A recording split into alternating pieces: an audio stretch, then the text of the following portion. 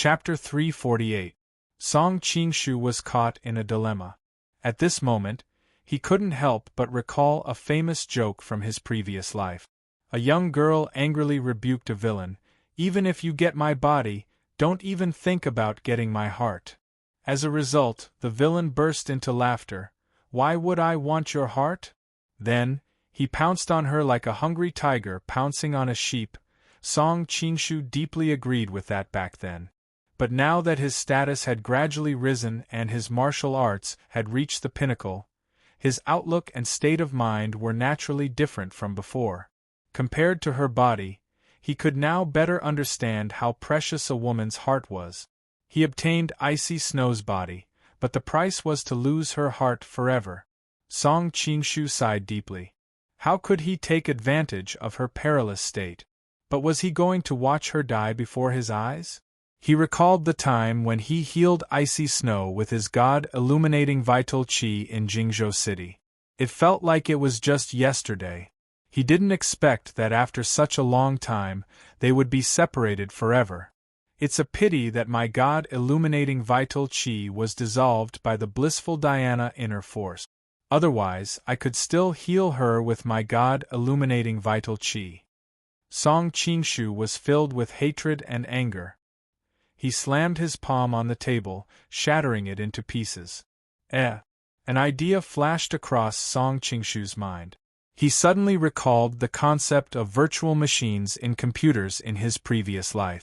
A virtual machine in an operating system could simulate a computer's hardware and run an entirely different operating system. For example, installing Linux in a Windows system and a virtual Windows operating system in a Mac system. Since several operating systems with different or even conflicting principles could run perfectly on the same computer, why couldn't the inner force work? The more Song Qingshu thought about it, the more excited he became. As long as he used the principle of virtual machines to open up a small world in his Dantian and simulate a new Dantian and Meridian system, wouldn't he be able to circulate his God-illuminating vital qi in the virtual Meridian system? Although the process was extremely dangerous, Song Qingshu's current martial arts cultivation was extraordinary. He was also very familiar with Meridian system, so it wasn't impossible for him to succeed. Moreover, this little bit of risk was nothing to save Icy Snow. Without hesitation, Song Qingshu sat cross-legged on the bed and assumed the posture of 3 flowers above one's prominence. He closed his eyes and began to open up a new Dantian, simulating the Meridian system. His face alternated between red and purple. It was obvious that the process was extremely painful. Song Qingshu came from the future, and his thoughts were not shackled by the concepts of martial arts in this world. Over the course of thousands of years, forget about trying to simulate a new Meridian system in his Dantian region, no one in the world of martial artists had even thought about it. Even someone as powerful as Duguqiubai, or a martial arts grandmaster like Zhang Sanfeng, had never entertained such thoughts. Song Qingshu's attempt this time, if successful, would completely open up a whole new domain in martial arts. Thousands of years later, the history books would judge fairly that Song Qingshu's contribution in the history of martial arts would not be inferior to Shaolin's Damo ancestor, Huashan's Chen Tuan ancestor, or Wudong's Zhang Sanfeng. When Song Qingshu first entered this chaotic world, he searched everywhere for martial arts treasures, but to his regret, he found that all kinds of martial arts manuals in his memory had been obtained by the main character of the original work. At that time, he even lamented that the main character of the original work had been blessed by fate. But how could Song Qingshu know that since he was chosen by fate to enter this chaotic world, he naturally had the protection of fate? Otherwise, he would have died 800 times over in all these perilous situations. If it were an ordinary person, they would have died 800 times already. Yet, he was able to come out of it safely every single time. Creating a space in his Dantian to simulate a new Dantian and Meridian system had already touched upon the taboo of life. A slight carelessness would cause one to be reduced to ashes. This was the so-called divine punishment. When Song Qingshu opened his eyes, a hint of joy appeared on his face. He had actually succeeded. Cultivating the godly radiating scripture in the virtual meridian system, the familiar feeling of the godly radiating qi had returned. Hastily, he carried Icy Snow out of the bathtub and found that her body had changed from its previous scorching temperature to a bone-chilling cold. Presumably, the serious internal injuries had caused her true qi to be blocked, resulting in a lack of qi and blood. How could Song Qingshu dare to hesitate? He gently placed her on the bed and hurriedly used the godly radiating qi to clear up her blocked meridians and the chaotic true qi in her body. The godly radiating scripture and 9 yang manual were both the strongest and most yang internal energy in the world. As the warm and genial internal energy entered Icy Snow's body, her ice-cold skin slowly regained its rosy color, and her breathing also gradually stabilized. When Icy Snow's drooping eyelashes slightly trembled, Song Qingshu knew that she had woken up. He said softly, "I hope sister-in-law can forgive me. Just now, sister-in-law was drugged and seriously injured, so I acted in an emergency." In a few words, Song Qingshu roughly explained what happened just now. He told her how she was poisoned, how he let Murong Bo go, and so on. Flat finger. Murong Jingyue is really shameless. Icy Snow noticed that she was completely naked. For a moment, she didn't know how to face Song Qingshu, so she could only keep her eyes closed. This person's martial arts are high, and his schemes are deep. It's really rare. Thinking that sister-in-law still wants to seek revenge against him, I really can't feel at ease. Song Qingshu knitted his brows and suddenly noticed that Icy Snow's heart was beating faster. Being smart, he quickly realized that she must be feeling extremely awkward right now. He hastily pulled over the clothes beside him and said, "Sister-in-law, there's a reason for what happened just now. I'll help you put on your clothes." Icy Snow suddenly felt annoyed and blurted out, "Sister-in-law, every time you open your mouth, it's so annoying." Song Qingshu was stunned at first, but he soon became delighted. "Then I won't call you sister-in-law anymore. I'll call you Icy Snow." As soon as Icy Snow said that, she realized that it was inappropriate. She opened her beautiful eyes and glared at him. "No, we'll still call each other uncle and sister-in-law. It's just that after you take off my clothes, don't call me sister-in-law anymore. I'll be very embarrassed." Thinking that she was completely naked in front of him, yet he kept calling her sister-in-law, Icy Snow felt extremely annoyed. Is there really such an uncle and sister-in-law in this world? There's still a future? Hearing that she seemed to be referring to something else, Song Qingshu was overjoyed. Suddenly, his vision turned black and he fainted. It turned out that Song Qingshu had spent the entire night sparring with a top expert like Murong Bo.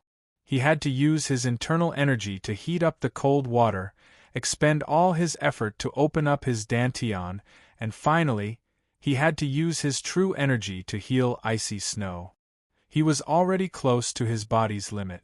Now that he saw that Icy Snow was fine and relaxed, he encountered something shocking and joyous, so he naturally fainted. "Sigh, it's not what you think," Icy Snow said anxiously. It turned out that what she meant was that if she was seriously injured again in the future, Song Qingshu would have to take off her clothes to heal, so he shouldn't call her sister-in-law anymore. It wasn't the kind of good thing that Song Qingshu understood. Before she could explain, Song Qingshu fainted in her arms. Icy Snow had a certain understanding of his unruly nature and thought that he wanted to take advantage of her. She angrily pulled him, but he didn't react at all, which made her panic. "So you're too tired." Hearing his steady breathing, Icy Snow heaved a sigh of relief. After she hurriedly put on her clothes, she placed Song Qingshu on the bed. Looking at Song Qingshu's handsome face that was filled with exhaustion, Icy Snow was touched. Although she was almost unconscious just now, she was not completely unaware. At that time, when Song Qingshu was in a dilemma, He was irritated and unconsciously talking to himself. In a daze, she also heard 70 to 80% of what he said. Gently stroking Song Qingshu's eyebrows with her fingertips, Icy Snow faintly sighed, "Uncle, you really know me well." Chapter 349. It turned out that when Icy Snow heard about Song Qingshu's dual cultivation method, she was also shocked. Although she had a good impression of Song Qingshu, she was more concerned about Hui Dao. She wasn't willing to commit herself to him just to survive in this world. It was a pity that Icy Snow was severely injured and couldn't speak at all. She could only make a decision secretly. If Song Qingshu really used that method to save her, she would accept it calmly and treat it as ending their ill-fated relationship. After that, she would leave and sever all ties with him once and for all. However, after listening to Song Qingshu's mutterings, Icy Snow finally understood how well he understood her. When she heard that Song Qingshu wanted to re-establish his dantian, how could she not know about the dangers involved? Although Song Qingshu didn't mention how dangerous it was, as a martial artist, how could she not know? He could have saved her easily, but he chose the most dangerous method. Icy Snow could feel his sincere friendship. Her fingertips caressed Song Qingshu's cheek, and her heart gradually softened. When Song Qingshu woke up, he found Icy Snow lying on the bed. Under the candlelight, her pure and flawless face was glistening. He couldn't help but reach out to touch her face. Little did he know that his movement would awaken Icy Snow, who was sleeping lightly. "You're awake." Icy Snow looked at him in surprise. For some reason, she subconsciously didn't call him uncle this time. "Yeah. How long have I been asleep?" Song Qingshu looked out of the window worriedly, fearing that he would fall into a coma for half a month. If that happened, it would ruin everything. "It's not dawn yet. Uncle only slept for about 2 hours, Icy Snow said softly. Song Qingshu stretched his body and felt the vital energy in his body continue to circulate. Although it wasn't as abundant as when he was at his peak, it was growing and multiplying endlessly. It wouldn't take long for him to recover. "Sister-in-law, before I fainted, did you?" Recalling what he heard before he fainted, Song Qingshu asked tentatively. "I don't want to hear it. Don't talk about it, uncle." Icy Snow quickly pressed her finger on his lips and blushed. "All right, I won't say anything if you want me to." Song Qingshu felt a cool sensation on his lip. Seeing her occasionally revealing a seductive look, his heart was filled with pity. Icy Snow retracted her finger awkwardly, and the room fell into an inexplicable silence. Song Qingshu was the first to speak. "Sister-in-law, you haven't mastered the Jade Women's Heart Sutra. I don't feel at ease letting you chase after Murong Jingwei alone." Icy Snow pursed her lips into a smile. "Are you willing to chase after Murong Jingwei with me, uncle?" "Yes." Song Qingshu almost blurted it out, but when he thought of the situation in Shandong, his lips opened and closed slightly, but in the end he did not say it. "Don't worry. I know uncle has important matters to attend to. Why would he ask you to accompany me?" Icy Snow smiled gently. Song Qingshu let out a long sigh. "But I really don't want you to take the risk alone." Icy Snow's eyelashes trembled slightly. She seemed to hesitate for a long time before saying softly, "Then I won't go." "What?" Song Qingshu looked at her in disbelief. "Uncle, you seem to have important matters to attend to, but you've suffered quite a serious internal injury from saving me. How can I bear to let you return to Shandong alone? If you don't mind my weak martial arts, I want to take care of you along the way." Icy Snow's face was so red that water was about to drip out. She didn't dare to look him in the eye at all. "Why would I mind? Ha! I couldn't ask for more." "Ha!" Song Qingshu said incoherently. Icy Snow feigned anger and said, "Uncle, you're really teasing me." No, absolutely not." Song Qingshu waved his hand with a serious expression, but he was inwardly overjoyed. Icy Snow's expression suddenly changed. "But uncle, you have to promise me one thing." Agitated, Song Qingshu blurted out, "Don't talk about one thing. I'll promise you even if it's 1,000 or 10,000 things." Icy Snow rolled her eyes at him. "Stop bragging. If I ask you to accompany me to chase after Morong Jingyue, will you agree? Look at how scared you are." Icy Snow chuckled when she saw the awkward expression on Song Qingshu's face. "I just want Uncle to promise to accompany me to track down Morong Jingyue's whereabouts in the future when you're free." Of course. Judging from Icy Snow's words, Song Qingshu was ecstatic that she wouldn't leave after sending him to Shandong. Also, Icy Snow suddenly put on a bashful expression. "What else?" Song Qingshu asked hurriedly. "Nothing else." Icy Snow shook her head. She originally wanted Song Qingshu to promise to treat her courteously along the way and not do anything inappropriate. But after hesitating for a moment, she swallowed her words back. Perhaps in her heart, after experiencing so many things, Song Qingshu had already proved that he was a gentleman and didn't need her to remind him. Or perhaps she was worried that her words were too cold to him and might hurt his feelings. When Song Qingshu saw her tired face, he quickly got off the bed and said, "Sister-in-law, hurry up and rest on the bed. Your bones are weak and your internal injuries have just healed." As he spoke, he helped her up. "It's fine. You've exhausted a lot of your internal energy, so you should rest." It turned out that Icy Snow had been lying on the bed for a long time, so her legs were numb when she got up. She couldn't stand steadily and fell into Song Qingshu's arms. "You can't even stand steadily, but it's fine."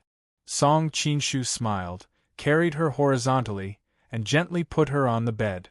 "Sister-in-law, rest well. My internal energy is profound." Meditating for a while is equivalent to ordinary people sleeping. Icy Snow grunted softly and lay on the bed. She quietly looked at Song Qingshu, who was meditating not far away, and her eyelids gradually sank. It gradually began to rain outside the window. After an unknown period of time, Song Qingshu suddenly sensed something. He opened his eyes and looked at the door. Soon, there was a knock on the door. "May I ask if the owner of this place is here? We, husband and wife, rushed here overnight. We didn't want to encounter a sudden rainstorm, so we want to borrow your place to take shelter from the rain." The man's voice was full of vigor. He must have a certain level of attainment in internal energy. Icy Snow also woke up and looked at Song Qingshu in puzzlement. Song Qingshu gestured for her not to get up and walked to the door. He conveniently put down the bedroom curtain to block Icy Snow's figure. After opening the door, a couple in their early 30s stood outside. The man was wearing a black shirt and a black bonnet. A long sword was sheathed in a black scabbard around his waist. The woman in white beside him had a scarlet ribbon around her waist, and a long sword in a white scabbard was hung on the red ribbon.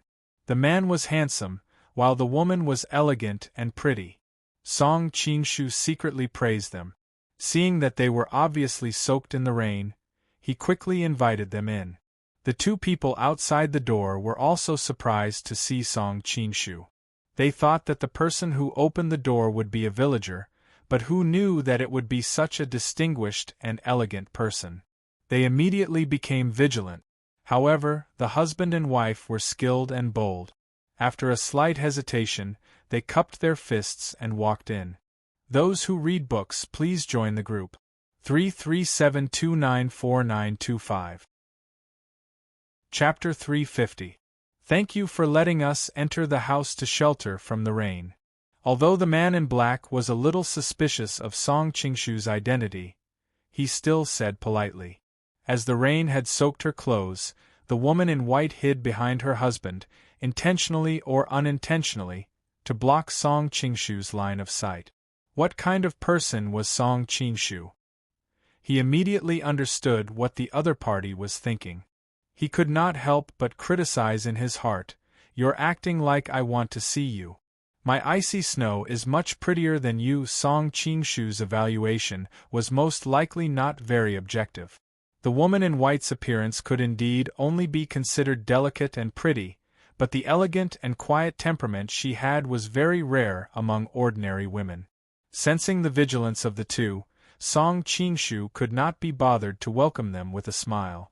He said indifferently, "There's firewood and a stove in the house next door. You can start a fire to drive away the cold. Please help yourselves as long as you don't enter this house. My wife doesn't like to be disturbed." With that said, he turned and walked into the house. The husband and wife looked at each other. The woman in white whispered, "Senior brother, this person is so cold." The man in black nodded slightly, "Junior sister, this person's hands are like jade. There's no trace of labor, so he might not be the owner of this house. It's best to be careful." The two of them took a brazier and started a fire in the house. The woman in white looked into the house and saw that Song Qingshu had entered the house and closed the door tightly. He probably would not come out. Her drenched coat stuck to her body was extremely uncomfortable, so she whispered a few words in her husband's ear before taking off her coat. She only wore her underwear and sat by the fire to warm herself. The man in black hastily set up a rack and hung his clothes on it. If the owner of this house suddenly came out, it could temporarily block him for a while. It was enough for his wife to put on her clothes. After Song Qingshu entered the house, Icy Snow said softly, "Uncle, you're taking advantage of me again." "Of course not." Song Qingshu knew what she was referring to and quickly explained, "Wouldn't it be more troublesome if I told them that we're uncle and sister-in-law?" Icy Snow thought about it and agreed.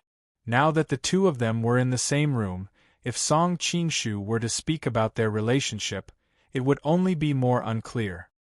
"I can't win you in an argument." Icy Snow sighed softly and no longer felt conflicted.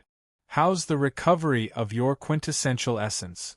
Song Qingshu replied, "Sister-in-law, you don't have to worry about me. Sister-in-law's internal injury has just healed, so you should rest more. Go to sleep, I'll watch over you." Icy Snow gazed deeply at him and suddenly asked, "Did you close the door?" "It's done." Song Qingshu subconsciously glanced at the door. He was worried that Icy Snow's reputation would be tarnished if someone saw what was going on inside, so he specifically bolted the door. Icy Snow had a concerned look on her face. "We still have to hurry on with our journey tomorrow morning. We don't know how dangerous this trip to Shandong will be. How can Uncle recover his spirit just by meditating? Uncle, why don't you sleep on the bed? I'm almost done sleeping anyway." Song Qingshu shook his head and refused with a smile. "How can a man sleep on a bed and a woman sleep on a chair?"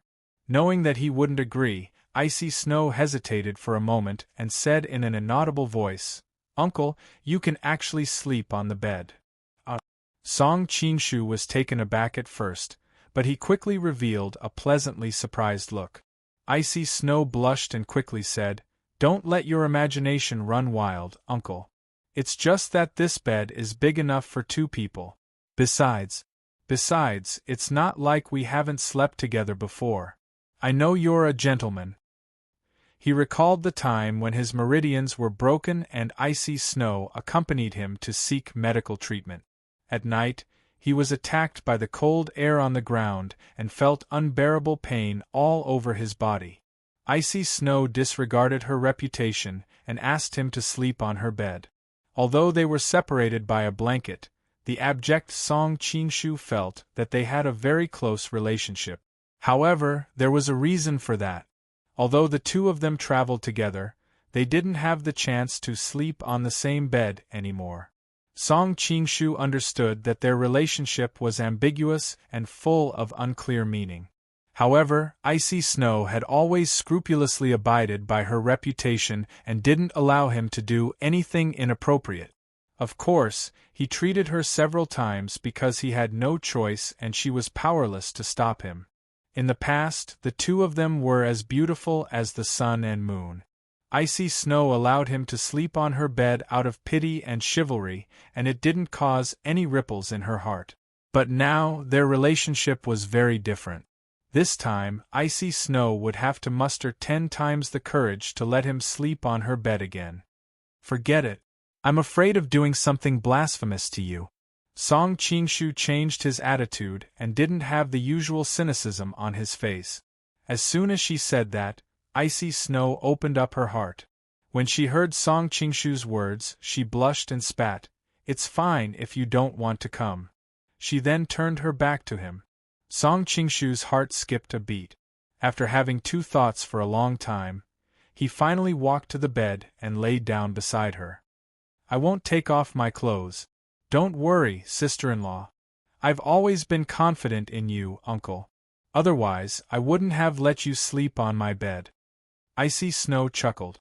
Song Qingshu was touched and enjoyed the rare tranquility. He didn't know when it started, but he silently counted the number of breaths Icy Snow took per minute. Knock, knock, knock. At this moment, someone knocked on the door again. Master, are you home? I'm passing by with my daughter. Can you come in to take shelter from the rain? Song Qingshu was annoyed at the sudden noise, but Icy Snow shuddered when she heard the voice. She was obviously nervous. Sister-in-law, what's wrong? Song Qingshu asked hurriedly. Icy Snow's lips tightened. It's him. Who is he?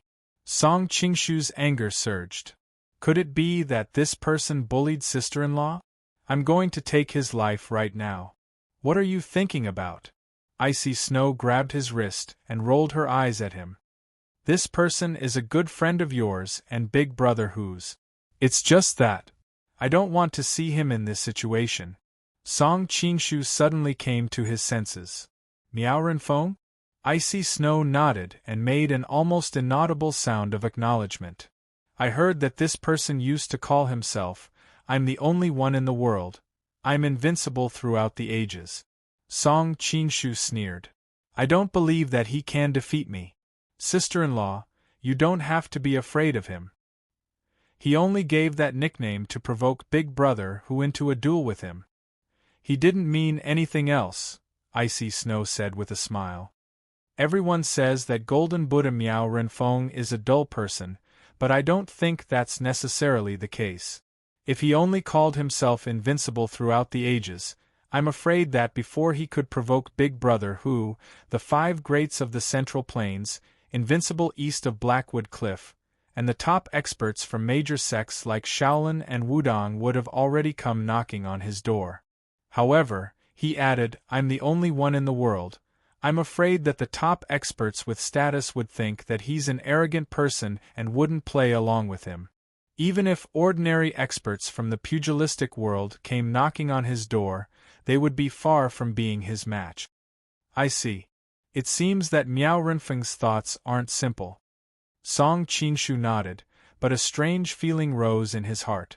If he really had such thoughts, why would he allow his wife to be lured away by Tian Guanong's flowery words? Thinking of Nanlan's wonderful body, Song Qingshu's body heated up. Miao Renfeng was really unlucky that such a gift in bed had been enjoyed by two other men. Icy Snow looked strangely at Song Qingshu. Seeing the strange expression on his face, she could not help but ask, What are you thinking about, uncle? Song Qingshu blushed and quickly shook his head. Nothing. Oh, that's right. Sister-in-law, since you're not afraid of his martial arts, what are you afraid of? This time, it was Icy Snow's turn to blush. She lowered her head and said shyly, That day in Sangzhou City, Miao Renfeng and Big Brother who hit it off the moment they met and became close friends. I was also there. Although I dare not compare myself to the three heroes of Fengchen, the three of us did have the intention to become sworn brothers. It's just that I didn't expect what happened later. Song Qingshu knew that she was talking about the duel between Hui Dao and Miao Renfeng when they exchanged weapons. Who knew that their weapons had been smeared with poison, causing Hui Dao to be poisoned to death. He quickly patted the back of her hand to comfort her. Icy Snow discreetly withdrew her hand and said softly, Speaking of which, although Miao Renfeng and Big Brother who didn't become sworn brothers, their relationship is much closer than that of a cheapskate brother like you. If he sees us like this, how do you want me to explain? Song Qingshu anxiously said, What cheapskate brother? It was Fear who took his father's place to become sworn brothers with me. Icy Snow snorted. It's fine if you don't mention this. At that time, Fear and I really thought that you admired Big Brother and wanted to become sworn brothers with him. We were even filled with gratitude towards you. Now that I think about it, I'm afraid that you had ulterior motives. Song Qinshu smiled bitterly. Sister-in-law saw through me. Under the candlelight, Icy Snow's pretty face was even more beautiful than usual. Just as Song Qinshu was about to say something, Icy Snow hurriedly made a shushing gesture. It turned out that when the woman in white heard the knocking on the door, she hurriedly put on her clothes. The husband and wife went to open the door and saw a tall and thin middle-aged man with a sallow complexion and a sickly face standing at the door. He was carrying a fair little girl in his arms. The little girl's big black eyes were curiously sizing up the husband and wife in front of her. The first thing the man in black noticed was the man's hand that was carrying the little girl.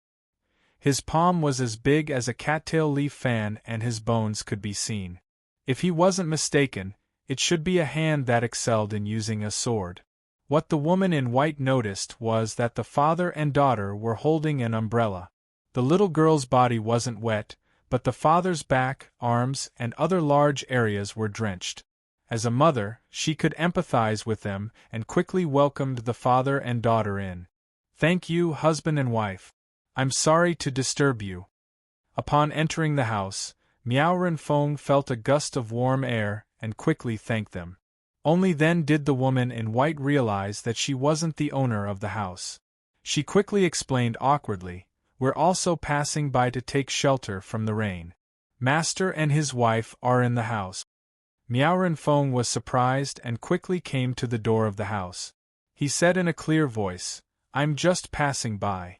If it's inconvenient for Master to let me in to take shelter from the rain, just say the word and I won't make things difficult for you. However, this daughter of mine is still young and weak. She can't withstand the cold. I hope Master can allow her to stay in the house. I'll be very grateful. Lon doesn't want Daddy to get wet in the rain. Lon wants to stay with Daddy."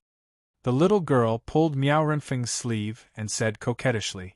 Song Qinshu smiled at Icy Snow and said in a low voice, "This Miao Renfeng possesses peerless martial arts, yet he is so courteous to ordinary farmers. He is truly a righteous and benevolent person. Furthermore, his love for his daughter is truly touching. Big Brother Miao is indeed a rare gentleman in this world." Icy Snow nodded approvingly. "Quickly answer him so that the little girl outside won't worry about her daddy." Song Qinshu turned his head and deliberately said in a rough voice, "Please help yourself." "Thank you, Your Excellency." Miao Renfeng's gloomy face showed a rare hint of happiness as he cupped his fists. "Thank you, uncle." Little Rulin was also very sensible. She smiled and shouted through the door. Song Qinshu trembled and looked at Icy Snow with a strange expression. "Why does this little girl call me uncle just like you? Both of them are so soul-stirring?" Those who read books please join the group. 337294925. Chapter 351. Hearing Song Qinshu's words, Icy Snow looked at him with disdain. Are you serious? She's such a young girl and you're thinking about that?" Song Qinshu's face turned hot and he laughed awkwardly. "No way, I'm just saying." He thought to himself, "How many times have I slept with this little lowly's mother? Why would I have any thoughts about her daughter? But Miao Rulin's voice was really cute when she was young. Uncle, I realized that my previous evaluation of you was wrong," Icy Snow said thoughtfully. "What's wrong?" Song Qinshu asked. Icy Snow chuckled. "I feel that Uncle's hobbies aren't normal. You like little girls and—" She blushed and suddenly couldn't continue. "You like a gentle big sister like sister-in-law?" Song Qinshu leaned over with a drooling face. Icy Snow spat. "Don't talk nonsense. The people outside are all experts with sharp ears and eyes. Don't let them hear it." "So what if they hear it?" Song Qinshu smirked. In their hearts, they think that we're a couple from the countryside.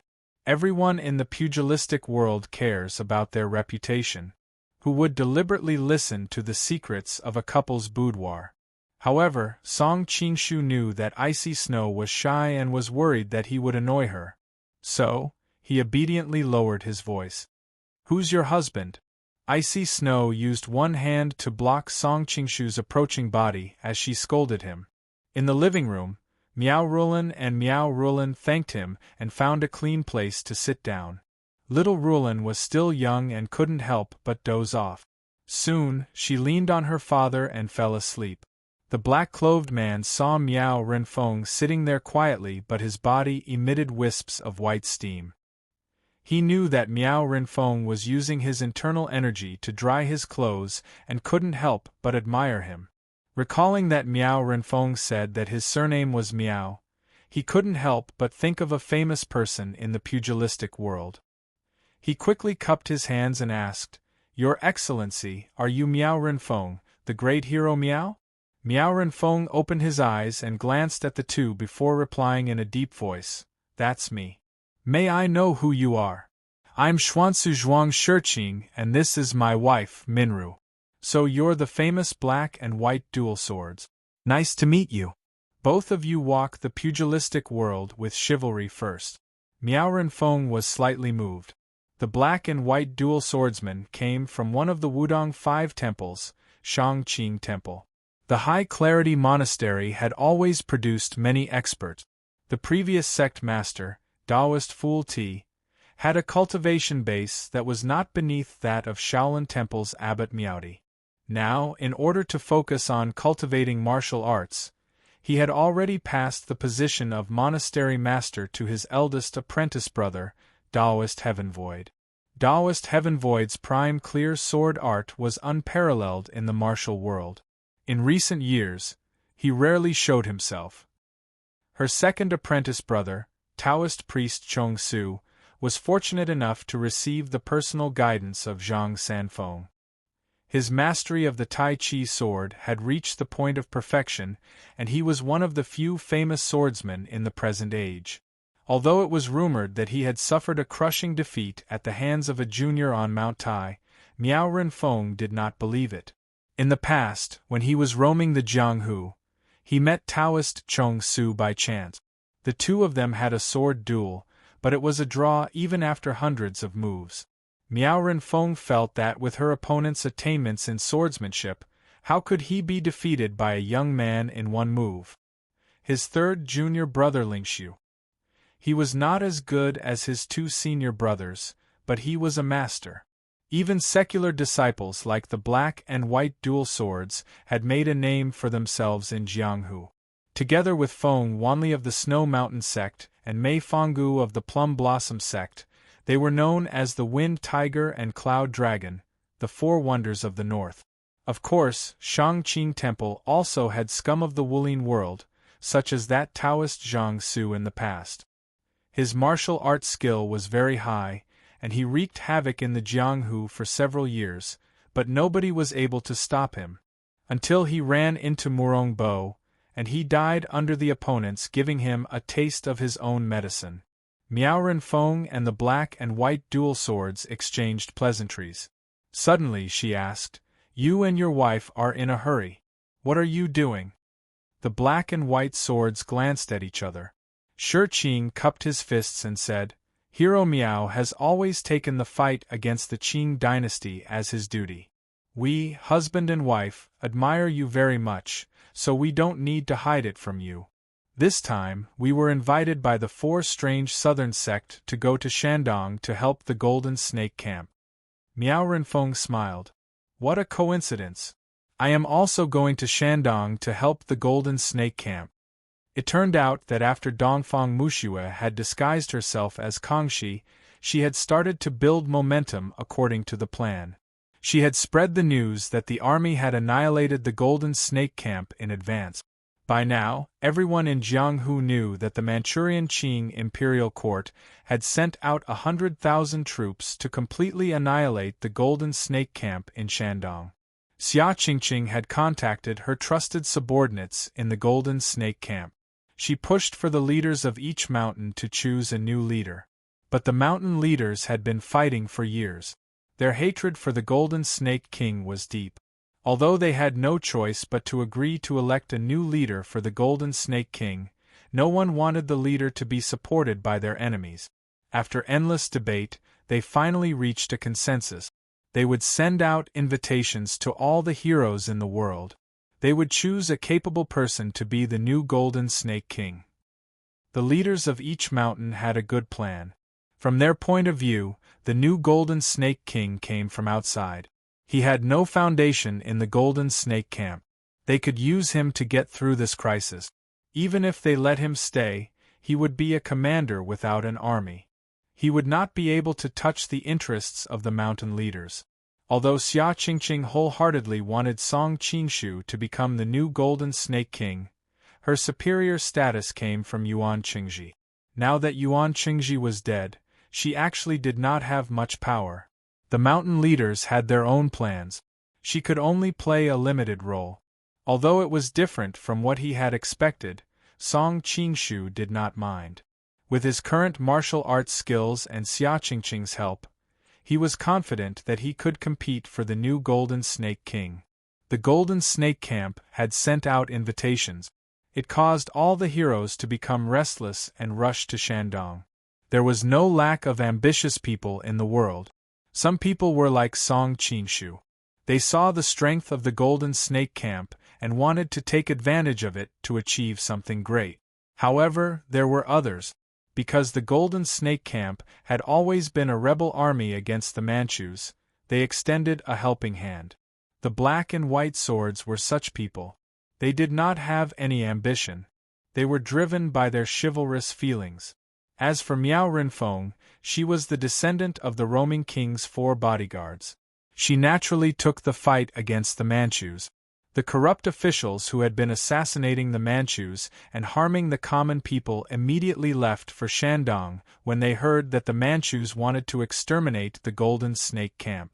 Miao Renfeng had learned her lesson when her brother's family was exterminated by Shang Jianming. She was worried that her enemies would come looking for her again. She did not dare to leave Miao Rulan at home.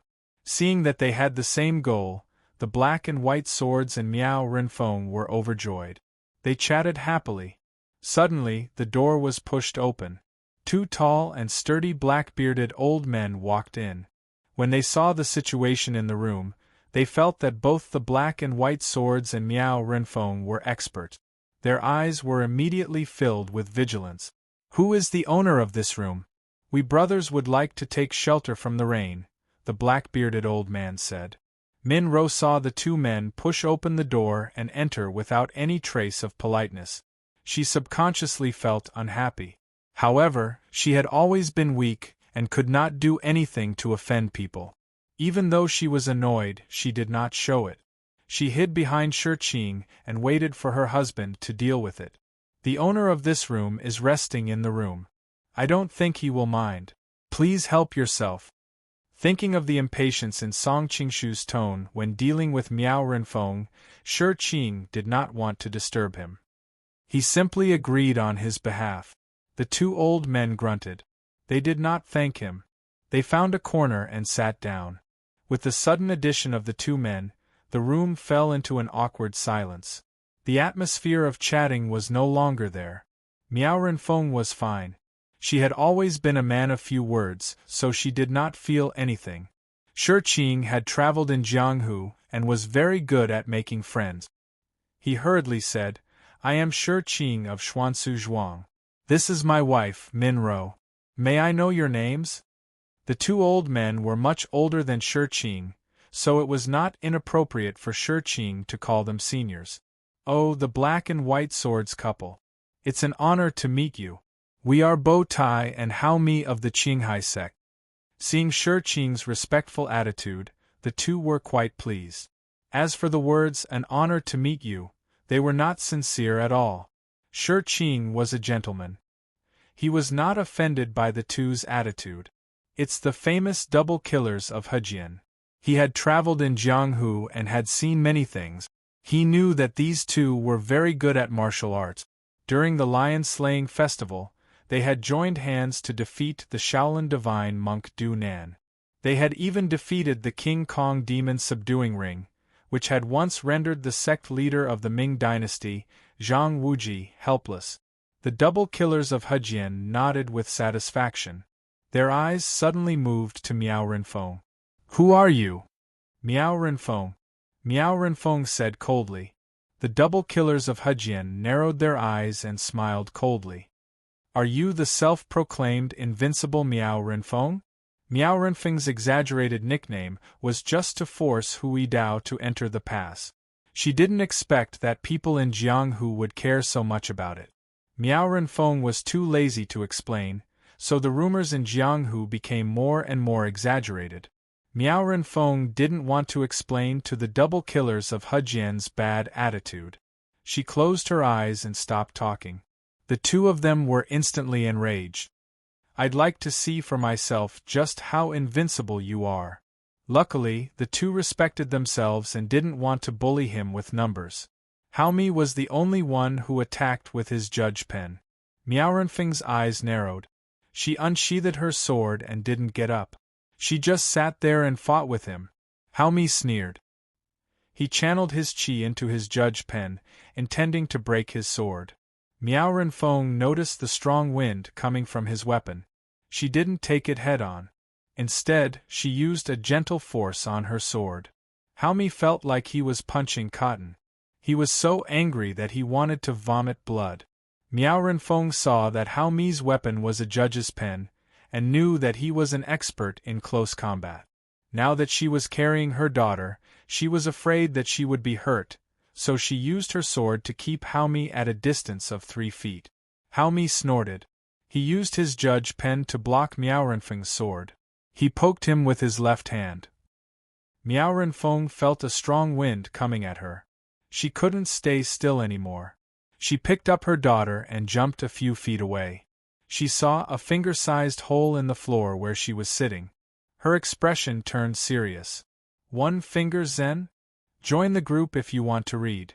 337294925. Chapter 352. You're quite knowledgeable. Haomi chuckled and attacked again.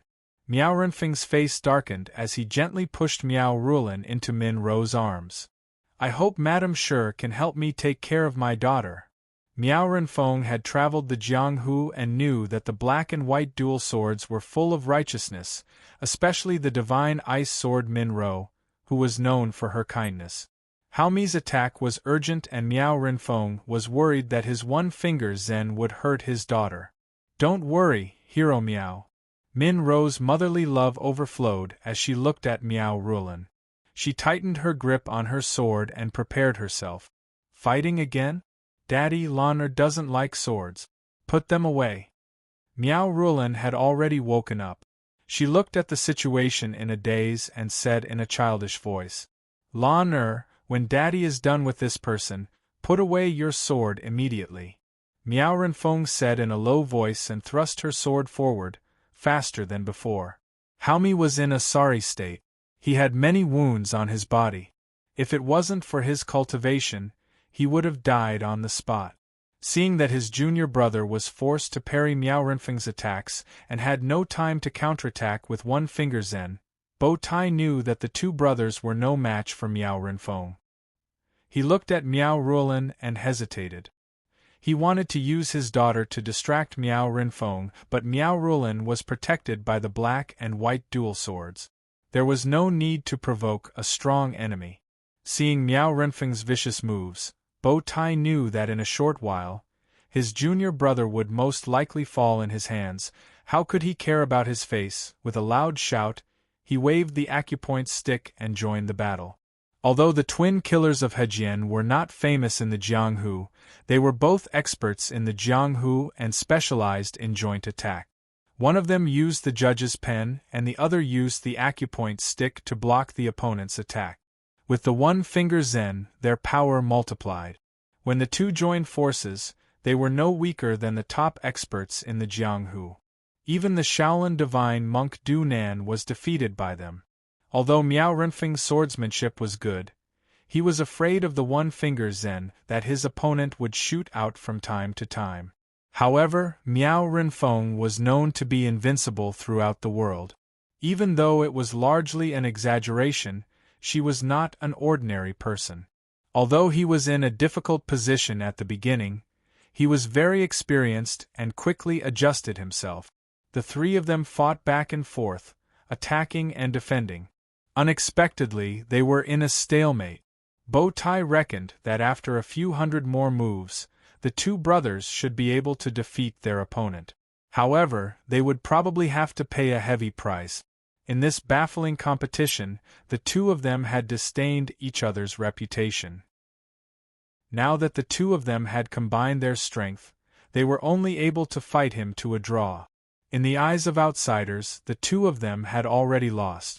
Just as they were about to say some polite words to stop fighting, a sharp gust of wind suddenly came from behind them. The three of them hurriedly separated. A pair of giant golden scissors knocked against the wall and bounced back, falling into the hands of a red-haired fatty. "Good fellow, they're all experts. If there's a place to fight, how can I, the evil god of the South Sea, miss out?" Hearing his words, Min Ro was startled. Could he be the third of the four great villains, the one who was known as the fiendish demon? Suddenly, she heard her husband shout, "Watch out!" She quickly raised her sword to meet the attack. But before she could even unsheath her sword, she felt a blur in front of her eyes. Her chest felt as if someone was wantonly pinching it. Before she could react, Miao Rulin, who was beside her, had already been taken away by a man in gray. Miao Renfeng coldly snorted and thrust her sword at the man's back. The man in gray did not expect his sword to be so fast. He could not help but feel as if his soul had left his body, but he could not bear to let go of Miao Rulin in his arms. Just as he was about to die on the spot, there was a sudden whooshing sound from outside the door. A gust of hot wind from a finger flew towards Miao Renfeng's face. This finger wind was unusually fierce. Miao Renfeng knew that if she was hit, she would either die or be seriously injured. She had no choice but to dodge it. The man in gray had not yet recovered from his shock. He looked at the person who came in and said, "Thank you, boss." A man and a woman walked in. The man was dressed in a green robe. His long beard hung down to his chest. His face was dark and his eyes were wide open. There were several hideous scars on his face. The woman was dressed in red. She was quite beautiful. Unfortunately, there were 3 bloody scratches on both her cheeks. Although there was a smile on her face, it seemed to hide an endless amount of sorrow. Miao Renfeng saw that the man in the green robe's legs were crippled. He held a pair of steel sticks. She could not help but feel moved. She asked in a low voice, "Are you the leader of the 4 great villains, the one who has committed countless crimes, Duan Yanqing?" The man in the green robe's lips were tightly shut. A hoarse laugh came from his belly. I did not expect the invincible golden-faced Buddha to know of this old man's name. I am truly honored. Miao Renfeng coldly snorted. I have never had any enmity with the 4 great villains. Why are you making things difficult for my daughter? The man in gray who had taken Miao Rulin was Yunzhong He. He laughed cruelly. Your daughter is so young, but she is already so beautiful. When she grows up, she will probably be a national beauty. I, Yunzhong He, love women the most. Unfortunately, I have never had a taste of such a young girl. Today I will have a taste. Big Baddie, let me go. Although Miao Rulin was still young and did not understand the meaning of Yunzhong He's words, she knew that this repulsive uncle in front of her was not a good person. In a panic, she quickly punched and kicked him. Miao Rulin's small arms and legs hit Yunzhong He's body like tickles. Yunzhong He looked like he was enjoying it. Uncle is not a baddie. Uncle likes little girls the most. In the inner room, Song Qinshu had a strange look on his face. He whispered in Icy Snow's ear, "The word uncle coming from his mouth is really annoying. Why aren't you going to save little Rulin? Kill this shameless pervert while you're at it." Hu Yidao and Miao Renfeng were close friends. Miao Renfeng knew Icy Snow, so Icy Snow naturally knew his wife. A few years ago, Icy Snow had hugged Miao Rulan. She also liked this beautiful little girl. Seeing that she had fallen into the hands of the pervert Yunzhonghe, she immediately became anxious. Song Qinshu quickly comforted her. If I go out now, won't our relationship be exposed? Let's observe the situation first. Miao Renfeng's martial arts are excellent, and the black and white dual swords have always been upright. They should be able to help him. Icy Snow's face turned red. She couldn't help but mumble, what relationship between us can't be exposed? But in the end, she didn't urge Song Qinshu to go out. Hearing Yunzhonghe's words, not only was Miao Renfeng furious, but the black and white dual swords were also filled with righteous indignation. Min Ro was angry that Yunzhonghe had taken advantage of her, but at the same time, she felt guilty for betraying Miao Renfeng's trust and causing Miao Rulan to fall into the enemy's hands. She immediately unsheathed her sword and reprimanded in a clear voice, Yunzhonghe, you shameless scum! Today, my wife and I will enforce justice on behalf of heaven. Yunzhonghe glanced at Min Ro and revealed a trace of covetous expression, Tisk, tsk. I Yunzhonghe am really lucky today. Not only do I have such an outstanding little beauty, but I also have such a delicate and quiet young woman. Hearing this, Shi Qing was furious and cursed, Yunzhonghe, I Shi Qing, will tear your body into 1,000 pieces. Yunzhonghe shook his head and laughed. I've heard this kind of words many times, but I'm still alive and well. I Yunzhonghe have always been good at killing husbands and taking wives. Your wife's breasts are plump and soft, simply the best. Your wife looks so delicate and timid. She must be lacking in nourishment. It doesn't matter. From now on, I Yunzhonghe will do it for you. Ha ha ha. Die, you pervert. Shi Qing was so angry that his eyes almost popped out of their sockets. He couldn't hold back anymore and attacked with his sword. Yunzhonghe was already prepared. As soon as he saw the attack, he quickly raised his silver crane claw to block the sword. A spark flashed, and unexpectedly a small piece of the crane claw was shaved off.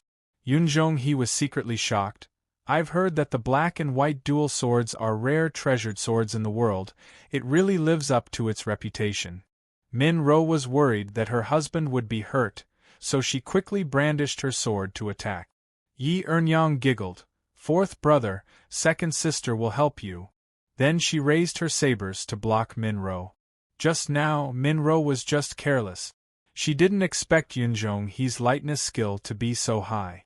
But she was still one of the 4 freaks of the north, so her martial arts were above Yunzhonghe's. She and her husband Shi Qing's mind were connected. Their swordsmanship complemented each other. Coupled with the power of the sharp sword, Yunzhonghe and Yi Ernyang were quickly forced into a panic. Hua, your martial arts are so good. I Yulao-san am coming.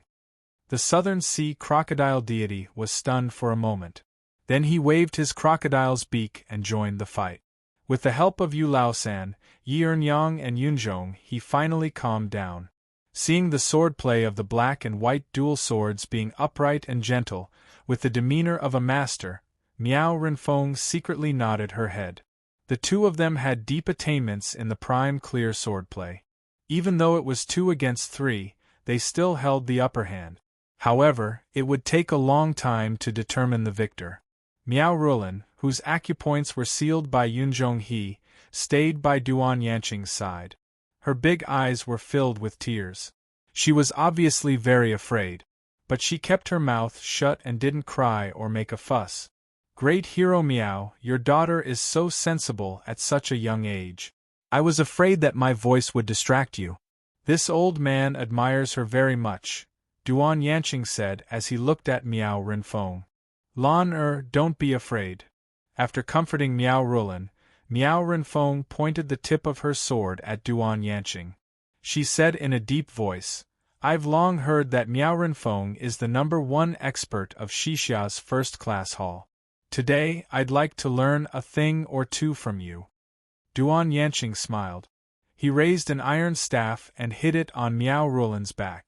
Hero Meow, if you take one more step forward, don't blame me for being ruthless. Big brother, this girl is so beautiful at such a young age. It would be a pity to kill her.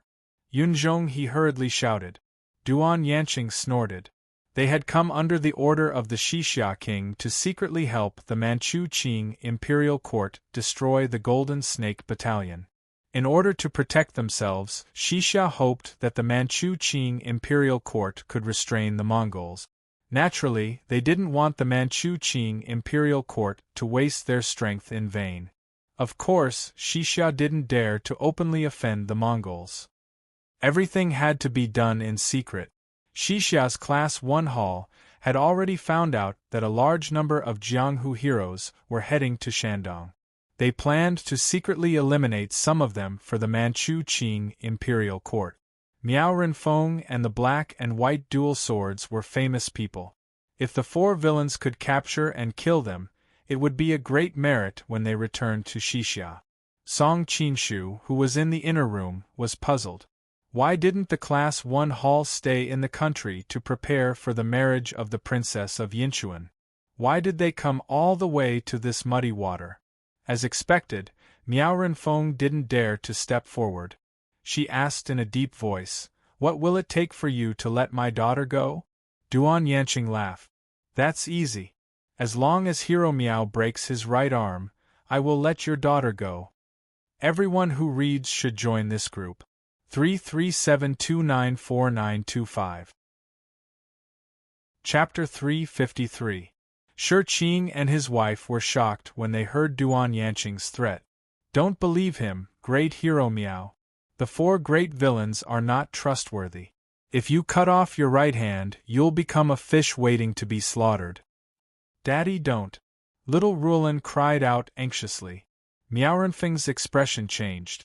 It was obvious that she was struggling. Duan Yanqing smiled. Great Hero Miao, I know you don't believe me. But if you cut off your right hand, your daughter will still have a chance to live. Otherwise, my fourth brother wouldn't mind letting your daughter enjoy the taste of being a woman before she dies. Shameless! Miao Renfeng was furious.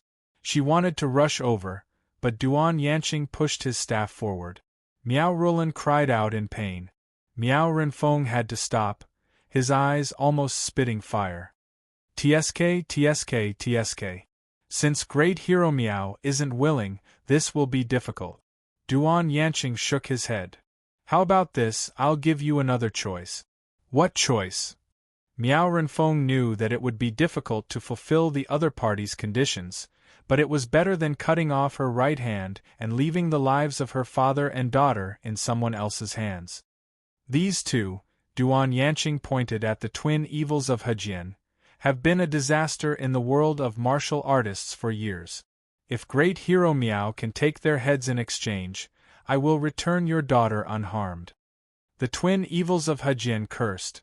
Duan Yanqing, you cripple! When it comes to bringing disaster to the world of martial artists, no one can compare to you four villains. It's obvious that you hate us because we didn't want to join Western Xia's Class 1 Hall. Duan Yanqing smiled and said nothing, tacitly agreeing. The twin evils of Hejian were the most famous elites of Qinghai sect, which was located in Western Xia. Class 1 Hall had tried to recruit them several times, but they had always rejected them. Recently, Class 1 Hall received news that the twin evils of Hejian looked down on the forces of Western Xia and wanted to join Mongolia, which was like the sun in the sky. It was said that they were recently introduced to Ruyang Mansion. All of this was carried out in secret. Ruyang Mansion did not want their identities to be exposed, so they placed them as chess pieces in Western Xia, hoping that they would one day be of unexpected use. Class 1 Hall pretended that they did not know about it. They wanted to use the chance to get rid of the duo so that the Mongolians would have to suffer in silence. Alright, I've heard that Mr. Duan's attainment in the one yang finger is the best among the Duan family in Dali. Today, we brothers would like to see whether your Duan family's one yang finger or our one finger zen is more powerful. Bow Tie cursed in anger. Then, he and Haomi rushed over. They weren't as apprehensive as Miao Renfeng. They shot out a few wisps of finger wind from afar. They didn't care about Miao Rulan's life. Duan Yanqing pulled Miao Rulan along with him and retreated backwards. A few small holes appeared where they were standing. Duan Yanqing coldly snorted when he saw the two of them pouncing towards him. He lifted his iron staff and swept it horizontally in the air. A swift and fierce gust of wind forced the two of them back. Seeing that the two of them were about to charge at him again, Duan Yanqing knew that if the two of them were to attack him, he would not be a match for them while holding Miao Rulan hostage. He quickly said, "Hero Miao, if you let the two of them attack you, I cannot guarantee that I will be able to protect your daughter's safety every time." Miao Renfeng saw that the twin evils of Hejian had attacked ruthlessly without regard for her daughter's life. She had been suppressing her anger for a long time. She grimaced and swung her sword to block the twin evils of Hejian. "Mr. Duan, the twin evils of Hejian are very powerful. I don't have the ability to take their lives." The twin evils of Hejian looked pleased when they heard Miao Renfeng's flattery. They snorted and said, "At least you know your limits." Duan Yanqing said, "Fine. If Hero Miao can take one of their lives, I'll return your daughter to you." He knew very well that if he insisted that Miao Renfeng kill the two of them, they wouldn't be able to fight due to their many apprehensions. But if he only killed one of them, the difficulty would be greatly reduced. Miao Renfeng must have some confidence. The twin evils of Hejian were very close to each other. If Miao Renfeng killed one of them, the remaining one would definitely fight to the death. According to Duan Yanqing's plan, Miao Renfeng wouldn't be able to escape death in a fight to the death. One of the twin evils of Hejian would be injured, and the other would be dead. Then, the remaining one would be no match for him. Although Miao Renfeng had roughly guessed Duan Yanqing's plan, the arrow on the bow had to be released. Moreover, he had always been very proud of his swordsmanship. The twin evils of Hejian were very powerful. If he was careful, he might be able to escape unscathed. "Excuse me." Before the twin evils of Hejian could react, Miao Renfeng thrust a sharp sword light at them. Seeing that Miao Renfeng had chosen to kill them, the twin evils of Hejian were so angry that they laughed. "Miao Renfeng, you're too arrogant." One waved the judge's pen, while the other brandished the acupuncture point stick. They planned to combine their strength and kill Miao Renfeng first. Then, they would settle the score with Duan Yanqing. One side's swordsmanship was exquisite, while the other side's acupuncture point stick was superb. The three of them moved up and down, and the fight was very exciting. A strange smile appeared on Duan Yanqing's ferocious face. The iron staff in his hand trembled slightly. He planned to kill all of them in one fell swoop while the three of them were in a stalemate. "Uncle, hurry up and save little Rulan. Hero Miao has been a hero for a lifetime. You can't just die here." Icy Snow was a little anxious when she heard the situation outside. Although there were people who obstructed us in the past, Miao Renfeng was also partly responsible for Big Brother whose death. "It's good to let him suffer a little," Song Qingshu said. Icy Snow shook her head. Big Brother who really admired Miao Renfeng's character. "Although I've been deliberately avoiding him because of what happened in the past, he's in danger now. If Big Brother whose spirit is in heaven, he'll agree to let me save him."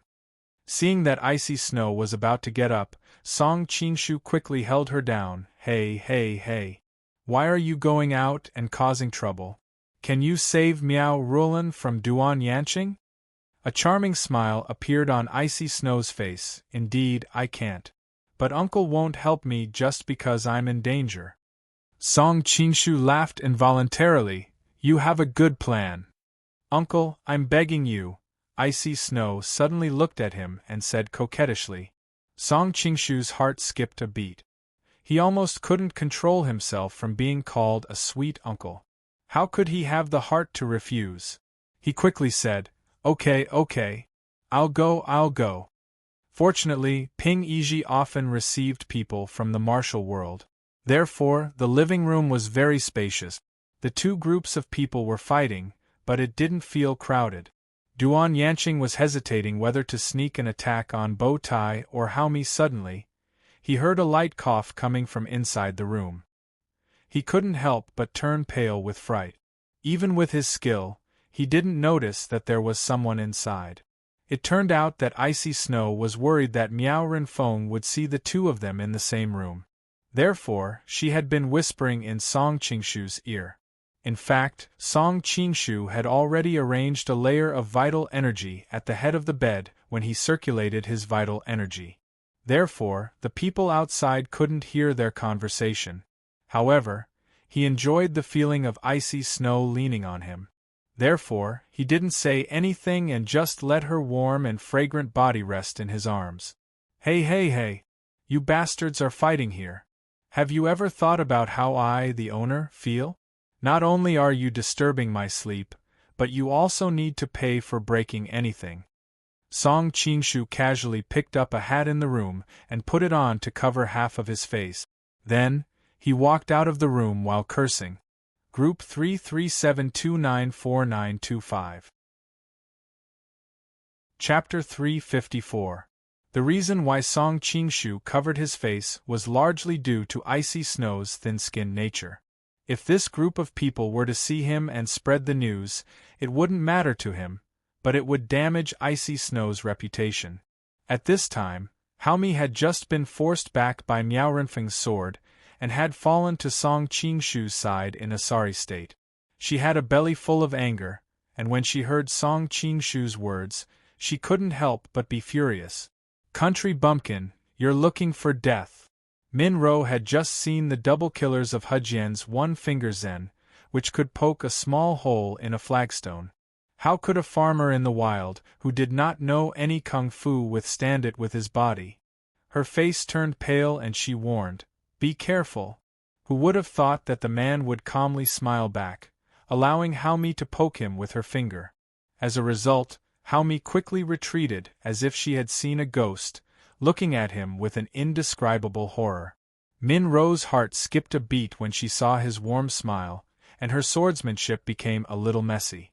Fortunately, her husband Shi Qing covered for her, so the enemy didn't take advantage of her weakness. She quickly put on a serious expression and focused her mind to deal with the situation. Bo Tai was the first to notice Hao Mi's abnormality. After forcing Miao Renfeng to retreat, he came to Hao Mi's side and asked, "Junior brother, what's wrong?" Hao Mi put his left hand behind his back. His lips were slightly trembling and beads of sweat oozed from his face. Seeing his senior brother come to him, he squeezed out a few words through gritted teeth. "I'm afraid my finger is broken." As soon as he said this, the room fell silent. Hao Mi's voice was soft, but everyone present was a kung fu master and naturally heard it clearly. The power of Hao Mi's one-finger zen was obvious to all. But now, Hao Mi didn't dodge, and his finger was broken. How powerful was this person's kung fu? Bo Tai raised his hand and looked at it. He couldn't help but suck in a breath of cold air. He saw that Hao Mi's finger was deformed. It was obvious that the finger was crippled. Bo Tai glared at Song Qingshu. "We have no grudge against you. Why did you hit us so hard?" "Is that so?" Song Qingshu sneered. "Didn't the two of you care about the little girl's safety when you attacked just now? Now that you see me, a person who has no enmity with you, walk out, you want to take my life just because of a disagreement. I didn't do anything." The counterattack he received was only determined by the strength of his attack. If your junior martial brother had a trace of mercy when he attacked just now, he wouldn't have been so heavily injured now. The two of them usually did things neither righteous nor evil, and never cared about human life. Hearing Song Qingshu's rhetorical question, Bo Tai was momentarily speechless. The black and white twin swords and the others also nodded inwardly. Hao Mi had brought this upon herself. Seeing the miserable state of his junior brother's finger, Bo Tai thought that his one-finger zen, which he had been practicing for decades, might have been crippled. He was filled with hatred in his heart, but he suddenly remembered that there was a rumor in the Ruyang mansion that there was a black jade ointment that might be able to save Hao Mi's finger. Thus, he decided to flee. As the saying goes, it's never too late for a gentleman to take revenge. After his junior brother recovered, he would invite his friends to take revenge. Today we brothers admit our defeat, but you have been hiding. Who are you? Do you dare to tell us your name? Bow Tie supported Hao Mi and slowly moved to the door as he spoke with hatred. The martial arts that Song Qinshu had demonstrated attracted everyone's attention in the room. Everyone was as if they were facing a formidable enemy. Since the two of them wanted to flee, no one tried to stop them. Hearing Bow Tie's words, Song Qinshu laughed and said, "That's good. I'll never change my name. I'm Zhao Min." Zhao Min? Bow Tie silently remembered the name in his heart. He said while gnashing his teeth, "All right, I'll repay you generously in the future. The mountains will never change, and the rivers will always flow. We'll meet again someday."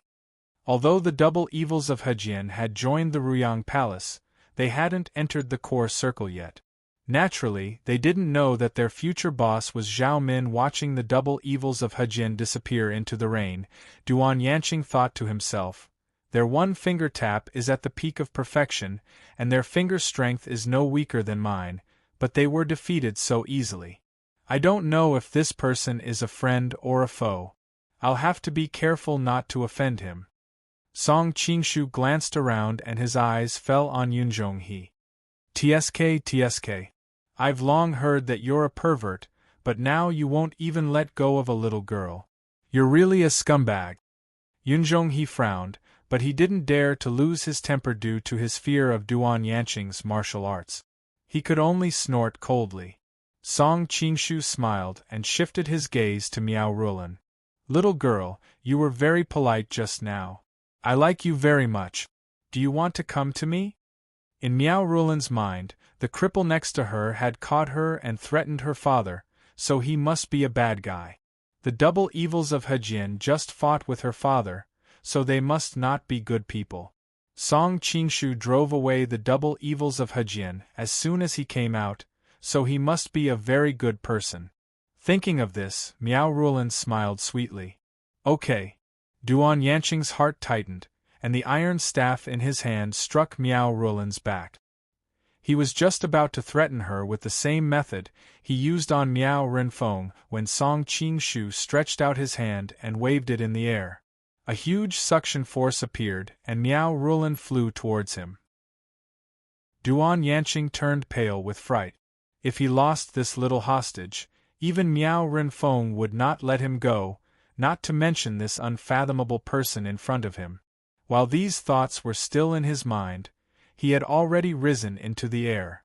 One of his iron staffs shot out a finger force, while the other stabbed towards Miao Rulan's back. If Song Qinshu chose to protect Miao Rulan behind him in a split second, it was very likely that the iron staff would pierce through his chest. If he let Miao Rulan block in front of her chest, his iron staff could also pierce through her small body and stab her. Miao Renfeng hastily brandished her sword in an attempt to block Duan Yanqing's advance. Who would have thought that Duan Yanqing had already anticipated this reaction? Just as the solitary yang finger shot out, Duan Yanqing withdrew his iron staff and blocked Miao Renfeng's long sword. Using the recoil force, his entire body moved even faster than before as he stabbed towards Miao Rulan's back. With a flick of his sleeve, Song Qinshu neutralized the finger wind that had arrived in advance. Then, he seized the opportunity to grab Duan Yanqing's Damascus steel staff that was thrusting at him, preventing him from advancing any further. Duan Yanqing did not expect that his full-strength attack would be so easily countered. He was about to wave his other iron staff to attack Duan Yanqing when a huge force came from Duan Yanqing's hand. He could not help but be thrown backwards. Duan Yanqing's legs were already crippled. It was difficult for him to balance himself when he was thrown back from the air. He sat on the ground awkwardly. His two iron crutches also fell to the ground with a clang. He struggled to get up, but found that his whole body was sore and weak. It turned out that his opponent had only just used his strength. He could not help but fall down again. Yi Yang and the other two hurriedly ran to his side and helped him up. They all looked at Song Qingshu vigilantly to prevent him from taking the opportunity to launch a sneak attack. Who knew that Song Qingshu did not have the slightest intention to make a move. Instead, he looked at little Rulin who was sitting on his arm and smiled. "How is it? Uncle is awesome, right?" "Wow, Uncle, you are awesome."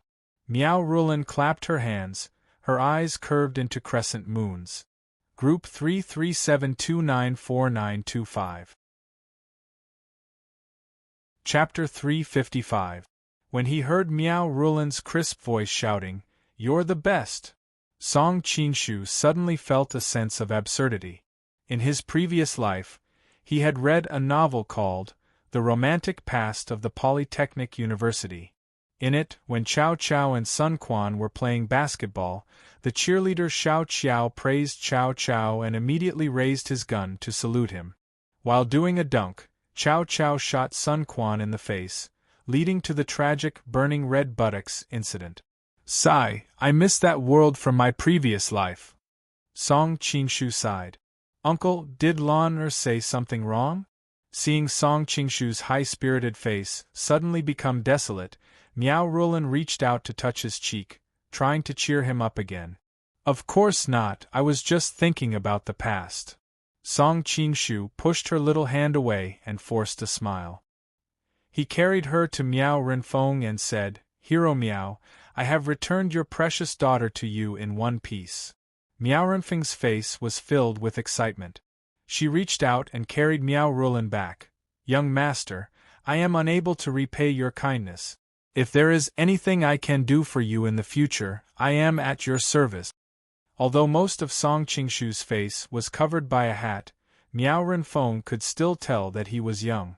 Song Qingshu smiled nonchalantly. It was just a good karma. Would he really be able to order the golden-faced Buddha around in the future?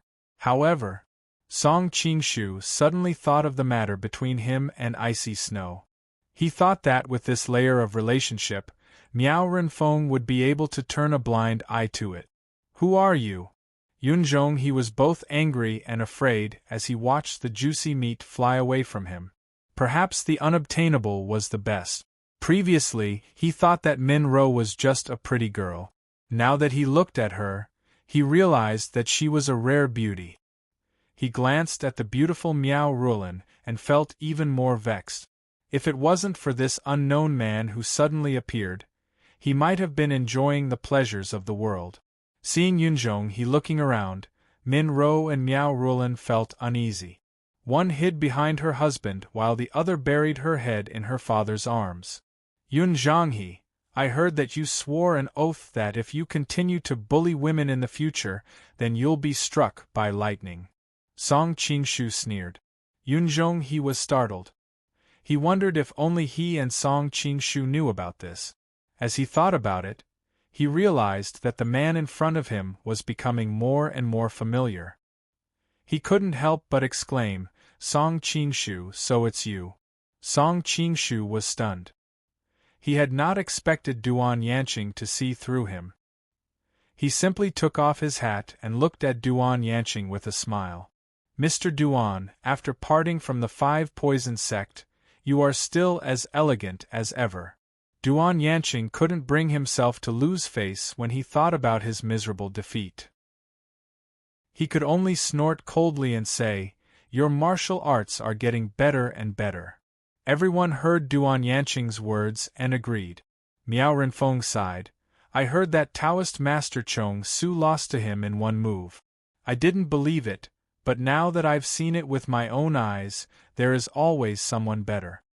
Min Ro's eyes lit up. She didn't expect this handsome young man to be so skilled. If Yu could have even a tenth of his skills, she would be satisfied.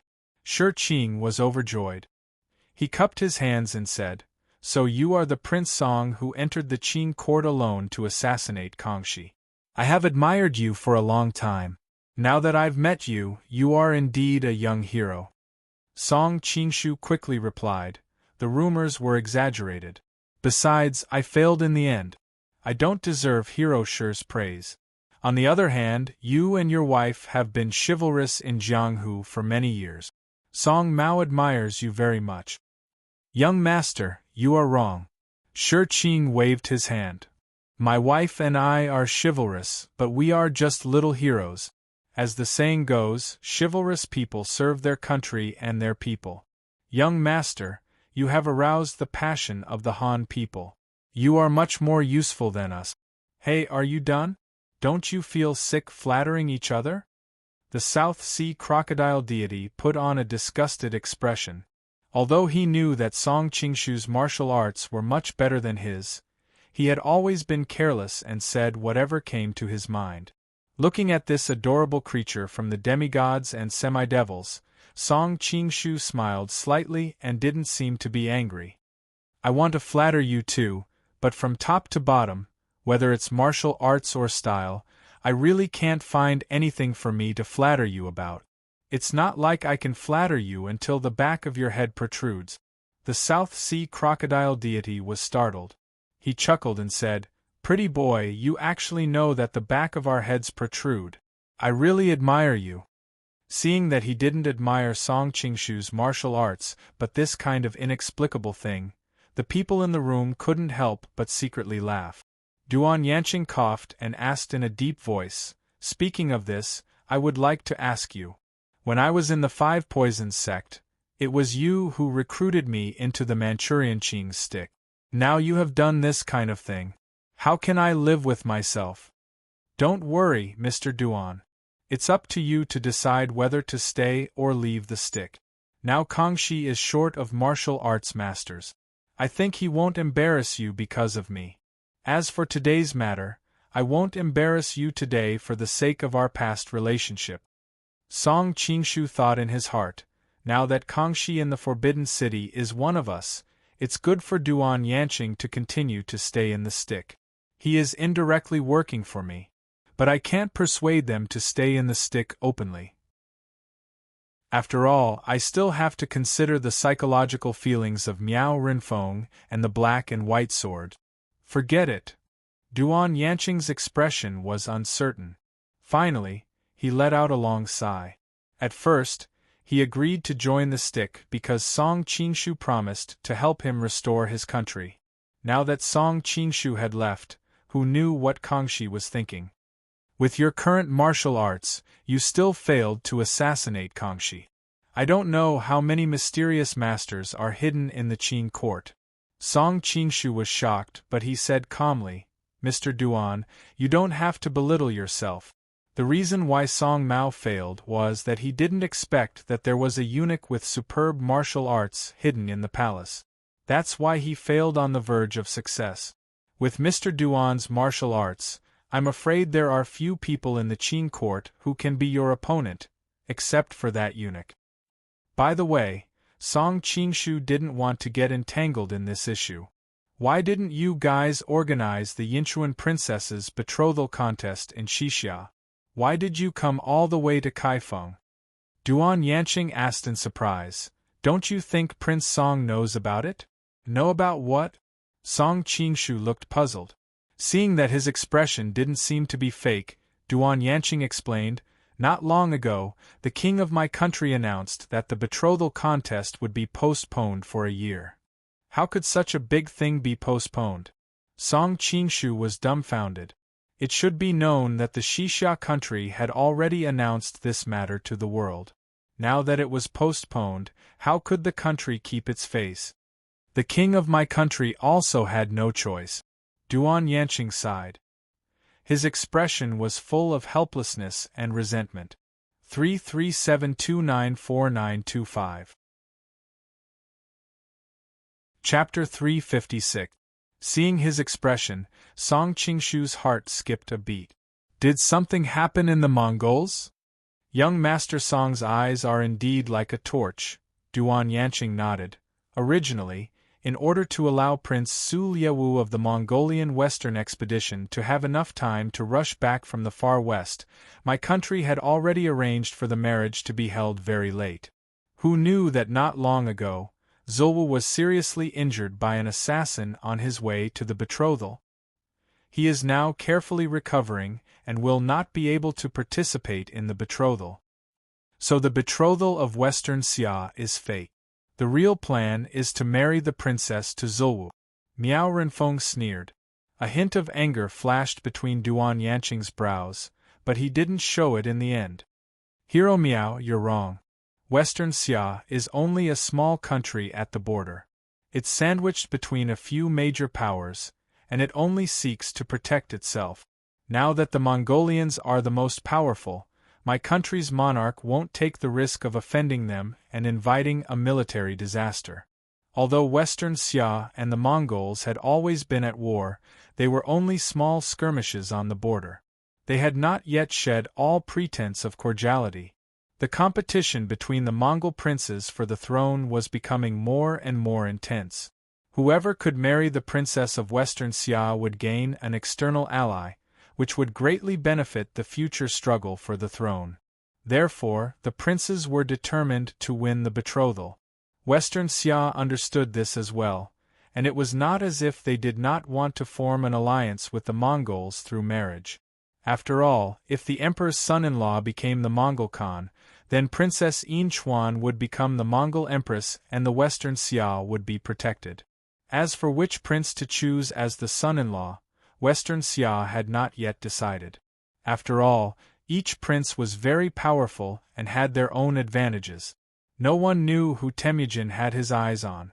In the end, the Western Xia leaders decided to let nature take its course and not offend anyone.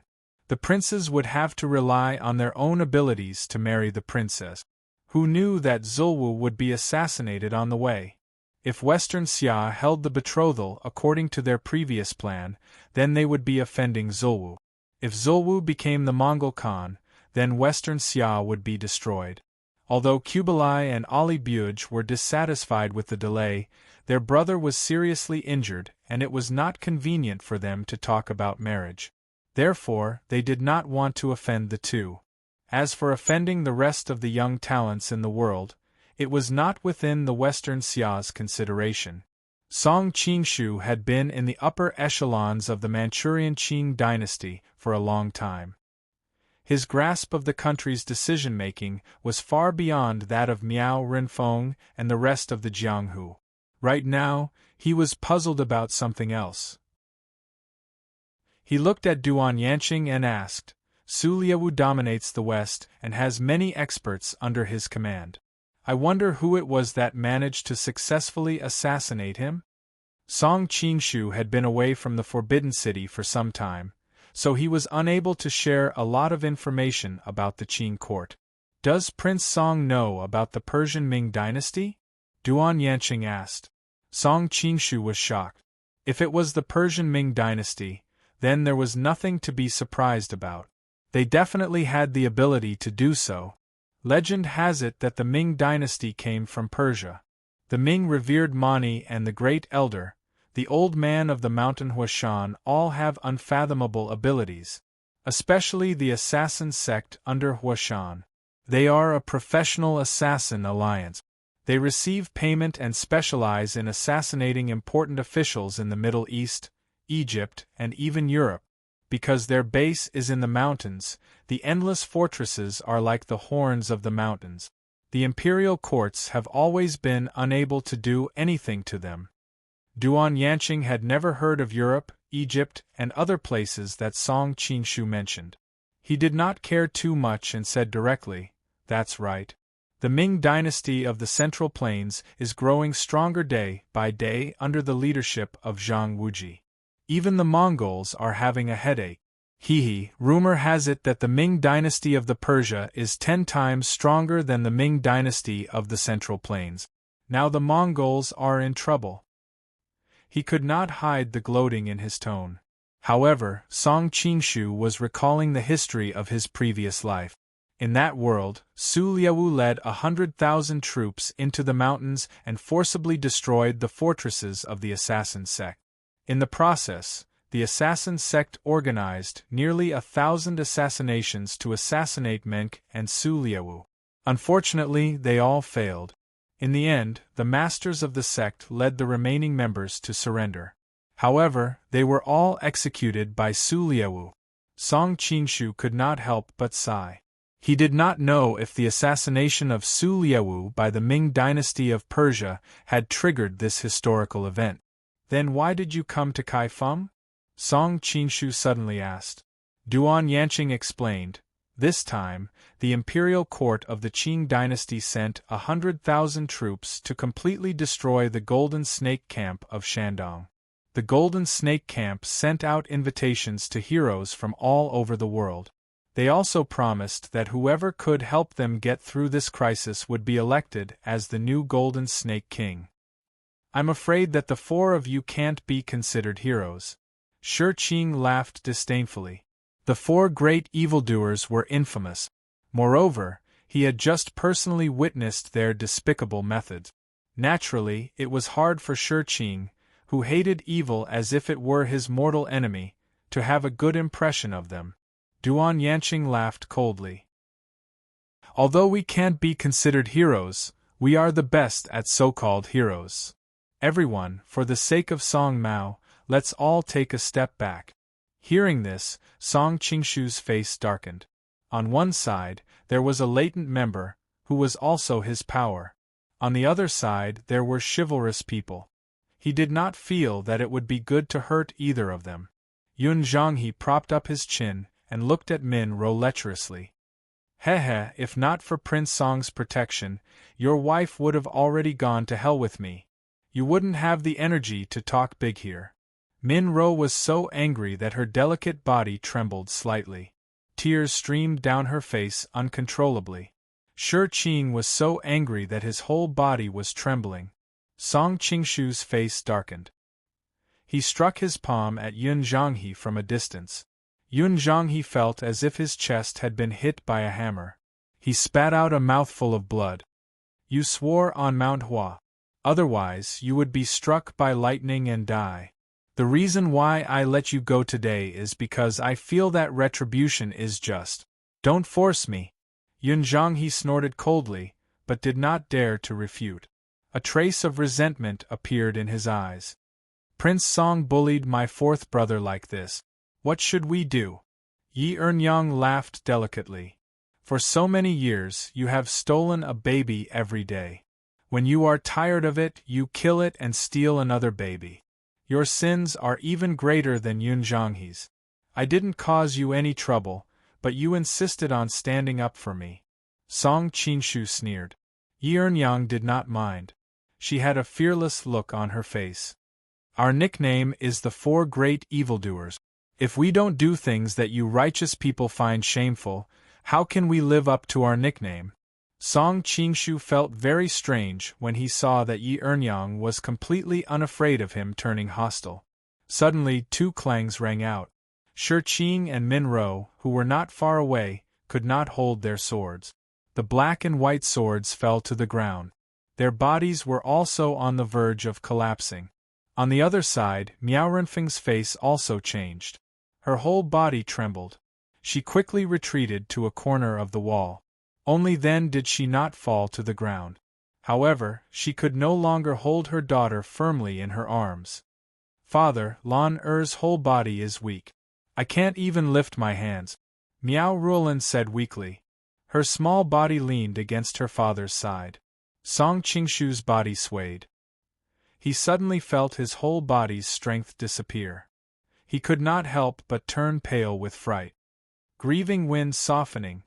Group 337294925. Chapter 357. Song Qingshu was full of regret. Now that his martial arts were high, it was inevitable for him to be arrogant. When he met the 4 evildoers in the 5 Poisons sect, Dongfang Muxue was seriously injured. Although she looked strong, she was actually weak.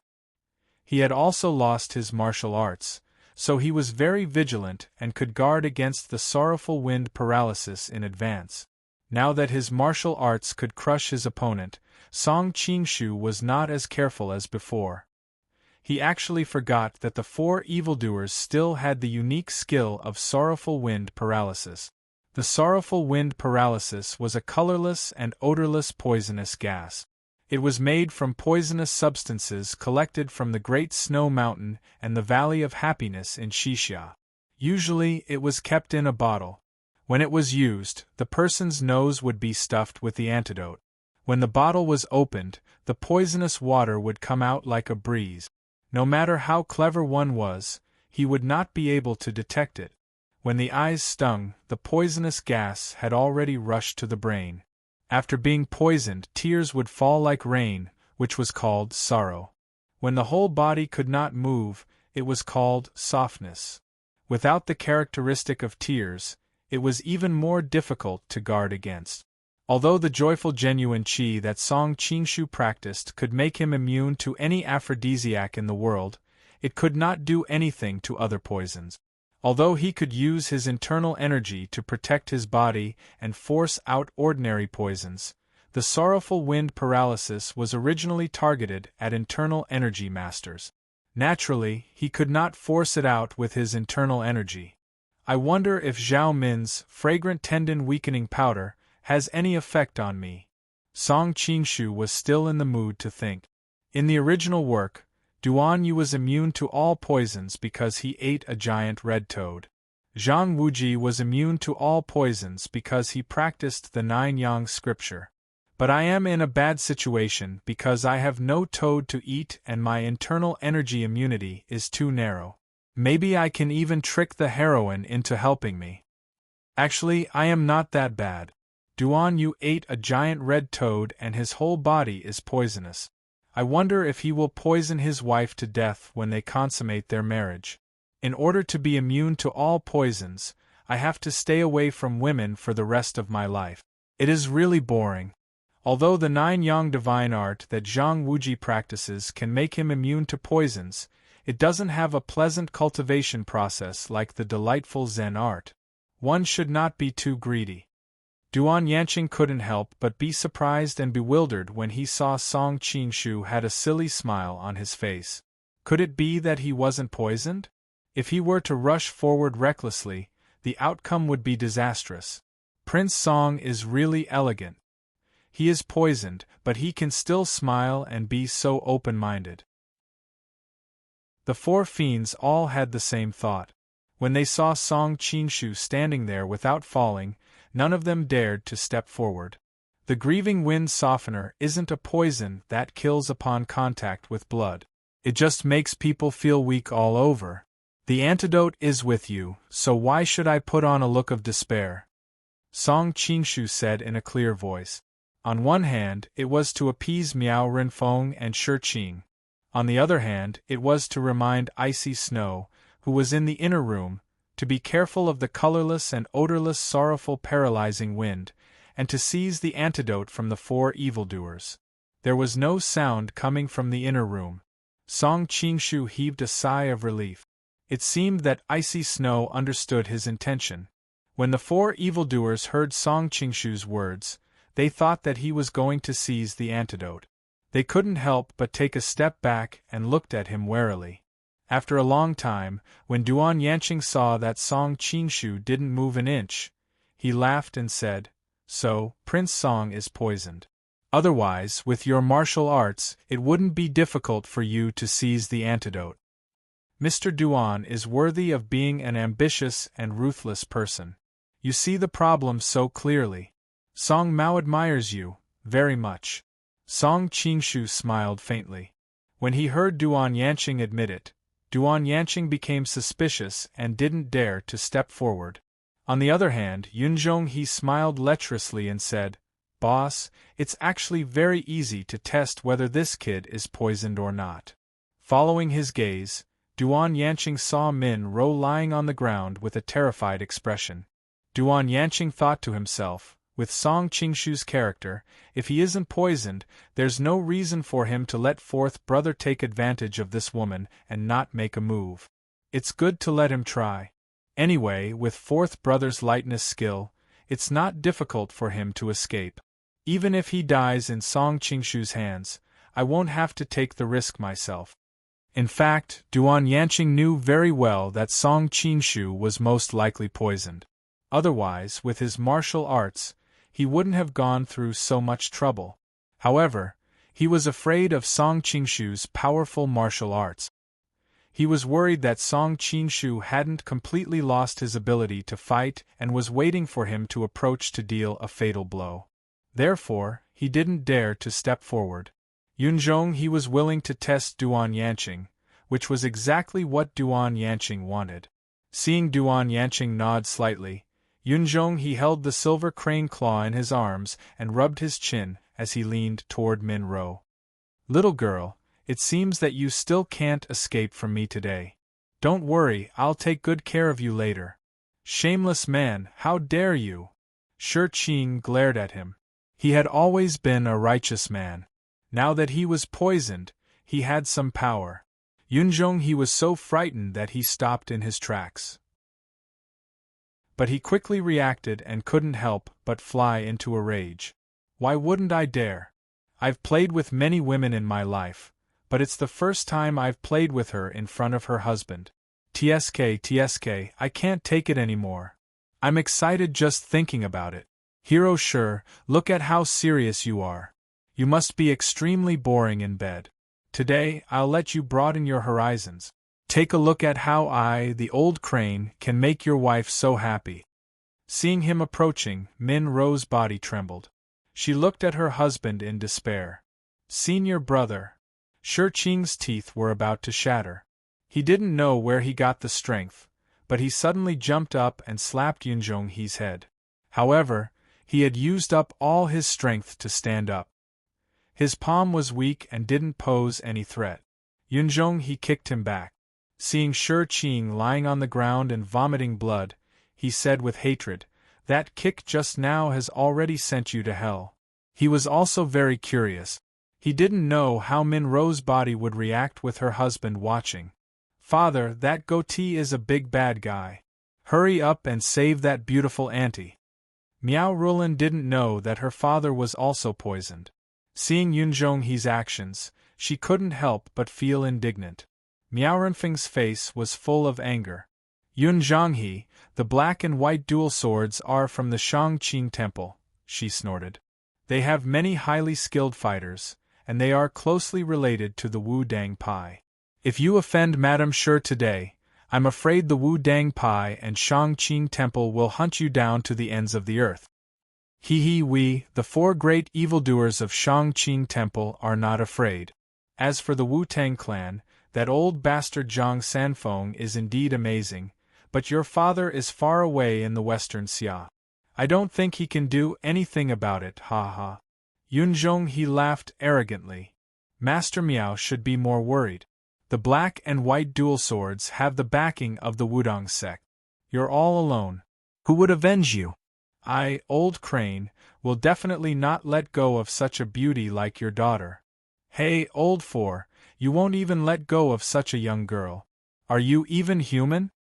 The South Sea crocodile god was suddenly upset. Duan Yanqing raised his walking stick and blocked in front of him, but his eyes were fixed on how Song Qingshu would deal with it. Group 337294925. Chapter 358. Yunzhong he, you're a pervert. You're quite the character. Song Qingshu sneered. Seeing that Song Qingshu had no intention of moving, Yunzhong he's courage grew. He, thank you for your compliment, Your Excellency. After saying that, he kept an eye on Song Qingshu's movements while reaching out to touch Min Ro's face. Wow, it's so soft and smooth. Hero Shi, your wife has lived with you for so many years. I didn't expect her skin to be as smooth as a young girl's. I'll gladly accept it. Yunzhong he's heart skipped a beat when he felt Min Ro's skin. He looked anxious. Yunzhong he, if you don't let go, I'm afraid you're going to suffer, Song Qingshu said calmly. Yunzhong he spat in disdain. Do you think I'm easy to bully? If you could move, would you let me get close to Madame Shi? I'm not letting go. I want to play with her breast. Come hit me if you can. Yunzhong he turned around and reached out to touch Min Ro's chest. Little girl, let big brother dote on you, Seeing his disgusting expression, Min-ro gritted her teeth and turned her face to the side. Tears streamed down her cheek. Don't cry. Big brother knows how to be gentle with women. Yunjong he held Min-ro's chin and turned her head around. Her delicate face, which was covered in tears, made him dumbfounded for a moment. Fourth brother, stop dilly-dallying. Duan Yanqing only wanted to use this opportunity to see if Song Qingshu was poisoned. Seeing that Yunjong he didn't get to the point, he grew impatient. Yes, boss. Noticing the sharp glint in Duan Yanqing's eyes, Yunjong he was startled. He quickly moved closer to Min-ro and kissed her wet lip. Duan Yanqing had always been cautious. Seeing Song Qingshu's calm expression, he was worried that Song Qingshu was using this opportunity to numb him and kill everyone while they were close. I don't believe you can stand by and watch this chivalrous woman be humiliated. Duan Yanqing sneered. If Song Qingshu allowed the famous divine ice sword to be humiliated in front of him while he still had the strength to spare, Shi Qing would definitely hate him to death, and Miao Renfeng would also despise him in her heart. At that time, the four villains would go out and exaggerate the story, and the reputation he had worked so hard to rebuild would be destroyed in a day. Therefore, Duan Yanqing needed Yunjong he to test Min-ro's abilities to determine if Song Qingshu was really poisoned. If Song Qingshu still did not make his move and bluffed, Duan Yanqing would seize the opportunity to take his life. With Song Qingshu's head, presumably he would be able to become Kangxi's honored guest, which would be of great benefit to him in seizing back the throne. Just as Yun Zhanghe's ugly face was about to touch Min-ro's smooth face, a sharp and clear sound pierced through the air. Yunjong he thought it was Song Qingshu and was scared out of his wit. He used his lightness skill to run back. But he was too late. Yunjong he felt a burning pain on his face as soon as he stood beside Duan Yanqing. He touched his face and found it was covered with blood. Good whip skill. Duan Yanqing's eyes lit up when he saw the woman in white walking out of the room. She held a long black whip in her hand. It was the weapon she used to attack Yunjong he. I told you, if you don't stop, you will suffer. You'll suffer if you don't listen to your elders. You already have a wretched appearance, and now that you've been disfigured, you're simply as ugly as you can be. Song Qingshu shook his head and ridiculed Yunjong he. You are still talking nonsense. Icy Snow came to Song Qingshu's side and scolded. Song Qingshu's spirit relaxed and he could no longer stand steadily. His body went limp and he fell into her bosom. With a bitter smile he said, a moment of carelessness, unexpectedly the boat capsized in the gutter. Miao Renfeng was curious when she saw Icy Snow's appearance. Lady Hu. Miao Renfeng's expression turned ugly when she noticed their intimate actions and recalled that they were hiding in the room with the door closed. Beautiful aunt, beautiful aunt. Miao Rulin didn't think too much. She giggled happily when she saw Icy Snow. She struggled to run into her arms, but she was too weak and almost fell to the ground. L'honneur be good. I will come and hug you after I beat these bad guys away, okay? Icy Snow couldn't help but smile when she thought about how she liked her so much after hugging her for a few days. Seeing Icy Snow's beautiful face, Yunjong he's eyes flashed with greed. He said sternly, since Song Qingshu has been poisoned, we don't have to worry anymore. I didn't expect a beautiful girl to come out from a tender and delicious little sister. I'm really lucky today. Icy Snow knitted her brows. She raised her wrist and lashed the whip at Yunjong he's mouth. The whip was so fast that Yunjong he couldn't react in time. Seeing that Yunjong he's mouth was about to be smashed, Duan Yanqing snorted and blocked the whip with his Damascus steel staff. You're courting death. Duan Yanqing smiled slyly when he saw the whip wrapped around his staff. He pulled Icy Snow to his side. Icy Snow's internal injuries had just healed and her body was weak. If it wasn't for saving Min-ro, she wouldn't have chosen the most unwise way to fight head-on. When she was pulled by Duan Yanqing, she let out a cry and flew over. Yunjong he finally reacted. Seeing that Icy Snow was pulled over, he stretched out his silver crane claw to seal her acupoint. Unexpectedly, Icy Snow didn't panic in the face of danger. She tapped the front end of the crane claw with the tip of her toes and circled behind them, as light as a swallow. What a beautiful qin gong! Duan Yanqing bent his body backward and dodged Icy Snow's whip, which was about to wrap around his neck. He revealed an envious look. It turned out that after Duan Yanqing's legs were crippled, the thing he longed for the most, apart from regaining the throne that belonged to him, was to recover his legs so that he could practice qin gong like other experts. Yi Ernyang and Southern Sea Crocodile Deity quickly attacked. Icy Snow's martial arts weren't inferior to Duan Yanqing's in her normal state, but it was a pity that she had just recovered from her serious injuries. Whether it was the strength or the angle of her attacks, she was slightly inferior. Thanks to the ancient tomb sect's exquisite qin gong, she could hold on for so long by using guerrilla tactic. Although Song Qingshu was poisoned and felt weak, he still had his eyesight. When he saw that Icy Snow was at a disadvantage, he quickly gave her pointers. Moreover, the white python whip technique was passed down to Icy Snow by Song Qingshu, so it was easy for him to give pointers. Sometimes, he would ask Icy Snow to perform two unrelated moves that couldn't be connected. Icy Snow trusted Song Qingshu very much. Although it was hard for her to understand, she still followed his instructions unconditionally. As a result, the effect was surprisingly good. The four villains roared in anger and were gradually suppressed by Icy Snow's whip. Yi Ernyang knew that it couldn't go on like this. While the others were blocking Icy Snow, she waved her hand at the place where Song Qingshu was sitting and a hidden weapon shot out from her sleeve.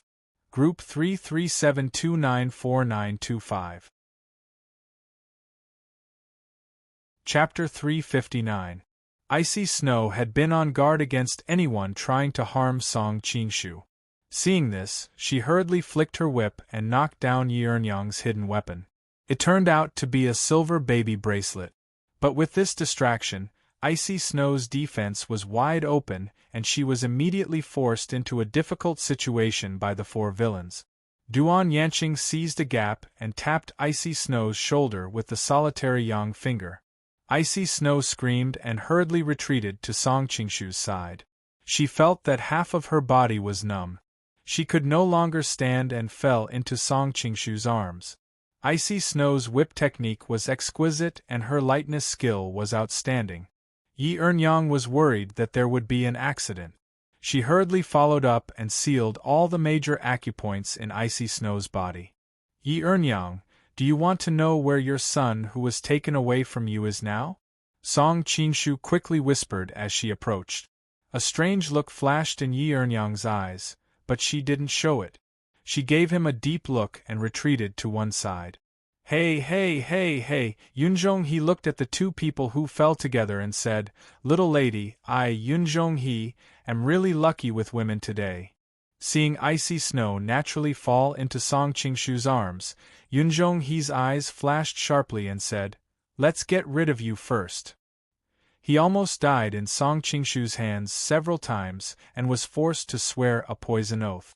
Yunzhong-he hated him to the core. Now that he had the opportunity, he naturally wouldn't be polite. Bang! The weapons collided and sparks flew. Yunzhong-he looked at Yi Ernyang in surprise and said, "Second sister, why did you stop me from killing him? Did you fall in love with this gigolo? I never heard that you like men." Yi Ernyang blushed and scolded, "F***ck off. I was just thinking about how to deal with him. Boss hasn't said anything yet. Why are you so anxious?" Yu Laosan added fuel to the fire. "That's right, fourth brother. You don't even put boss in your eyes. Don't tell me you want to be boss yourself." Yun Zhonghe and Duan Yanqing had never been on good terms.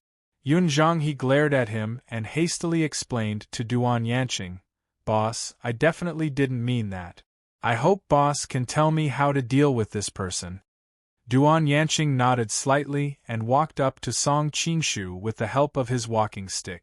"Prince Song, I'm afraid you didn't expect to end up like this. Song Qinshu sighed softly. I had originally thought that I would die at the hands of Temujin or Zhang Wuji. Who would have thought that I would die at the hands of a thief? Duan Yanqing's face turned green. He turned around and said in a cold voice, considering that you and I are old acquaintances, do you have any unfulfilled wishes before your death? Tell me. If this old man is happy, perhaps I'll agree to it. After saying that, he glanced at icy snow. Duan Yanqing's meaning was clear. If Song Qinshu asked him to let icy snow go, he would respect Song Qinshu as a hero and wouldn't allow Yunzhong to defile his woman. Boss, this woman. Yunzhong was startled and hurriedly shouted. Shut up. A sharp light flashed in Duan Yanqing's eyes. Yunzhong immediately kept quiet out of fear. Song Qinshu smiled. There was no fear on his face. Why don't Mr. Duan listen to what I have to say first? Maybe you won't want to kill me.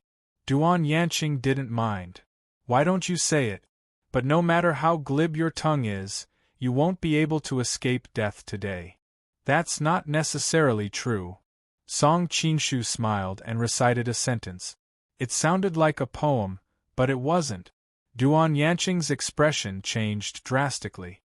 Outside Tianlong Temple, under the Bodhi tree, a sloppy beggar, Guanyin has long hair.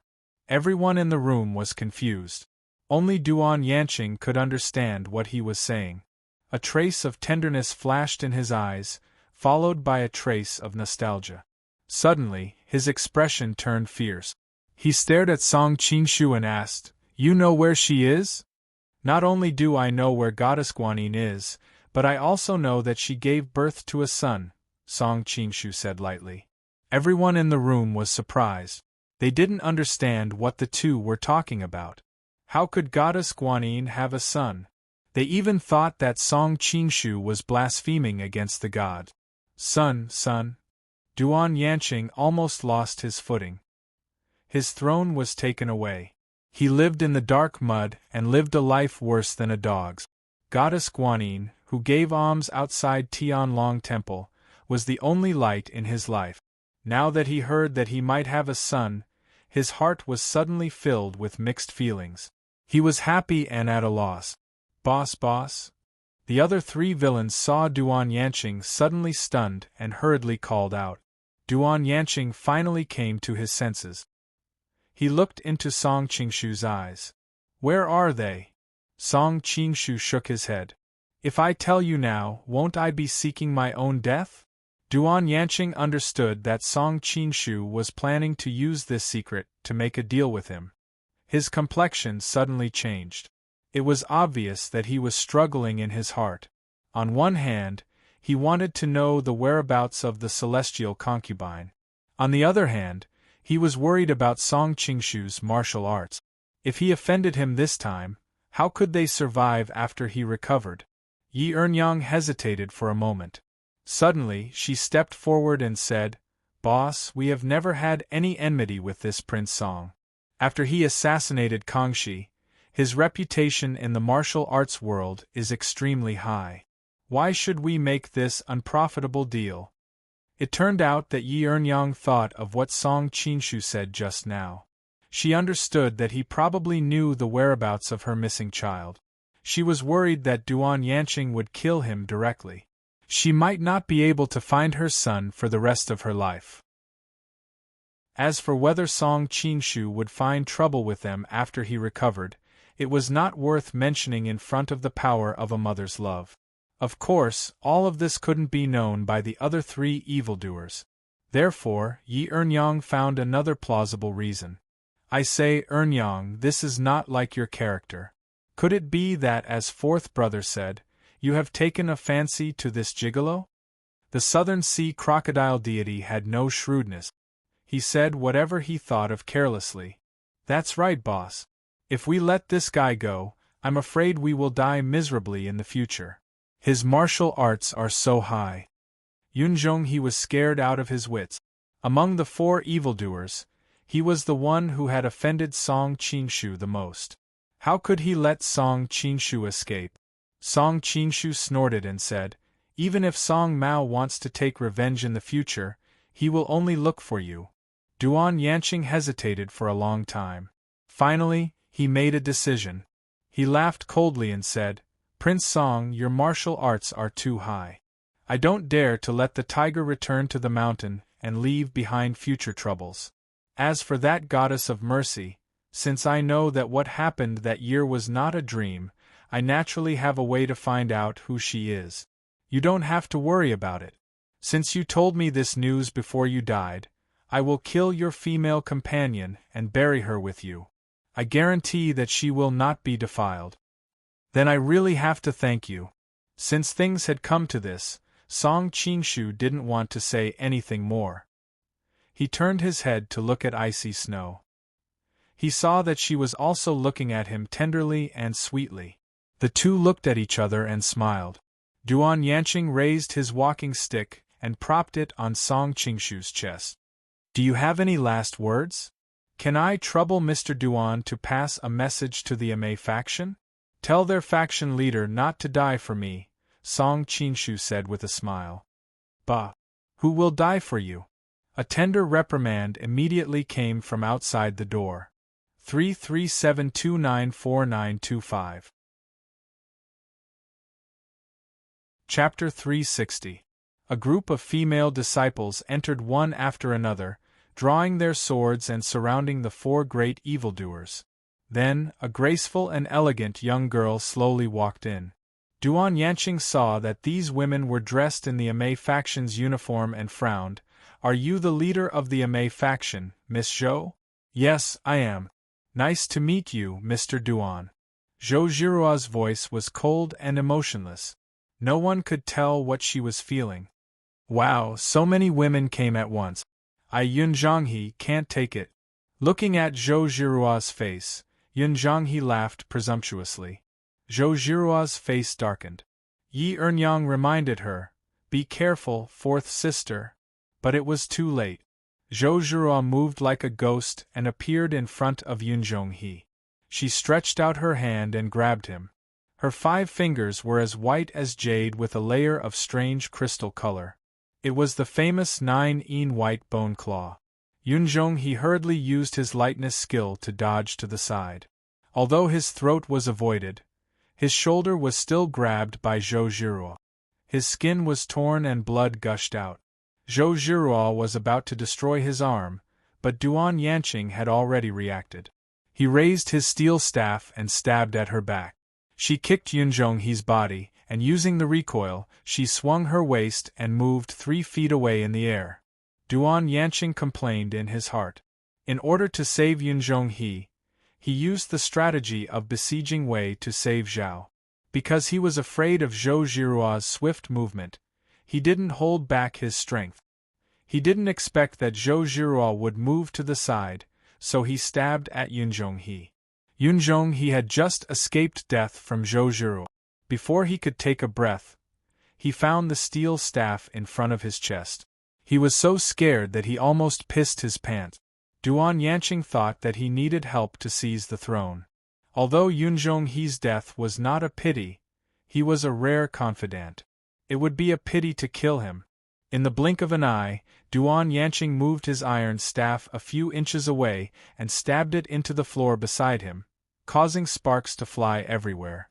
Zhou Jiruo had already taken the opportunity to attack. Now the offensive and defensive situation had changed. Duan Yanqing was already unable to move, so he could only focus on the crutch that was stuck in the floor, using only one hand to deal with it. Yi Ernyang and the Southern Sea crocodile deity saw that their big brother was in danger, so they rushed up with their weapons. Zhou Jiruo untied the long whip and swung it in front of the two. The Southern Sea crocodile deity used its crocodile scissors to block the whip, but it felt numb between the thumb and the index finger. Its whole body was shaken and rolled on the ground. One of Yi Ernyang's knives was knocked away, so she couldn't help but retreat. Her situation was slightly better than the Southern Sea crocodile deity. The two of them were quickly surrounded by the disciples of the Amei faction who had reacted to the situation. They fell into a chaotic battle, and were no longer able to help. Duan Yanqing got a chance to breathe, and was about to take back the other iron crutch. He didn't expect that Zhou Jiruo's long whip would not stop, and it took the opportunity to wrap around the iron crutch on the ground. Duan Yanqing felt a strange force coming, and his whole body swayed. He could no longer maintain his balance, and rolled on the ground in embarrassment. Just as he was about to get up, his throat was grabbed by Zhou Jiruo. Seeing the power of her 9 white bone claw, Duan Yanqing secretly shouted, "My life is over." But Yunzhong's voice came from not far away, "Stop." Zhou Jiruo restrained Duan Yanqing. As long as she exerted strength in her hand, she could kill this peerless villain. Hearing Yunzhong's voice, she was not in a hurry. She calmly turned her head to see what he had to say. As soon as their eyes met, Yunzhong felt a chill in his heart. He put his silver crane claw on Song Qingshu's neck and hurriedly said, "If you dare to hurt our big brother, I will kill this little boy named Song. If you want to kill him, then do it." "What does it have to do with me?" Zhou Jiruo asked curiously. Yunzhong he was startled by her attitude, but he quickly reacted and said angrily, "Sect leader Zhou, you're looking down on our intelligence. Who in Jianghu doesn't know that Song Qingshu is your husband?" "Really?" Zhou Jiruo stared at icy snow in Song Qingshu's arms, and her eyes turned cold. "Don't you see that he has another woman in his arms? How can such a heartless man be my husband?" Song Qingshu smiled embarrassedly. "I haven't seen you for several months, but I didn't expect your martial arts to improve so much." Icy Snow's pretty face was flushed. She felt wronged and embarrassed. There was clearly nothing between the two of them, but now it was like the mistress had caught the mistress. She wished there was a hole on the floor for her to crawl into.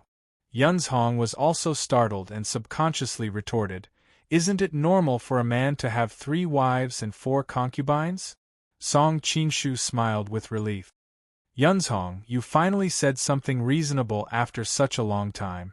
"Shut up," Zhou Jiruo and Yunzhong said in unison. Yunzhong chuckled. "It seems that Sect Master Zhou still cares about your husband. In that case, how about we make a deal? I'll let your husband go, and you let our big brother go. We'll go our separate ways, and we'll forget about today's matter. I've always wanted to kill Song Qingshu, but unfortunately, his martial arts are too high. I've always failed on the verge of success. It's rare to see him fail miserably this time. If you want to kill him, then just do it. However, you've made it so that I can't kill my enemy with my own hand. After this, I'll make you suffer a fate worse than death." The cold wind blew in from outside. Zhou Jiruo's dress fluttered slightly, and her delicate body seemed to be swaying. But at this time, the life and death of everyone in the room were in her hands. She felt a chill in her heart. No one dared to treat her as a delicate little girl. Yunzhong's face suddenly collapsed. He felt that he couldn't let go of Song Qingshu or not. He couldn't help but look at Song Qingshu with a sad face. "Brother, what kind of wife is she?" Song Qingshu smiled faintly. Before he could speak, Icy Snow spoke first. "Miss Zhou, you're in the wrong. Song Qingshu is your husband no matter what. What kind of unresolvable hatred can there be between husband and wife that makes you want to kill him?" "Sect leader Zhou, is there a misunderstanding?" Min Ro had a good impression of Song Qingshu. She felt that he was as gentle as the clouds. She really couldn't figure out why Zhou Jiruo was so heartless. "Yes, beautiful sister. Uncle Song is a good person," Miao Rulan said in a sweet voice. Zhou Jiruo's face was gloomy. She couldn't say that it was because of that matter. In the eyes of outsiders, they were husband and wife. It was normal for them to do things between husband and wife. "I didn't expect you to be so charming. So many women are speaking up for you." Zhou Jiruo looked at Song Qingshu and sneered. Song Qingshu replied with a smile, "I've always been a man that women like. It's a pity that you seem to be the only one who can't feel my charm." Hearing his shameless words, Min Ro's face suddenly turned red.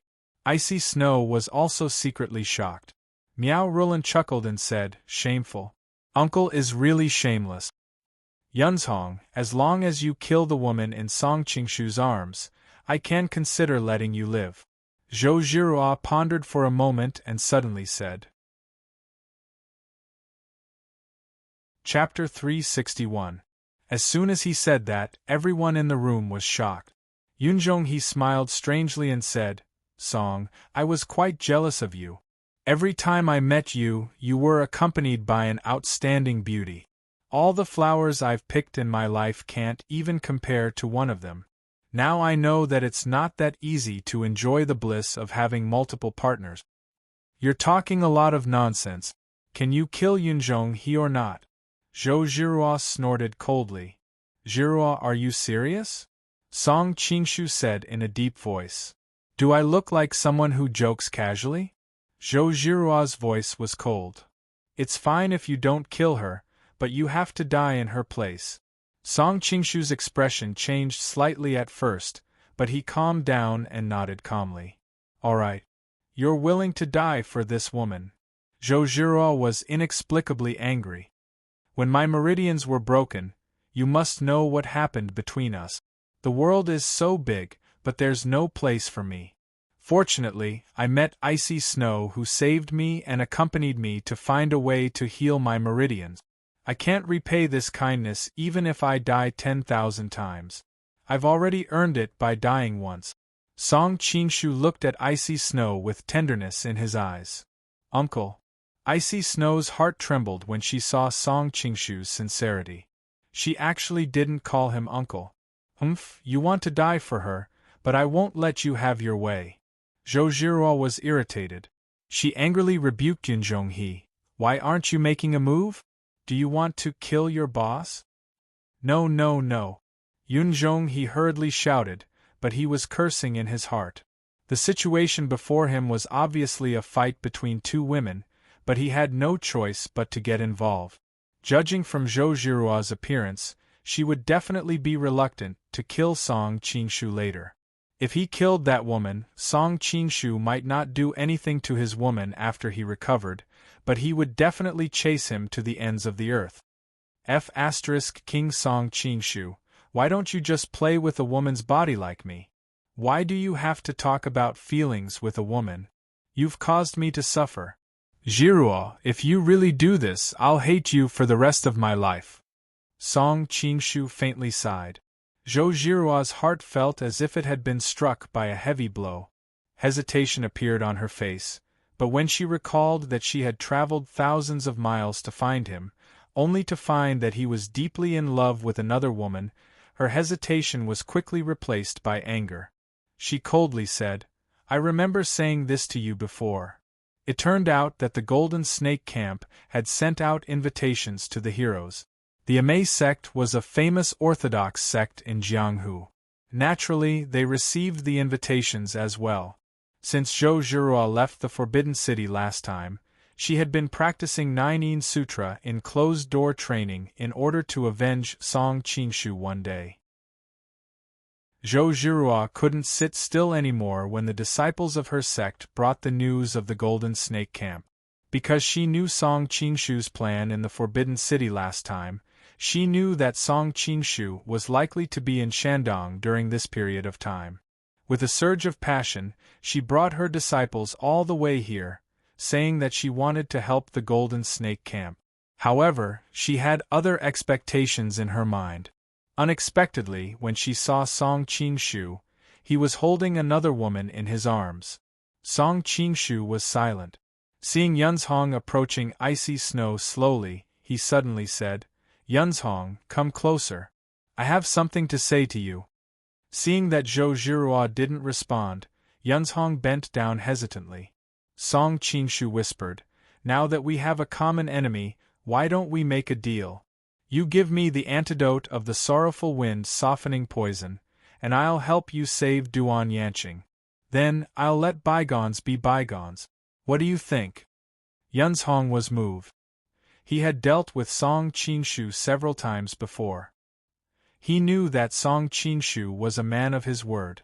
Since he said that he would let them go, he wouldn't go back on his words. Besides, it was better to do a favor to Song Qingshu than to be used by Zhou Zhiruo and be hunted down by Song Qingshu in the future. What are you guys talking about? Zhou Zhiruo returned from her daydream. She couldn't help but frown when she saw the two of them whispering to each other. Zhiruo, if you want to kill her, then do it yourself. Otherwise, I'm worried that I won't be able to hate you for the rest of my life, because of my soft-hearted heart. Song Qingshu was well aware of Zhou Zhiruo's temperament, so he deliberately provoked her. As expected, Zhou Zhiruo snorted. She casually sealed Duan Yanqing's major acupoints and walked toward icy snow. She used her 9-in white bone claw to grab the top of her head.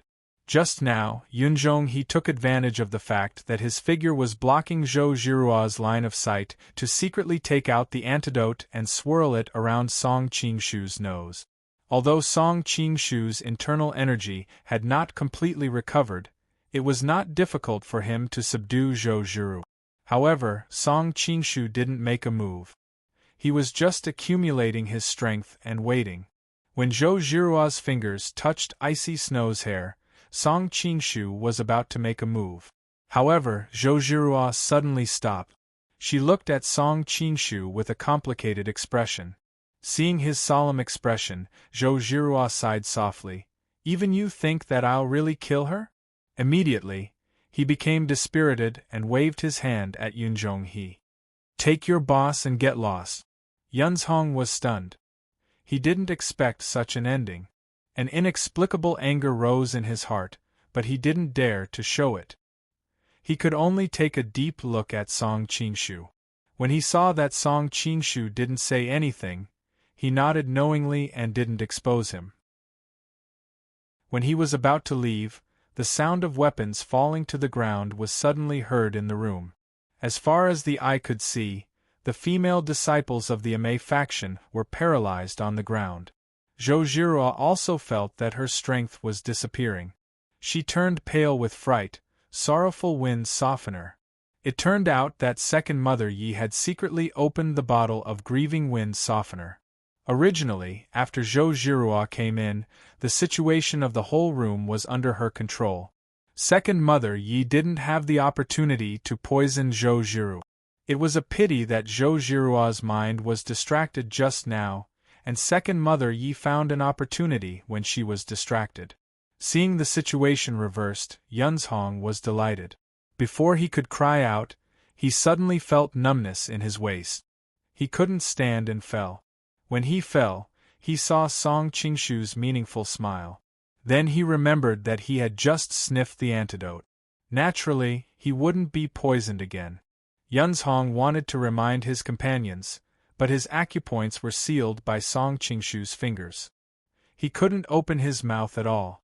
You young people only know how to talk about love every day. Now you regret it. The Southern Sea crocodile deity grinned. He came to Duan Yanqing's side and released his acupoint. Hey, fourth brother, how did you get poisoned?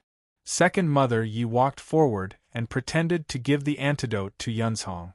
In fact, she wanted to take the opportunity to interrogate Song Qingshu about her son's whereabouts. When she walked to Yunzhong's side, Second Mother Yi suddenly felt dizzy. She hurriedly sat down with her legs crossed. But she was shocked to find that she couldn't use any internal strength. What are you doing? The Southern Sea crocodile deity, Yu Laosan, shook his head speechlessly. When he was about to go over to see what was going on, he suddenly cried out and couldn't hold the crocodile beak scissors in his hand anymore. His whole body fell to the ground. Duan Yanqing was shocked and hurriedly jumped back. But when he jumped into the air, he suddenly found that his internal strength couldn't continue and fell down with a plop. Which scoundrel dares to stab me in the back? Duan Yanqing found that his internal strength had disappeared. He couldn't help but be shocked and angry. The people in the room were also anxious. If someone came in at this time, wouldn't it be easy to kill them? But after a long time, no one came out. Looking at the surrounding walls and windows, Duan Yanqing was confused. The southern sea crocodile deity couldn't help cursing. Damn fatty, shut up. Hearing his curses, Zhou Zhiruo's pretty face turned red and then white. Duan Yanqing looked at her in surprise. Did you poison them? You have the grieving wind softener, and I have the tendon softening powder. Let's see who recovers first. It turned out that when Zhou Zhiruo found out that they were poisoned, she quietly spread the tendon softening powder in the air with her sleeve. The four evildoers were caught off guard and were poisoned. Isn't the tendon softening powder the unique poison of the Ruyang Palace of Mongolia? How did you get it? Duan Yanqing was shocked and angry. He had fallen from heaven to hell twice in such a short time. Even though he had a strong will, he still lost his composure.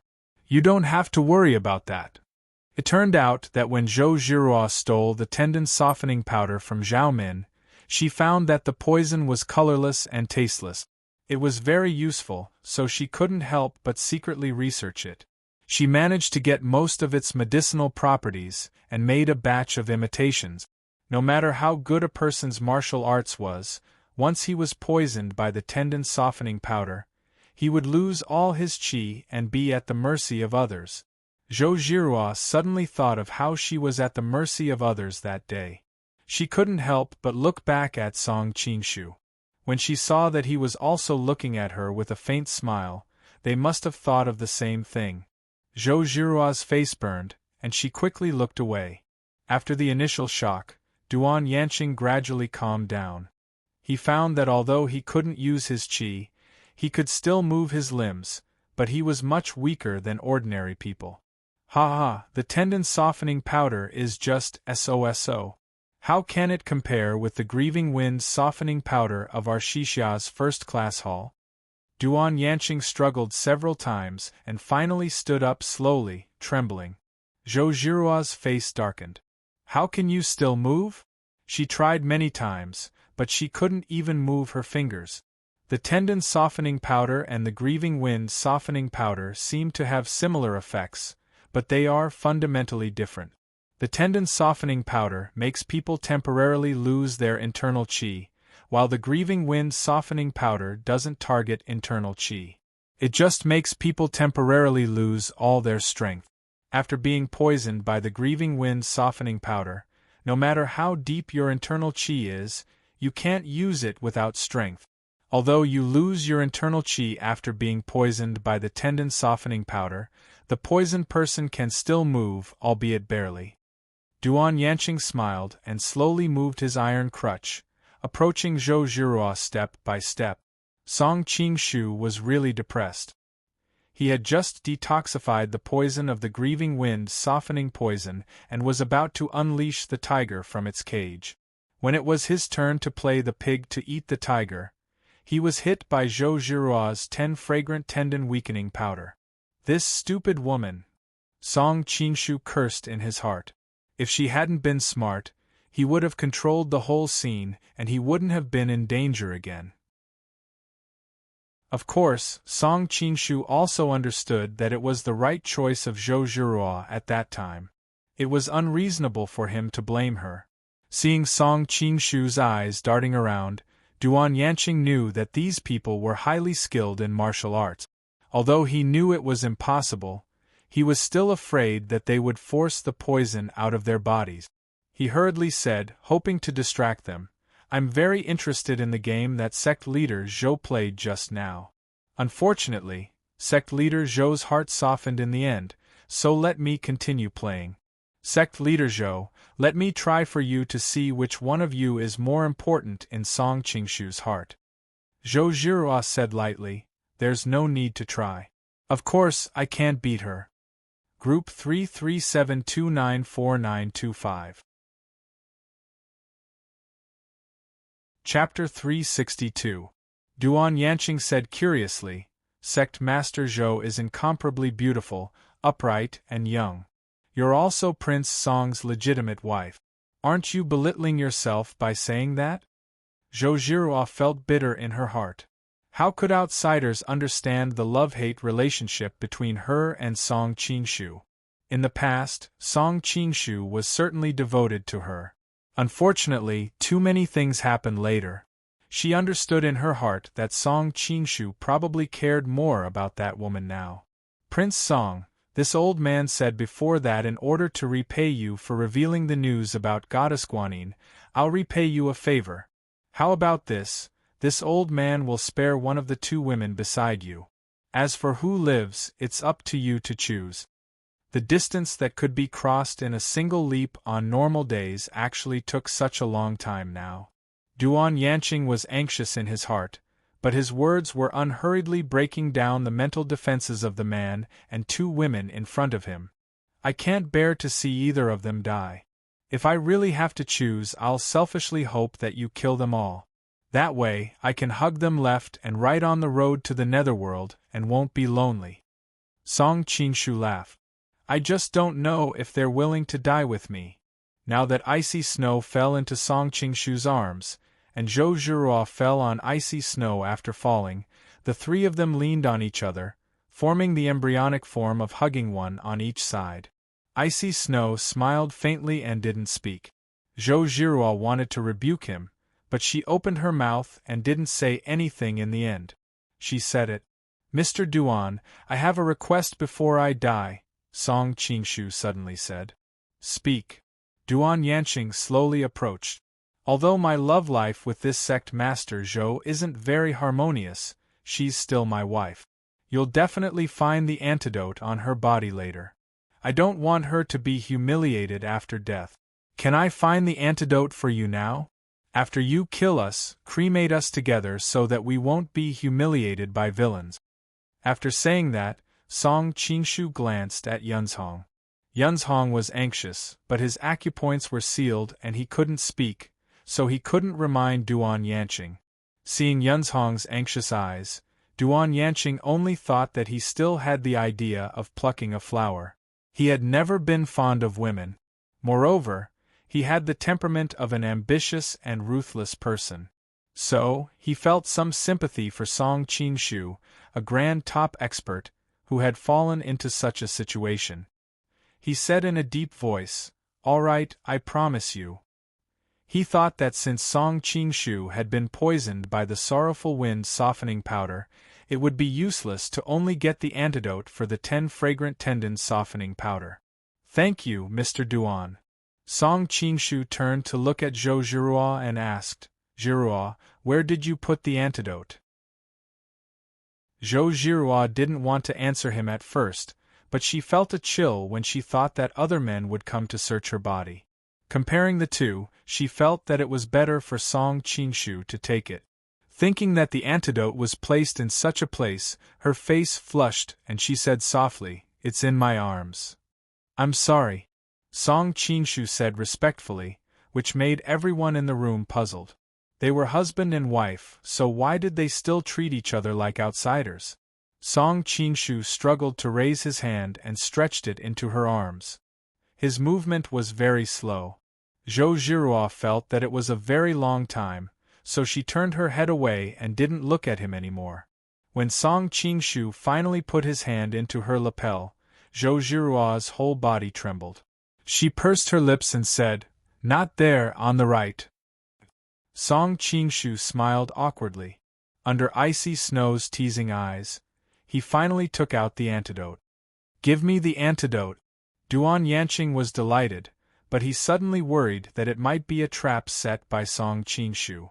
He took out the poison and disguised it as the antidote to trick them into taking it. When he was hesitating whether to let Lao San or Lao Si try it first, he suddenly heard Yearnyang's surprised voice. You've been afflicted by the grieving wind softening powder. How can you still move?" Duan Yanqing cursed inwardly. Only now did he realize that he had overlooked such a big flaw in his complacency. At this moment, Song Qingshu had already taken the antidote. He laughed and said, "Because I also smelled the antidote of the grieving wind softening powder." Then he glanced at Yunzhong-he. Duan Yanqing was shocked and angry. He looked at Yunzhong-he and scolded, "You betrayed me?" Yunzhong-he felt bitter but couldn't say it. He thought with a wronged expression, I didn't know that the situation would turn around so quickly. Song Qingshu gently flicked his finger, and Duan Yanqing felt as if his iron staff had been struck by a heavy blow. Since he was poisoned, it was already very difficult for him to maintain his balance. How could he still stand? He fell to the ground in a sorry state once again. Don't worry too much, Mr. Duan. I promised Yunzhonghe that I would spare your lives. I never go back on my words. I'll give you the antidote after I save them. Song Qingshu didn't mean to release the tiger back to the mountain. It was mainly because, at his level of martial arts cultivation, it was much more important to cultivate the state of mind than the internal force. If he went back on his words and left a flaw in his heart, his cultivation would probably regress a lot. Seeing that Duan Yanqing was still willing to keep his promise and let them go under such circumstances, Duan Yanqing had a complicated expression on his face. I've never been convinced by anyone in my life. Prince Song is the first.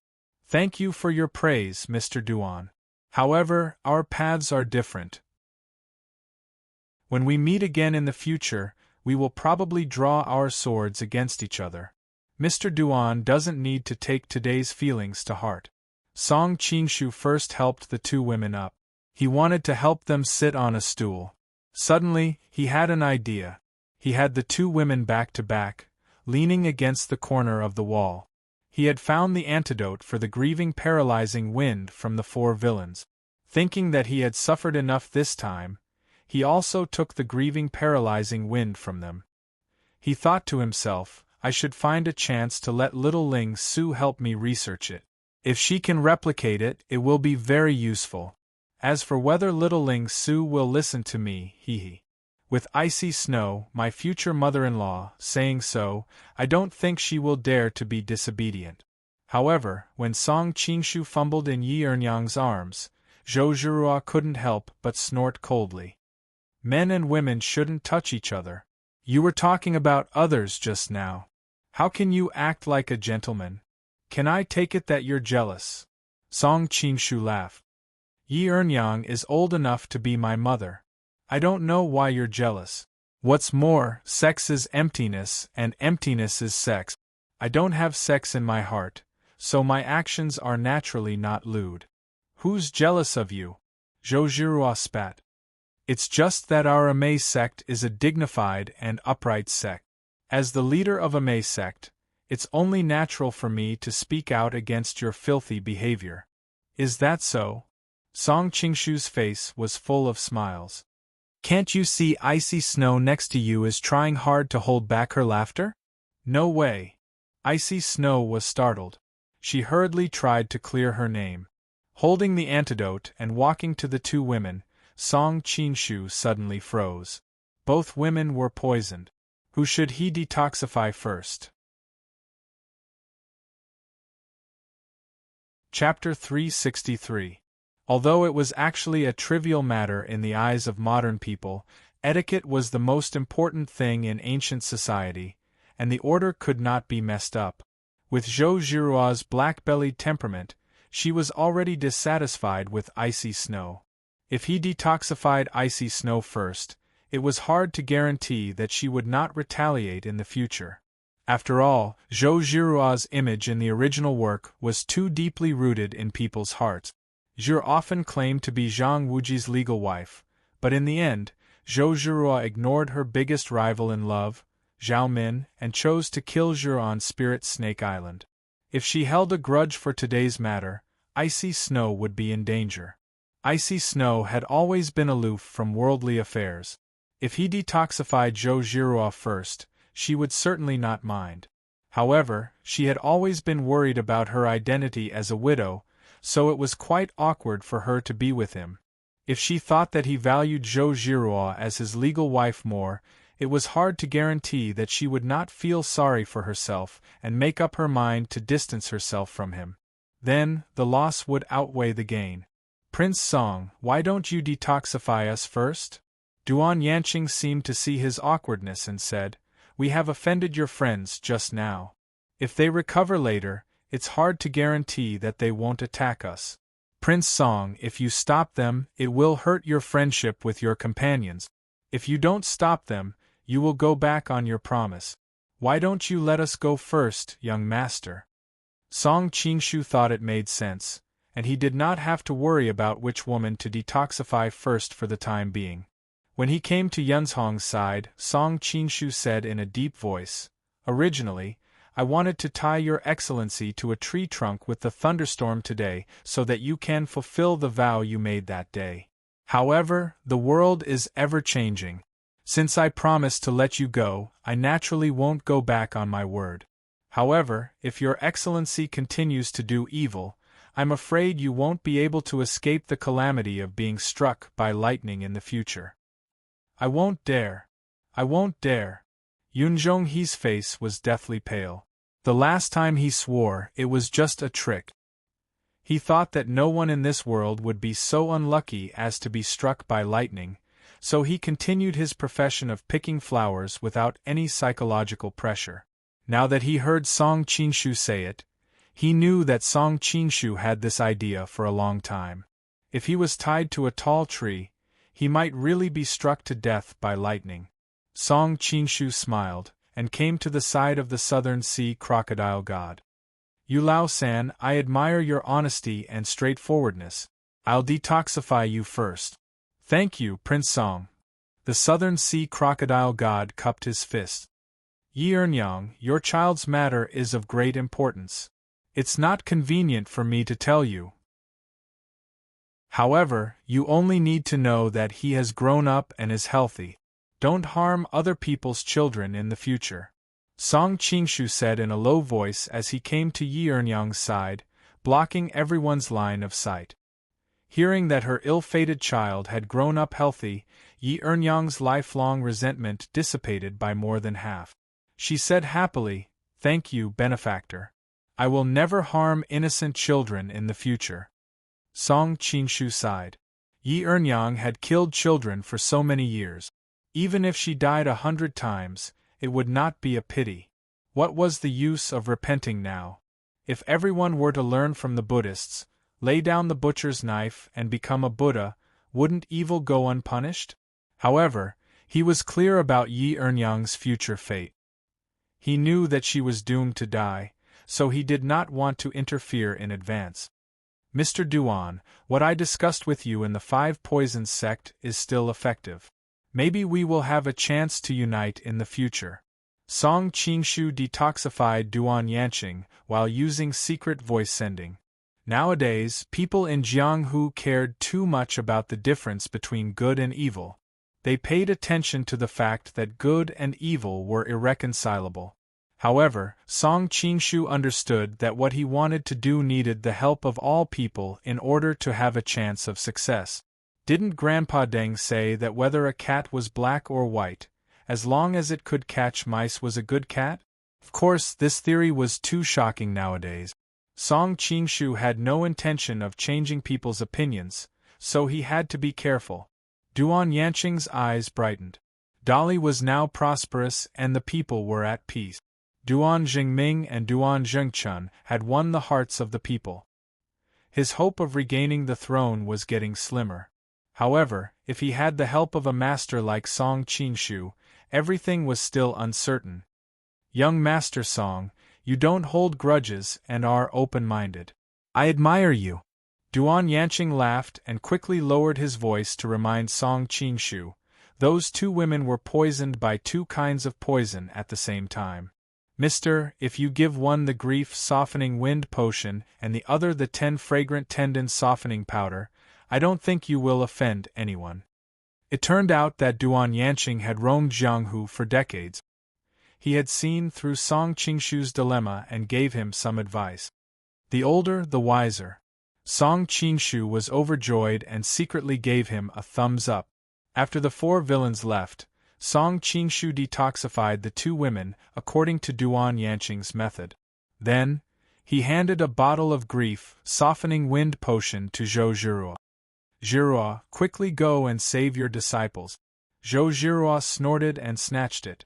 Without thanking him, she got up and detoxified the disciples one by one. Song Qingshu and icy snow also detoxified Miao Renfeng and her daughter, as well as Shi Qing and his wife.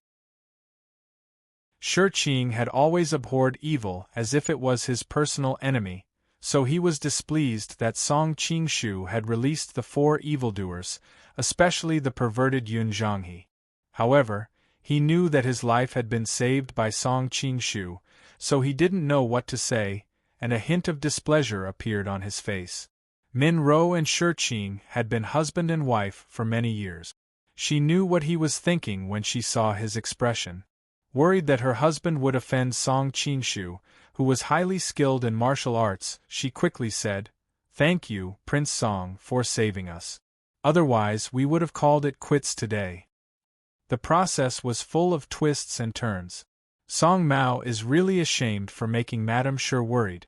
Seeing Min Ro's pale face, Song Qingshu knew that she had been badly frightened by Yun Zhonghe. A chivalrous woman like her was not afraid of death when she roamed the Jianghu, but she was afraid that her innocence would be sullied by a perverted thief. In addition, Yun Zhonghe was a pervert who threatened to ravage her in front of her husband. Amitabha, this young lady would probably have nightmares every day. How can you blame Prince Song for this? It's just that the sorrowful wind softening poison is really hard to guard against. Min Ro had never seen such a powerful poison before. Her face was filled with lingering fear. It just so happens that I have obtained a few bottles from the 4 villains. I will give 1 bottle to Madam. You can use it to protect yourself when you roam the Jianghu in the future. Song Qingshu casually handed a bottle of sorrowful wind softening poison to Min Ro. Min Ro's face turned red. She didn't expect that he would give her such a precious gift. It should be known that even an expert like Song Qingshu had been defeated by the sorrowful wind softening poison. With this to protect herself, it was foreseeable that she would not have to face any life-or-death situations in the future. Min Ro was delighted, but she never had her own opinions. She always asked for her husband's opinion. She couldn't help but turn her head to look at Shi Qing. Shi Qing's face revealed a strange expression. He said in a deep voice, "We, the black and white swords, roam the Jianghu and always put chivalry first. If we meet with misfortune, we can only blame ourselves for being inferior to others. If we win with poison, wouldn't it be a disgrace to our chivalrous reputation?" Although Min Ro was reluctant, she still obeyed her husband's opinion. She smiled apologetically at Song Qingshu. Song Qingshu silently cursed. If it weren't for him, Min Ro would have been taken by Yun Zhonghe right in front of you. However, he understood that these Jianghu people cherished their reputation. They valued their reputation more than anything else. Moreover, Min Ro was so obedient that Song Qingshu didn't want to offend anyone. He withdrew the sorrowful wind softening poison and smiled faintly. Song Mao was rude. Prince Song had good intentions. Min Ro hurriedly waved her hand. She was worried that she would hurt his face. Song Qingshu smiled carelessly. He turned around and walked in front of Miao Renfeng. "Greetings, Hero Miao. Uncle, you're so powerful. You even beat the bad guys away." Miao Ruolin clapped her hands excitedly. Miao Renfeng's face was gloomy. Although he was saved by Song Qingshu, he clearly saw him and Lady Who walk out of a room. Earlier, Shi Qing and Min Ro claimed that there was a couple in the room. When he visited the owner of the room, Lady Who didn't say anything. If she didn't have a guilty conscience, why would she not greet her old friend even though they were outside? I'm afraid these two were doing some shady business in there. A thought flashed through Miao Renfeng's mind. His face became even more unsightly. Hu Yidao was a friend he deeply respected. When he saw that Song Qingshu and his widow were together, if not for the fact that Lady Who didn't seem to be forced, he would have pulled out his sword and killed Song Qingshu even if he knew that he was no match for them. When his wife Nan Lan was cheated away by Tian Guanong's flowery words, Miao Renfeng hated the dissolute and lecherous men in the world, as well as fickle women. Now, Song Qingshu was the former in his eyes, and icy snow was the latter. Miao Renfeng cupped his hands expressionlessly. Many thanks for Prince Song's help. I'll take my leave now. Then, he pulled little Rulin out of the room. Seeing her father's gloomy face, Miao Rulin didn't dare to act coquettishly. She could only reluctantly look back at the two. Miao Renfeng stood at the door and suddenly stopped. Without turning his head, he said, "Big brother Hu's spirit in heaven. Lady Hu, you're on your own now." Song Qingshu was furious when he heard this. He wanted to reason with him, but icy snow grabbed his hand. Tears were swirling in her beautiful eyes. Her face was pale, and her lips were bloodless, but she firmly shook her head. Song Qingshu's heart softened. He knew that if he really started a debate with Miao Renfeng in front of so many people, Icy Snow would be in a difficult position, regardless of whether she won or lost. So, he couldn't help but pat the back of her hand to comfort her. Zhou Zhirua happened to see this scene. She sneered, "Let's go." Then, without turning her head, she beckoned her disciples to leave. Sigh. Song Qingshu wanted to urge her to stay, but Zhou Zhirua was determined to leave. She had no intention of staying, and her slender figure quickly disappeared into the night. The black and white swords looked at each other. Sensing the strange atmosphere in the room, they quickly took their leave. The room that was bustling just a moment ago was suddenly empty. "Uncle, quickly go after Miss Zhou. I'm fine here." Icy Snow wiped the tears from the corner of her eyes with her slender fingers and forced a smile. "It's hard to explain what happened between us. In her heart, I may not be her husband." Song Qingshu shook his head, looked at Icy Snow and said, "Besides, why would I leave you at such a time?" Icy Snow couldn't hold back anymore. She buried her head in his arms and sobbed. Chapter 364. Icy Snow, if you didn't stop me just now, I would have scolded that Miao Renfeng. After Big Brother Hu passed away, only you, the orphan, and the widow tracked down the murderer for him.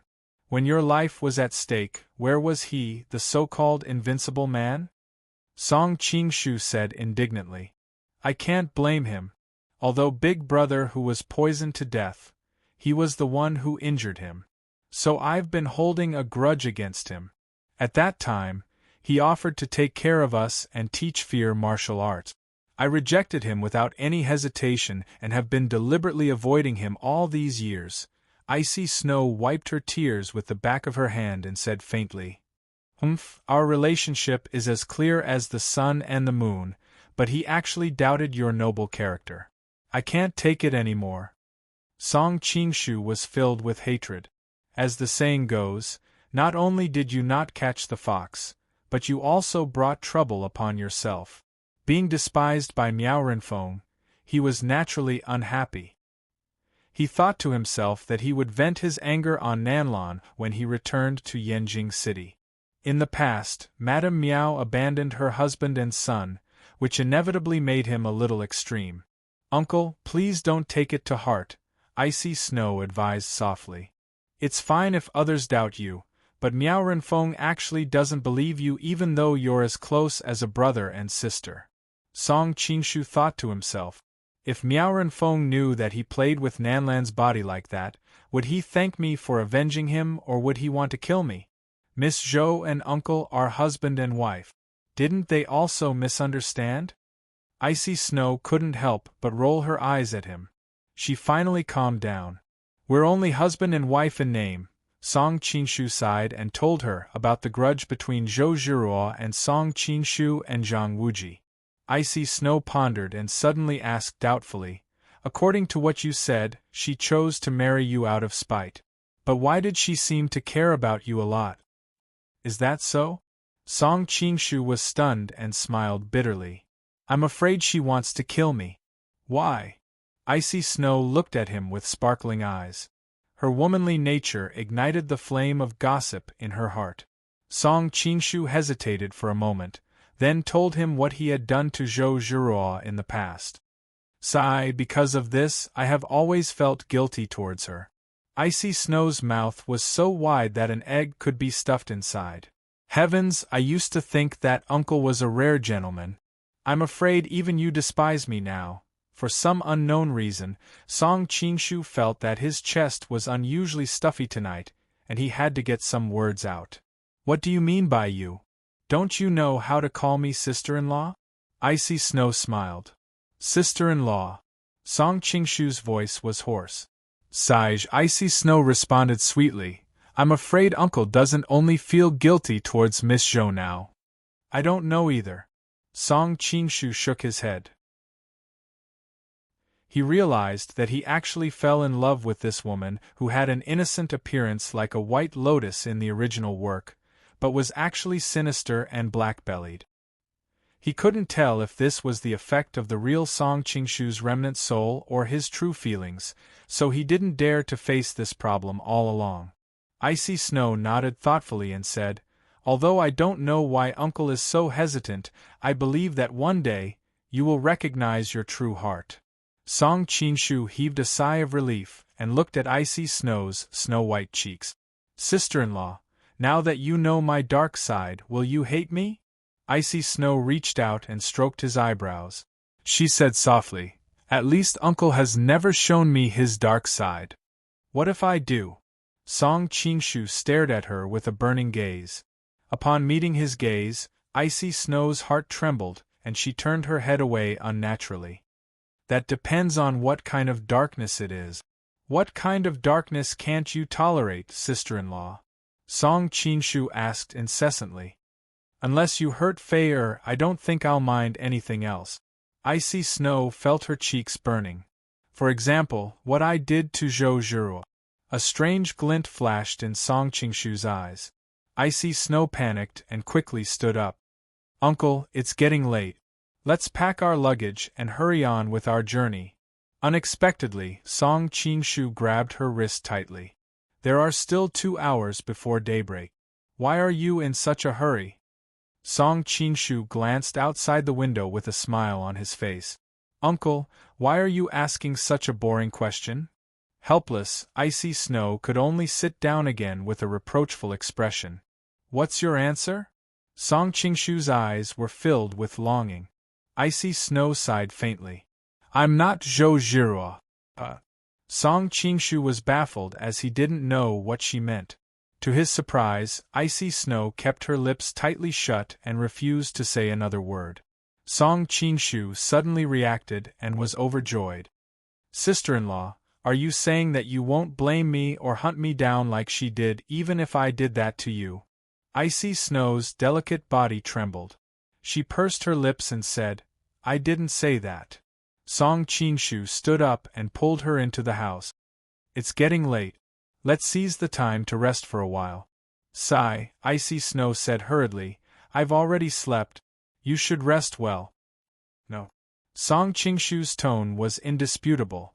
Your internal injuries have just healed and you need more rest. Then you sleep on the bed.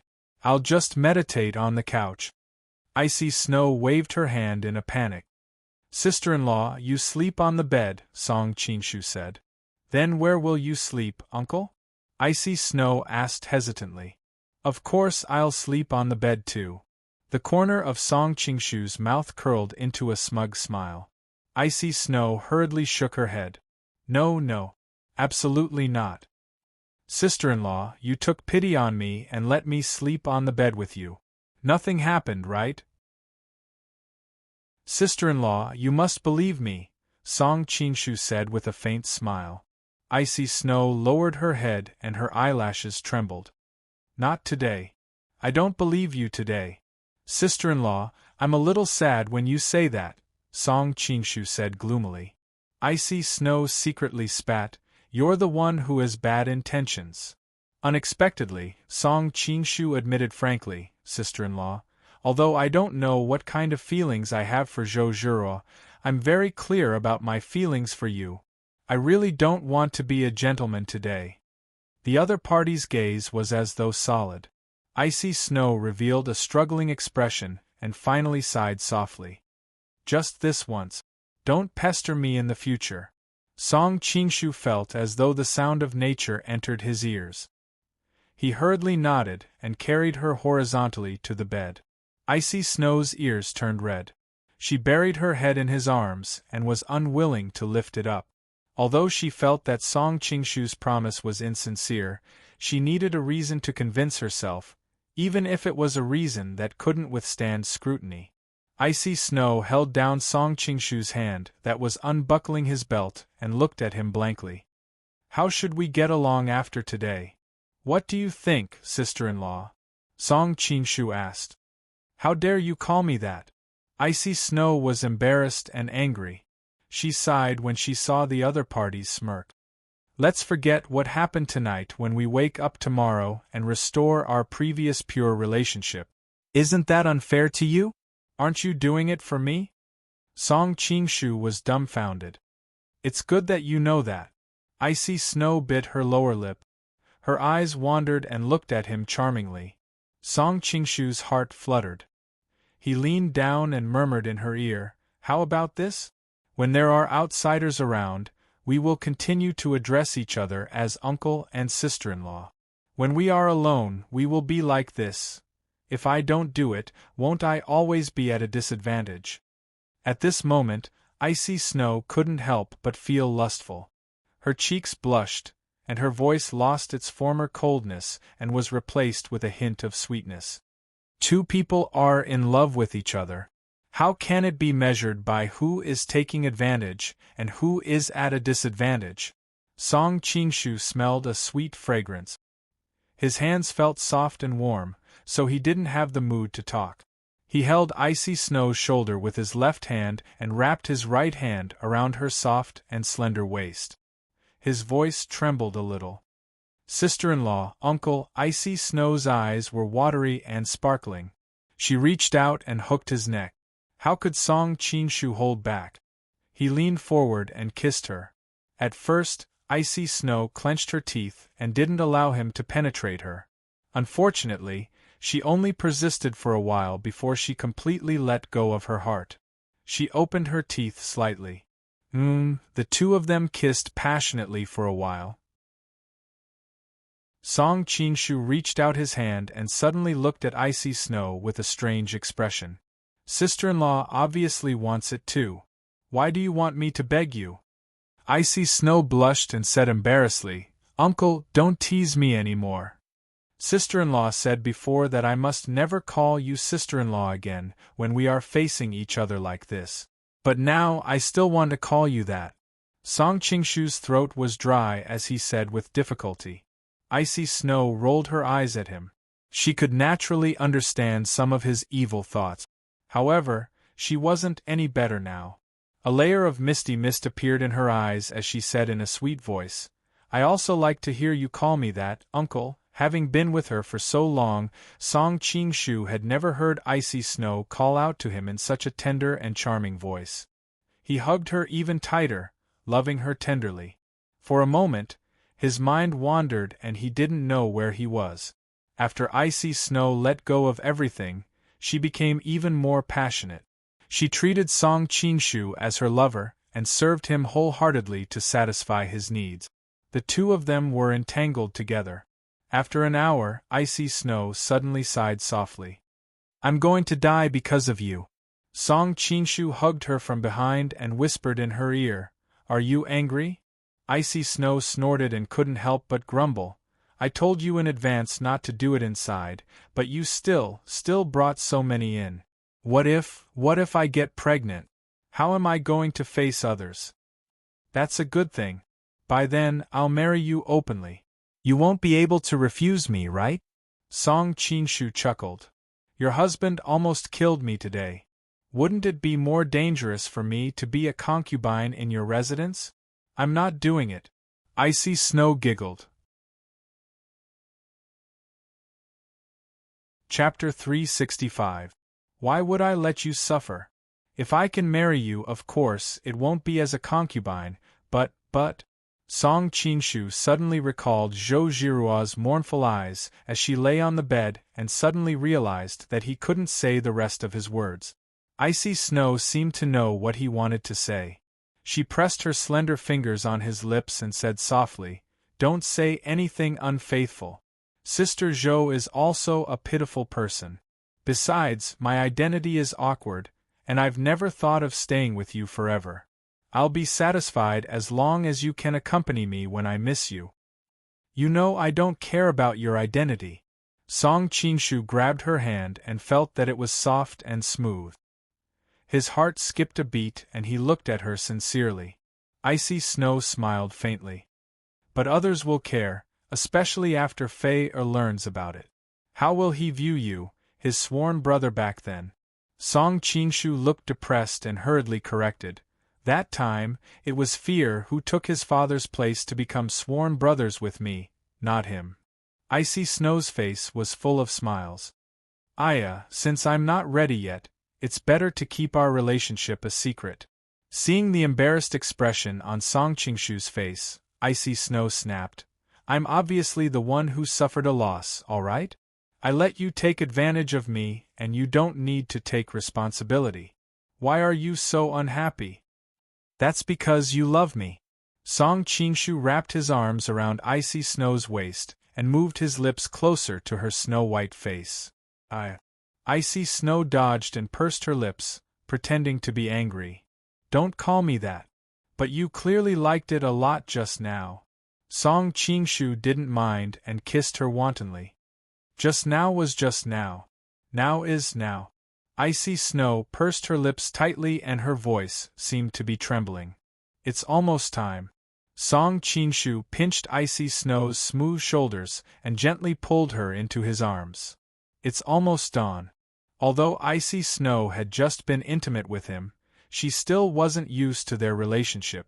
Women's natural shyness made her subconsciously bashful. Song Qingshu looked out of the window and shook his head. It's not bright yet. You're lying through your teeth. Icy Snow also took a glance, and a faint blush appeared on her cheeks as she spat inwardly. Sensing that Song Qingshu was on top of her, Icy Snow's heart skipped a beat. She felt weak all over. She stretched out her snow-white arms and hugged the man on top of her.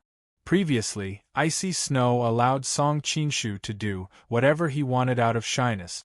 However, she wasn't a little girl who didn't know the ways of the world after all.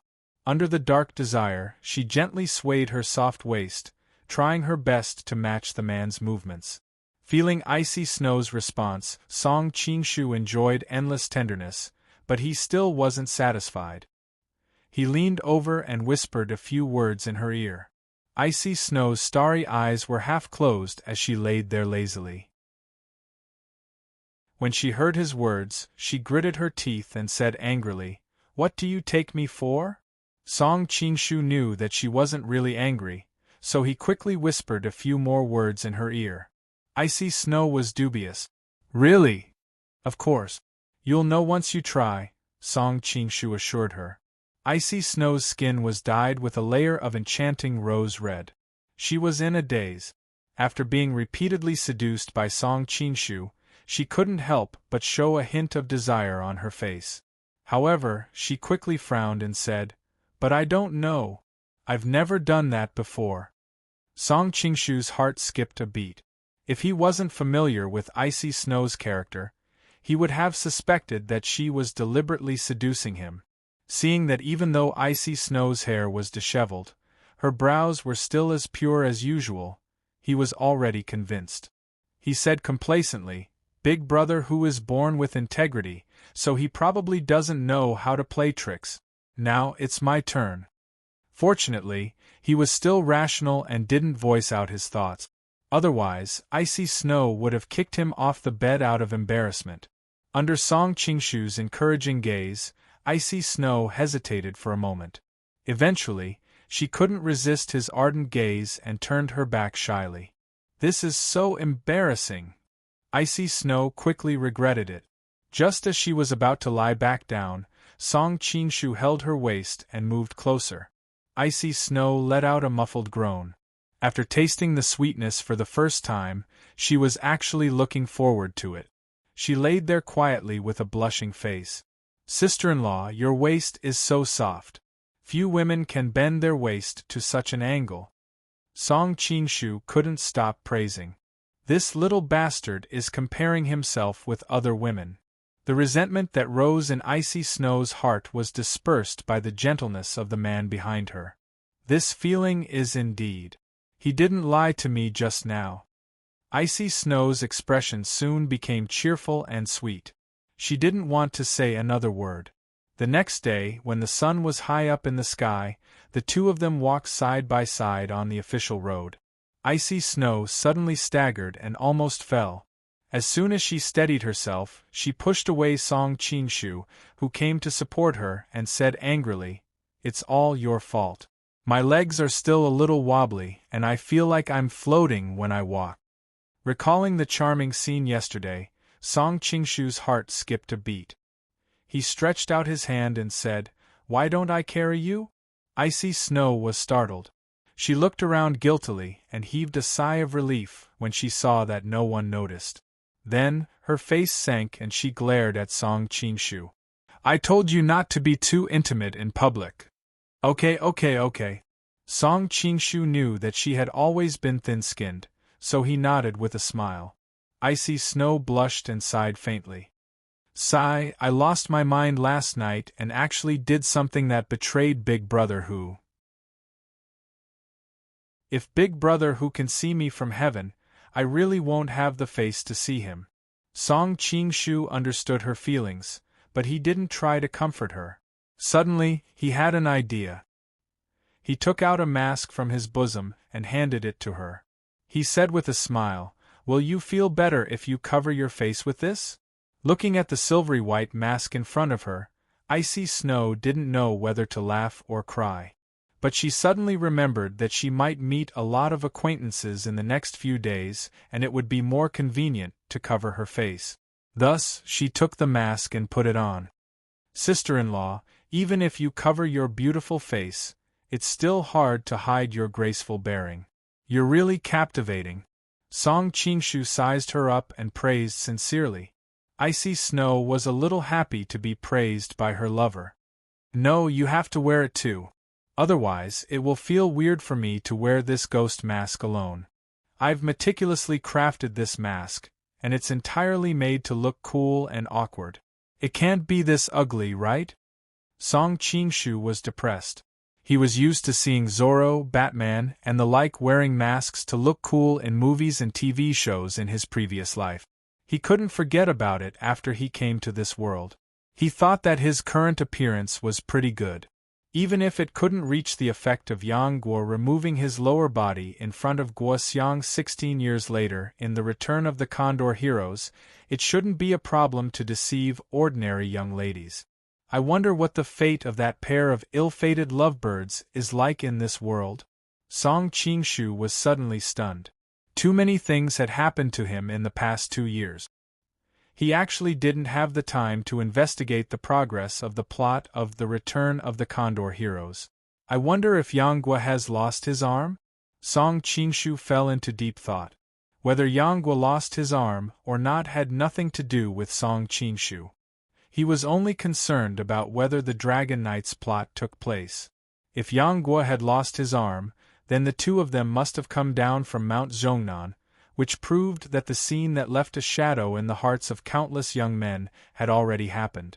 If Yang Guo didn't lose his arm, then Xiaolong Nu might still have a chance to keep her chastity. The first thing people do when they transmigrate is to go to Mount Zhongnan to look for Xiaolong Nu, who is said to be extraordinarily beautiful. If they meet an upright person, they will save her from Yin Jiping. If they meet a despicable person, they will choose to knock Yin Jiping out and do it themselves. Why did I forget to go to Mount Zhongnan? Song Qingshu criticized in his mind. Uncle, what's wrong? Seeing his strange expression, Icy Snow asked curiously. Nothing, Song Qingshu smiled and returned from his daydream. Suddenly, he thought of something and asked, "What did you call me?" Icy Snow knew what he was thinking and said angrily, "You promised me that we would still address each other as uncle and sister-in-law." "I didn't say anything," Song Qingshu chuckled and said, "I was just worried that you would feel uncomfortable if you called me that." Icy Snow blushed and said, "It's a little weird." Song Qingshu laughed smugly, and icy snow quickly chased after him. Song Qingshu's lightness skill was outstanding, so he wouldn't let her catch him.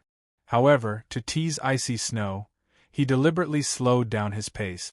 The ancient Tombs sect had always been known for their lightness skill. Icy Snow knew that Song Qingshu was teasing her, but she was indignant and chased after him with her lightness skill. Every time she was about to catch Song Qingshu, he would escape. She couldn't help but stomp her feet in anger. Icy Snow wasn't really angry, but it was as if she had returned to the days when she was a young girl, so she enjoyed the relaxing chase. The two joked and joked along the way. Soon, they left the Jin Kingdom's sphere of influence and entered Shandong. "Sister-in-law, let's find a restaurant to eat something," said Song Qingshu worriedly when he saw Icy Snow's temples dripping with sweat. "Okay." Icy Snow also felt a little tired and nodded. When the two walked into a restaurant, Song Qingshu gasped. This place had always been a place with crouching tigers and hidden dragons. Wuxia novels were not deceiving. Most of the people in the restaurant were martial artists, probably because the Golden Snake Camp had recently sent out hero invitations. However, the most eye-catching people were two groups of people. One group sat in a private room on the east side, surrounded by a circle of strong warriors and a circle of 8 archers. They scanned the people entering and leaving the restaurant with keen eyes. At the table in the middle sat a beautiful and charming young girl. Opposite her was a graceful woman. They were his old acquaintances, Zhao Min and Princess Huajing. Song Qingshu curiously sized up the people around her. He found that apart from Jinluan Fuang and the Xianming elders, Ada, Ah and Ah San were missing. However, there was an itinerant monk and a green-robed old man. Could it be that Fan Yao, the right emissary of light, disguised as Ku Tuchuo? Could it be that Zhao Min and Zhang Wuji have reconciled? Song Qingshu's heart sank, but he quickly shook his head, knowing that he was overthinking. Although Fan Yao was the right emissary of light of the Ming dynasty and was also a first-class expert in Jianghu, he was still a long way from being a real top-notch expert. However, this itinerant monk had the demeanor of a grandmaster. His imposing manner was not inferior to Jinluan Fuang. As for the green-robed old man, he was expressionless, making people feel that he was unfathomable. Even the Xianming elders stood respectfully behind him. Hey, the Xianming elders are already among the top experts in Jianghu when they join forces. Even Jinluan Fuang may not be taken seriously by them. Who is this green-robed man? How can he make them so obedient? Song Qingshu was shocked. Chapter 366. Aside from these two grandmasters, there were 3 more people in Zhao Min's group. One of them looked like a zombie and held a mourning stick in his hand. One of them had a high nose and deep eyes. He had curly hair and a yellow beard. He was obviously a barbarian, but he was dressed in Han Chinese clothing. There were pearls around his neck and jade bracelets on his wrists. The last person was even more unique. Both of his legs were broken, and he relied on 2 crutches to support his body. With Song Qingshu's knowledge, he could tell at a glance that he was an Indian. He could almost smell the smell of curry from afar. "I'm sorry, I'm not discriminating. It's just that Indian curry is too famous. Speaking of which, I kind of miss the taste of flying biscuit." Song Qingshu thought to himself, trying to figure out who these people were. Based on the way they were dressed, they should be the 3 heroes of Mongolia, Xiaoxiangzi, Yin Kashi, and Nimiksing from the Return of the Condor heroes. However, these 3 people were obviously Kublai's subordinates, so why were they in the Ruyang Palace? This was something that Song Qingshu didn't know. It turned out that Zhao Min's kidnapping was a very serious matter. With Princess Huajing there, Jinluan Fuang and the others couldn't cover it up even if they wanted to. The news quickly spread back to Mongolia. Kublai and the Ruyang prince were shocked. They all sent their masters to rescue her. So now, it could be said that there were many masters around Zhao Min. The old man in the green robe was the master of the Xianming elders. He was the famous Taoist priest of Baisu decades ago. Back then, Taoist priest Baisu fought with Zhang Sanfeng for hundreds of rounds. In the end, he lost one move. From then on, he lived in seclusion and studied martial art. This time, he returned to the Central Plains to avenge the humiliation of losing to Zhang Sanfeng. The Duda was the master of the Shaolin Temple in the western region. He was the master of Ah-Er and Ah-San. Ah-Er and Ah-San surrendered to the Ruyang Palace and were defeated several times by the masters of the Central Plains. As their master, he was also ashamed. So, he called them back and went out to meet with Zhang Wuji of the Ming dynasty and other masters of the Central Plains. When Song Qingshu and Icy Snow walked in from the door, Zhao Min looked up thoughtfully. She noticed Song Qingshu's figure and a trace of suspicion flashed across her face. Fortunately, Huajing happened to come over and chat with her. She was distracted and did not ask her men to trouble him. There was another group of people sitting in the private room on the west side, surrounded by a circle of well-dressed warriors. In Song Qingshu's opinion, their skills were not inferior to the Manchurian imperial bodyguards. At the table in the middle sat a man in embroidered clothes in his 30s. He looked thin and elegant. However, Song Qingshu's cultivation was so profound that he could capture the gloominess in his eyes that he deliberately hid. Beside him sat two Grandmaster Realm Masters. One of them was tall, dressed in white, with a high nose and deep eyes. His face was yellowish-brown and full of heroic spirit. His eyes were as sharp as a sword. He was Ouyang Feng, an old acquaintance of Song Qingshu. The other man had a pair of sharp eyebrows, a goatee, and an unruly look on his face. Song Qingshu could not guess his identity. He thought that since he could sit at the same table as Ouyang Feng, his kung fu must not be inferior to Western poison. Who on earth was this man in embroidered clothes who had two Grandmaster Realm Masters as his bodyguards? There were too many masters here, and Song Qingshu was on his guard. But if he retreated now, wouldn't it be obvious that these people would find trouble with him? With a relieved smile, Song Qingshu took Icy Snow's hand and found a corner to sit down.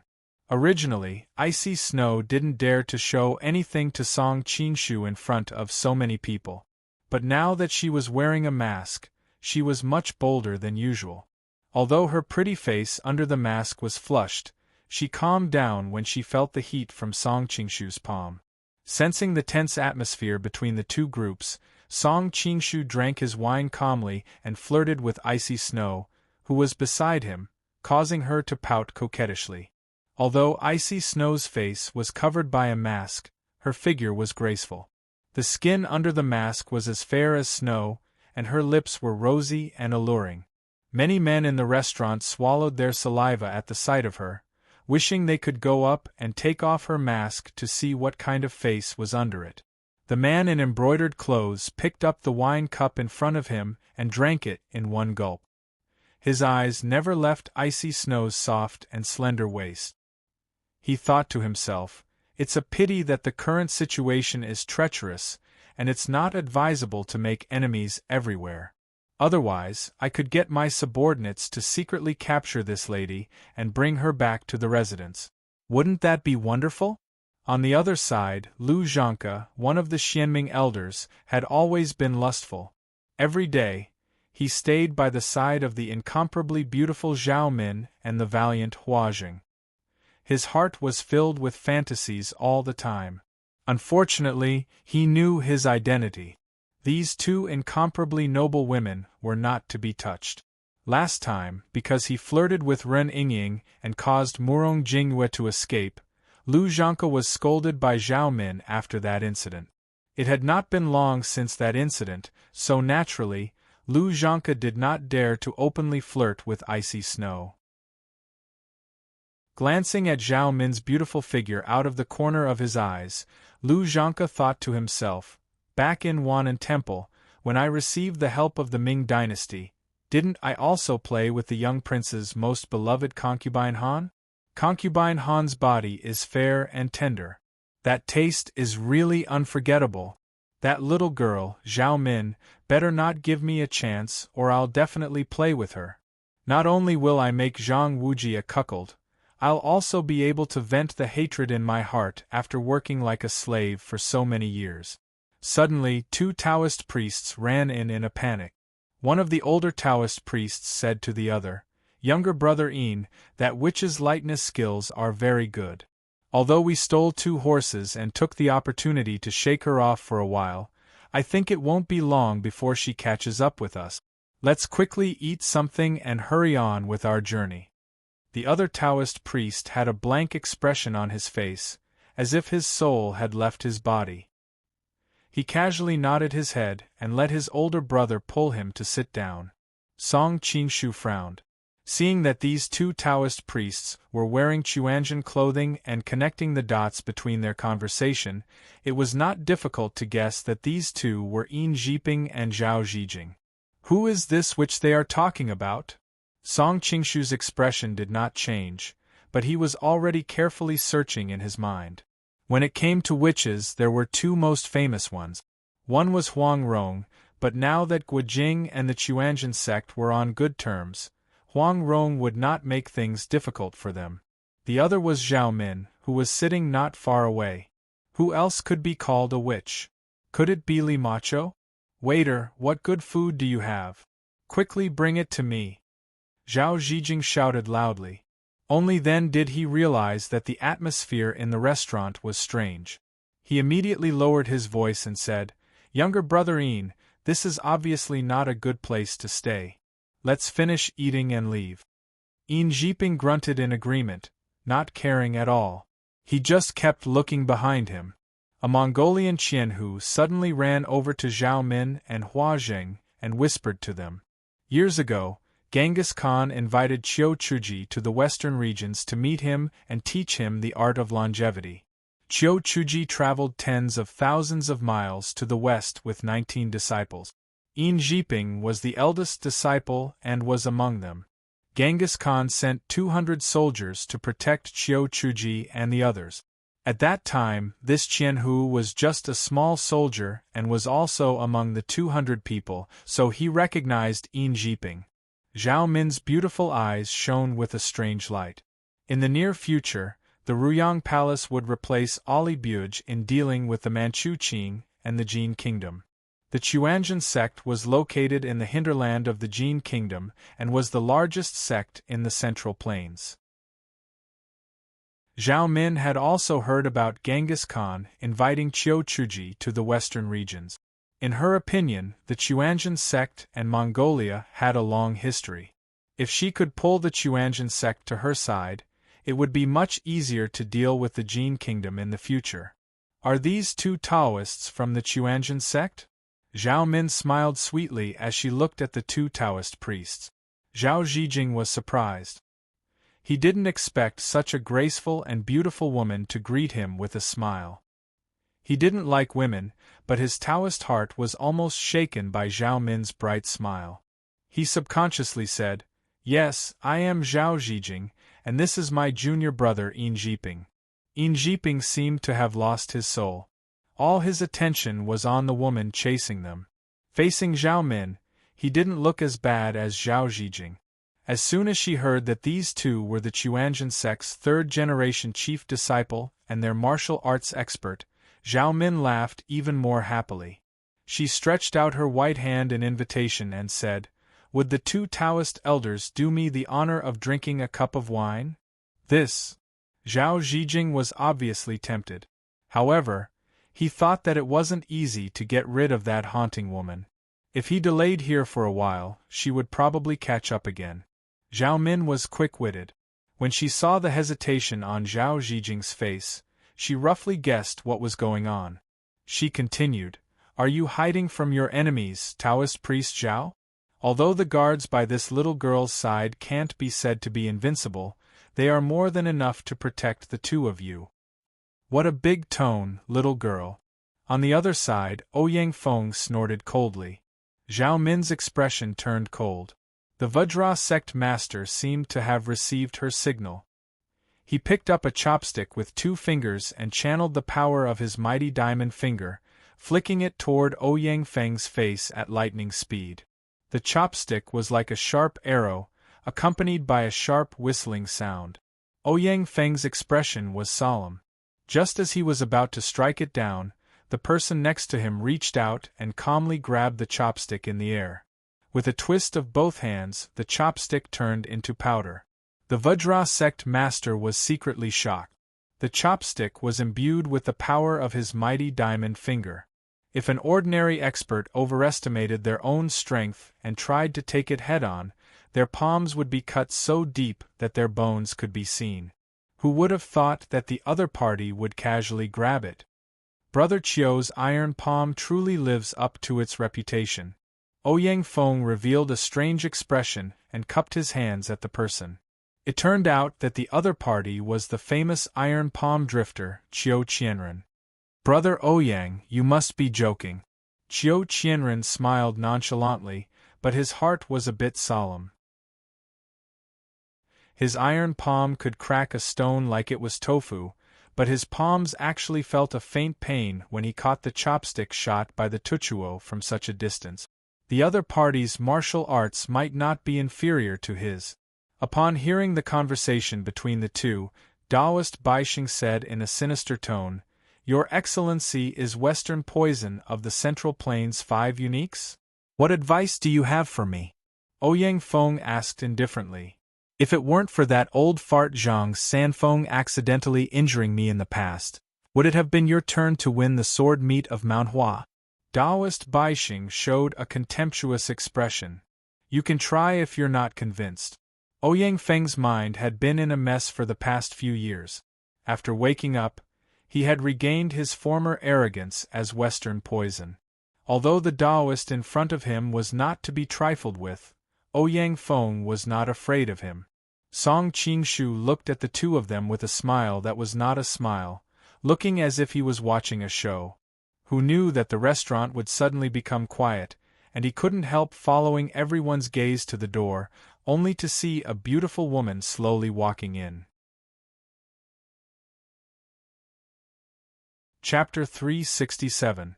Jinluan Fuang had witnessed Zhou Buodong's martial arts and knew that Zhou Buodong's martial arts were slightly better than his. Moreover, he had fought with Guo Jing, the successor of Hong Qigong, one of the 5 greats. Their abilities were about the same, so Jinluan Fuang did not underestimate the 5 greats like Priest Baisu. After all, Ouyang Feng won the title of the world's #1 in the second sword duel of Mount Hua. His martial arts were probably not inferior to Zhou Buodong's. Jinluan Fuang was wary, but he could not wait for Priest Baisu to suffer due to his underestimation of the Mongolian experts. Naturally, he would not warn him. Just as he was gloating over the fight between Priest Baisu and Western Poison, he suddenly saw the woman who walked in. His expression immediately turned ugly. The woman wore a veil-like white dress, as if she was shrouded in smoke. Other than her black hair, her entire body was snow-white. However, her skin lacked a layer of blood, making her look abnormally pale. The men in the inn were stunned. Even the women like Zhao Min and Icy Snow were stunned. "This girl is so beautiful," Icy Snow muttered to herself. Song Qingshu smiled bitterly. "She might be your junior sister." "Junior sister?" Icy Snow was stunned and looked at him in confusion. "If I'm not mistaken, she should be the current leader of the ancient tomb sect. Xiaolong knew naturally, she's your junior sister." Song Qingshu was already 100% sure in his heart. With such a beautiful and otherworldly appearance, aside from Xiaolong, he really couldn't think of anyone else. Moreover, the temperament that she exuded was similar to Icy Snow, which strengthened his confidence. It should be caused by the ancient tomb sect's heart technique, Song Qingshu thought to himself. Xiaolong is chasing after Yin Zhiping and Zhao Zhijing. According to the original plot, wouldn't she have been? Looking at the fairy-like girl before him, Song Qingshu could not help but feel a pang of pain in his heart. He looked at Yin Jiping with an additional murderous intent. Song Qingshu had misunderstood. The reason why Xiaolong Nu chased after the two Taoists was not because she knew her chastity had been sullied, but for another reason. It turned out that with the butterfly effect brought about by Song Qingshu's time travel, Ouyang Feng did not wander around the world crazily like in the original work. Instead, he was kept by Hong Antong on the Divine Dragon Island for a long time and served well as his last trump card. Without Ouyang Feng on Mount Zhonan, Xiaolong Nu's pressure points would not be sealed by him, and Yin Jiping would not be able to take advantage of her. Yin Jiping didn't get what he wanted, and the yearning in his heart became more and more obsessed. Zhao Zijing was often with him, so he naturally knew most of it. Yin Jiping was the next sect leader of the Quanzhen Seven Masters. Zhao Zijing thought that in terms of martial arts and knowledge, he was above Yin Jiping, so he had a bellyful of dissatisfaction. When he found out that Yin Jiping was infatuated with Xiaolong Nu, he came up with a plan. Not long ago, the two of them coincidentally met Xiaolong Nu at the same inn. Zhao Zijing secretly put an aphrodisiac in Xiaolong Nu's tea, and then encouraged Yin Jiping to take advantage of her. With this information in hand, Yin Jiping's position as sect leader would naturally be lost, and Zhao Zijing would get what he wanted. Unfortunately, the two of them never expected that Xiaolong Nu had a pure heart and few desires since she was a child. Moreover, she had cultivated her internal energy on the chilled jade bed, so the effects of the aphrodisiac were not that obvious. In addition, Zhao Zijing was an orthodox disciple of the Xianmen sect, so he had never come into contact with any powerful aphrodisiac. Therefore, although Xiaolong Nu felt uncomfortable all over, she didn't care. Yin Jiping saw that she didn't show any signs of being poisoned, and thought that Zhao Zijing was deliberately teasing him. The two of them immediately started arguing, and Xiaolong Nu happened to hear them. No matter how naive Xiaolong Nu was, she understood that the two of them were dirty, and in anger and embarrassment, she drew her sword. How could the two of them be a match for Xiaolong Nu? Fortunately, she had never killed anyone before, and in addition, she had no experience in society. She couldn't think of how to deal with the two of them, so they escaped for so long. Seeing that Xiaolong Nu was chasing after them, the two of them were scared out of their wits. Yin Jiping was all right in his heart. If he could die under the sword of the woman of his dreams, then his life wouldn't be in vain. But to Zhao Zijing, Xiaolong Nu didn't attract him, so naturally, it would be best if he could live. Fuwang, save me. Xiaolong Nu's swordplay was too exquisite, and Zhao Zijing was in a panic, so he just happened to see Jinluan Fuwang. He had seen Jinluan Fuwang's kung fu at the Great Scattered Pass Hero Assembly. It was not below Guojing's. Zhao Zijing felt that the only person who could save his life from Xiaolong Nu's hands right now was Jinluan Fuwang.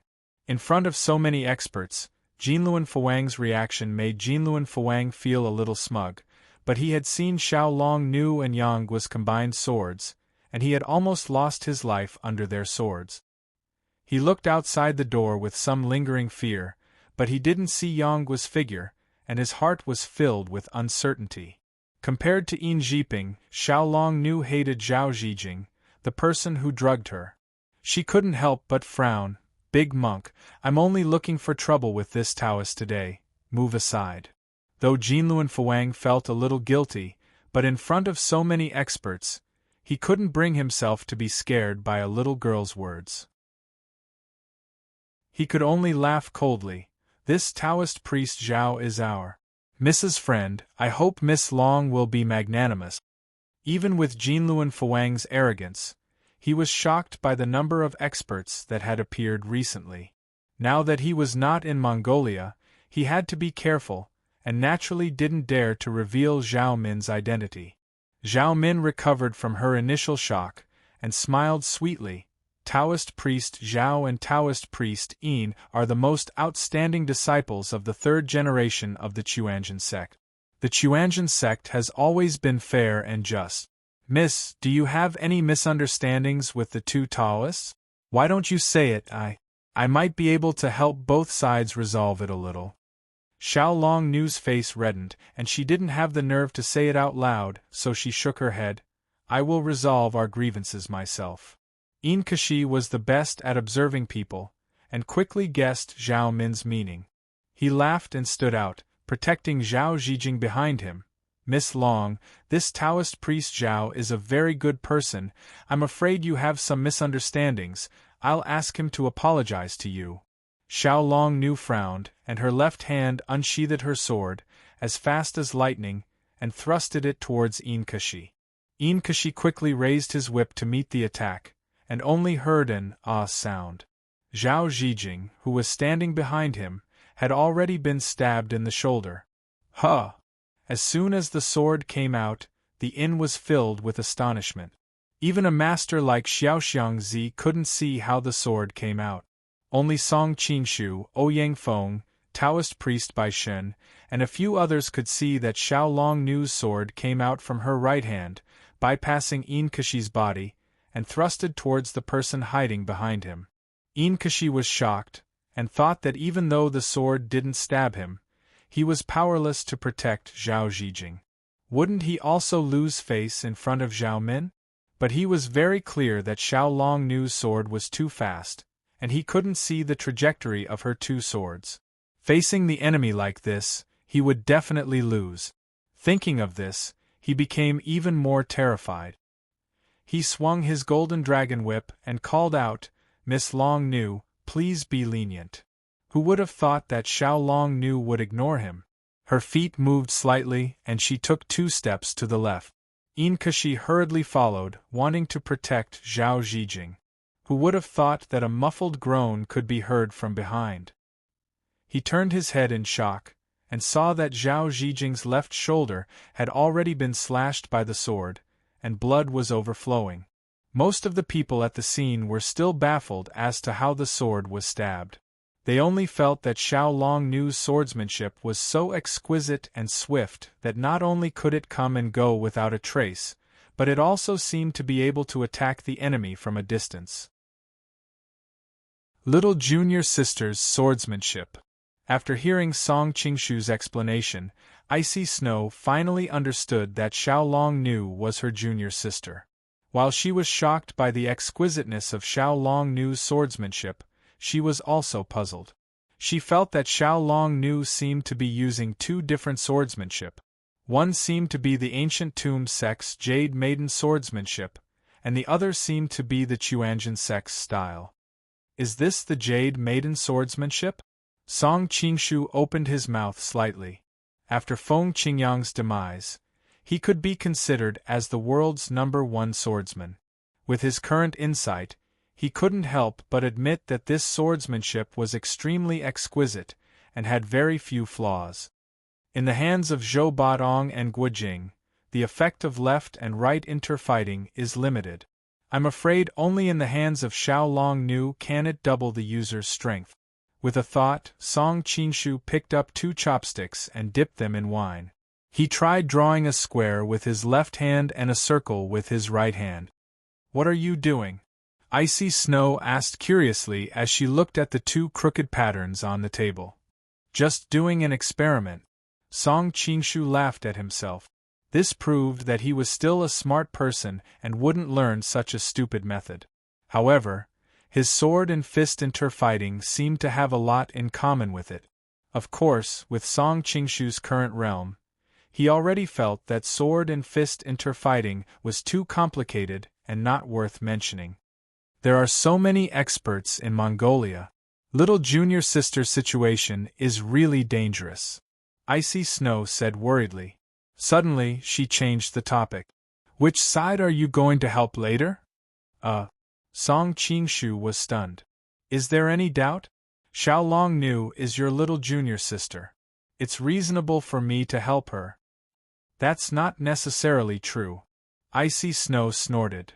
Previously in Kaifeng, didn't you flirt with that Mongolian princess? Hee. Song Qingshu could only reply with a silly smile. Icy Snow suddenly laughed. but I believe that uncle will help my junior sister. Although that Mongolian princess is incomparably beautiful, my little junior sister has skin of ice and bones of jade. Her appearance is even slightly better than hers. Uncle has always been a person who has tender and protective feelings for the fairer sex. Of course, he won't let my little junior sister be bullied. What kind of messy reason is that? Song Qingshu said gloomily. At this moment there was already a change in the scene. Zhao Zijing was hit by 2 swords. In his heart, he despised Inkashi's mediocre martial arts and couldn't be relied on as a protective talisman. In the midst of the crisis, he rushed to Jinluan Fuang's side. Unfortunately, the distance was too far.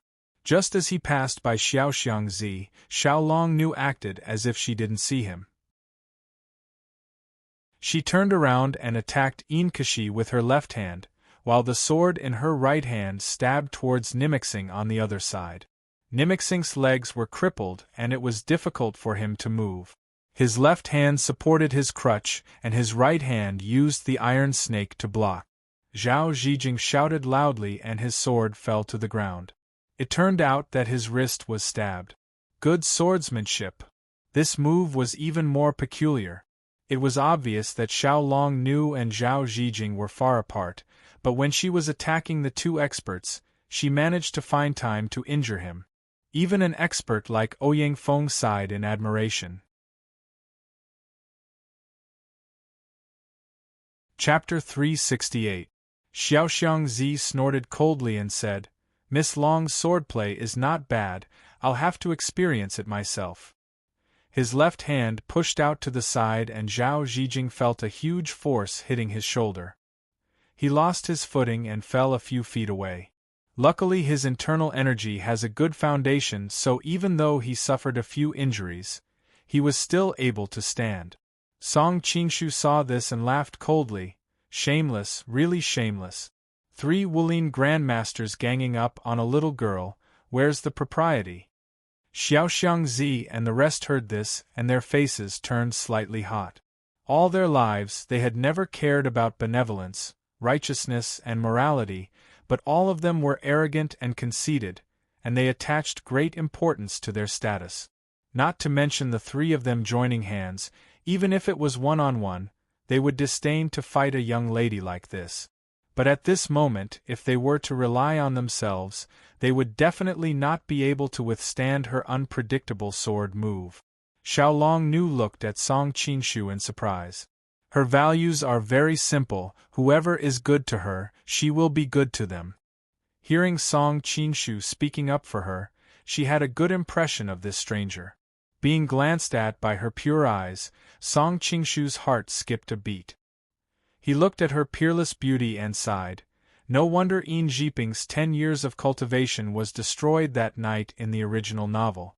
Is there any man in the world who can resist such temptation? Xiaoxiangzi saw Xiaolong Nu turn her head and was delighted. He quietly waved his staff and pounced over. Song Qingshu saw his sneak attack and pressed his right hand on the table. A chopstick jumped out from the bamboo tube and his left hand brushed past it. With a clang sound, the chopstick hit Xiaoxiangzi's staff. Xiaoxiangzi felt his thumb and forefinger go numb and looked over in shock. Song Qingshu leisurely picked up a cup of wine and took a sip. He had already shown mercy, otherwise, with his current level of martial arts, a chopstick would be enough to take the life of an expert like Xiaoxiangzi.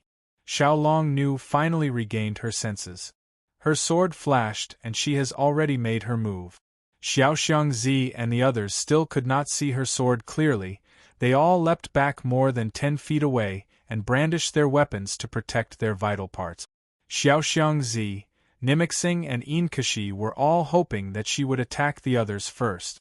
As long as they could see some clues from her moves, they would have a chance to win. The 3 of them had the same idea. Therefore, they each used their life's consummate skill, protecting their entire body so that there was not the slightest gap. First, they hoped that they could not win, then they hoped that the enemy could win. These 3 experts took a defensive stance as soon as they made their move, which was a rare occurrence in their lives. But seeing that the enemy was so strong, if they rushed forward to attack, they would most likely be humiliated. In the main hall, Xiao Long Nu stood in the middle with her two swords hanging on the ground. Xiao Xiangzi and the other two stood in 3 different directions. In front of each of them, a cold light flashed back and forth. Inkashi's golden whip turned into a ball of yellow light. Nimixiang's iron snake was a black shadow, advancing and retreating. Xiao Xiangzi's morning stick turned into a gray screen, covering the front of his body. Seeing that Zhao Zhijing was about to retreat behind Jinluan Fuang, Xiao Long Nu waved her sleeve and stepped forward. Nimixiang and Xiao Xiangzi rushed forward from the left and right. The iron snake and morning stick were in front of her. Even if the two of them combined couldn't attack, they should be able to defend themselves. Xiao Long Nu saw that there was no gap to take advantage of and did not use her two swords. She saw that Zhao Zhijing was running to the back of the hall and chased after him with her sword in hand. But Nimixiang and Xiao Xiangzi's weapons made whistling sounds, and she was unable to catch up. Xiao Long Nu said, "Are you going to let me or not?" Nimixiang's broken legs were caused by Yang Guo and Li Macho. He knew that Yang Guo was Xiao Long Nu's lover and wanted to vent his anger on her. He laughed coldly and said, "We won't let you, you little witch. What skills do you have that you can muddle through?" Xiao Xiangzi and Inkashi looked at each other.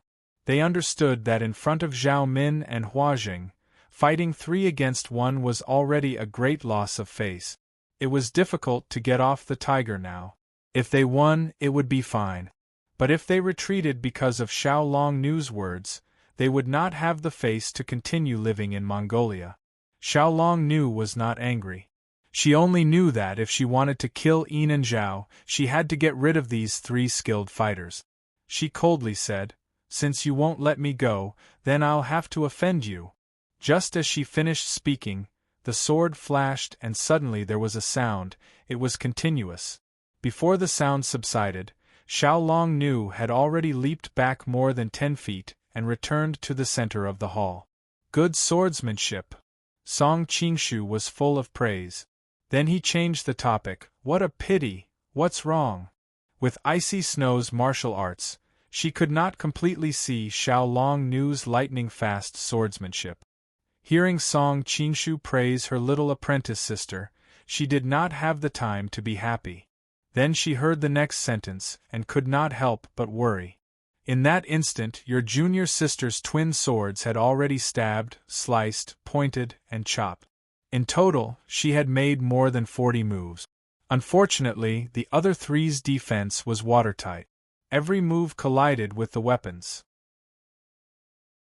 In the ears of an ordinary person, more than 40 extremely short continuous strikes were only the long sound of weapons clashing. Song Qingshu explained in a low voice, "Although your apprentice sister's swordsmanship was exquisite and fast, her internal energy was insufficient. She could not use her sword to block their swordsmanship, and it would be difficult to break through their defense." Xiao Xiangzi and the others were even more alarmed. The reason why they were able to block her attack was because they were able to wield their weapons so tightly that not even a drop of water could get through. If they had waited for her to attack and then raise their weapons to block, they would have been hit by the sword. Xiao Longnu's rapid attacks were unable to break through, and she admired the opponent's tight defense. She paused for a moment and lightly retreated backwards. Her face was still facing Xiao Xiangzi. Her two swords suddenly turned around and stabbed backward. Ding, ding, ding, ding. 12 rapid clanging sounds could be heard. Even a master of the pipo would not be able to play with such urgency. Inkashi's golden whip was never idle and finally managed to block these 12 attacks. Xiao Longnu thought, such rapid brandishing of the swordsmanship consumes a lot of internal energy. It will not last long. I just need to wait and see. After a long time, I will find an opening. Even if Zhao Zhijing and the others escape, I will slowly find them. Her two swords trembled slightly. It seemed like an attack but not an attack. She was accumulating power and waiting to strike. but she did not attack. Her opponents did not dare to relax. But Xiaoxiangzi and the others had profound internal energy. Brandishing their swords like this, their strength did not diminish in a short period of time. Xiao Longnu saw that there was no opening to exploit. She quietly stood there, her expression elegant and dignified. She was never impatient. She had been following Yin Zhiping and Zhao Zhijing for more than a month. She did not make a move. What harm was there in waiting for another day or half a day? 20 years of silent defense in Gu Mu had trained her patience to the point that no one could match.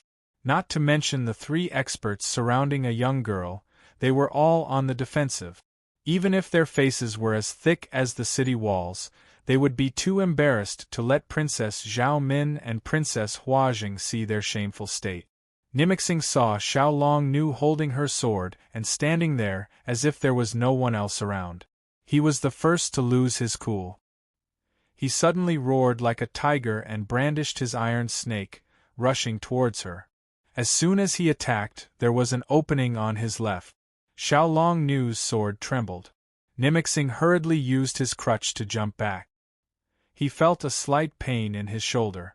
Looking down, he saw a small hole in his clothes. Blood was seeping out. If not for Xiao Longnu guarding against his iron snake's attack, his left arm would not be attached to his body. Nimixing's attack was futile and he was injured. Although he was angry, he did not dare to rashly attack again. The 3 people stood in 3 different directions, each brandishing their weapons.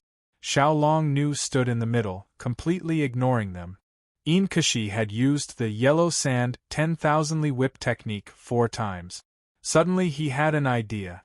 He called out, "Brother Nimixing, Brother Xiaoxiang, let's take half a step forward." Nimixing and Xiaoxiangzi didn't understand his intention.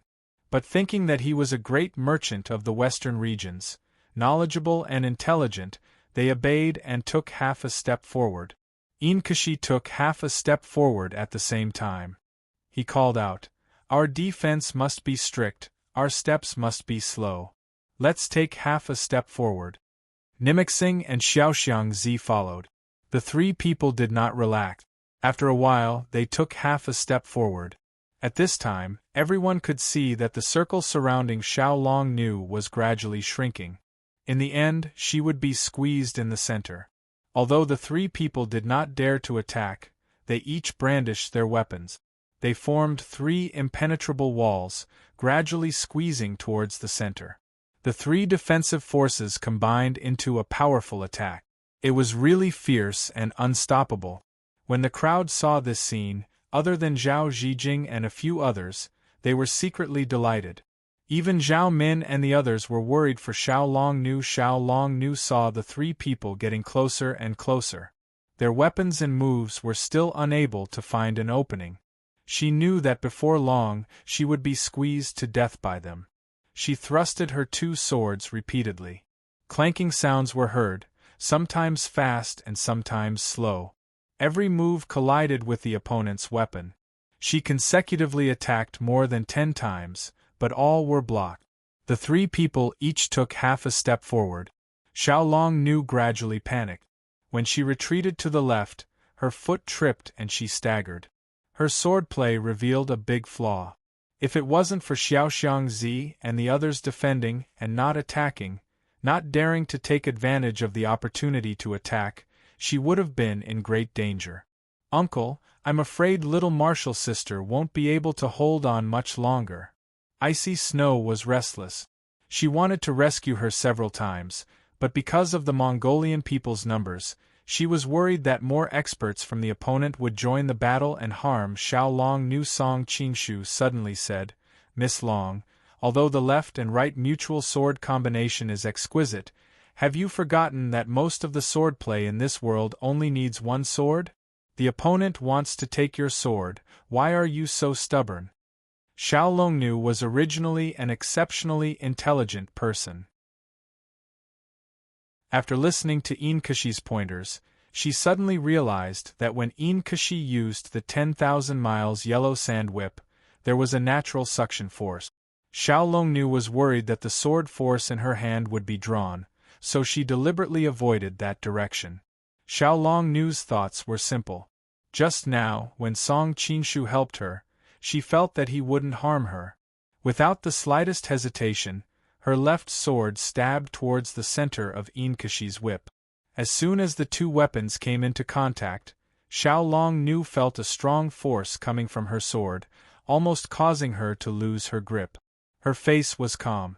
Not only did she not pull her sword back, but she borrowed the force to send her sword forward, allowing Inkashi to snatch her sword away. Inkashi's long whip entangled her sword. He could no longer move freely.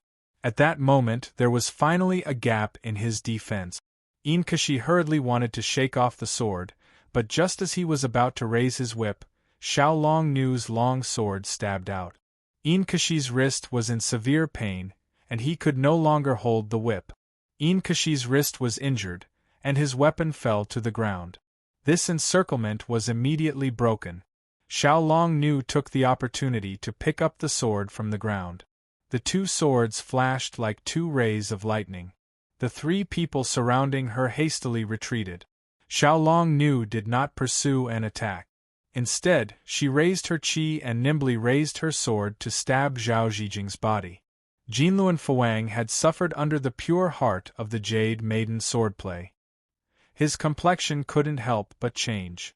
On the contrary, the master of the Jin gang had already noticed that although Xiao Longnu's swordplay was high, her internal energy was insufficient. He extended two fingers and clamped onto Xiao Longnu's sword. With a jolt of internal energy, the long sword was snapped in half. Taking advantage of the moment when Xiao Longnu was stunned and absent-minded, his other finger silently stabbed towards her slender waist. You're tuning in to the Phoenix Knights YouTube channel. Don't forget to subscribe and join us on this journey to catch the most captivating stories.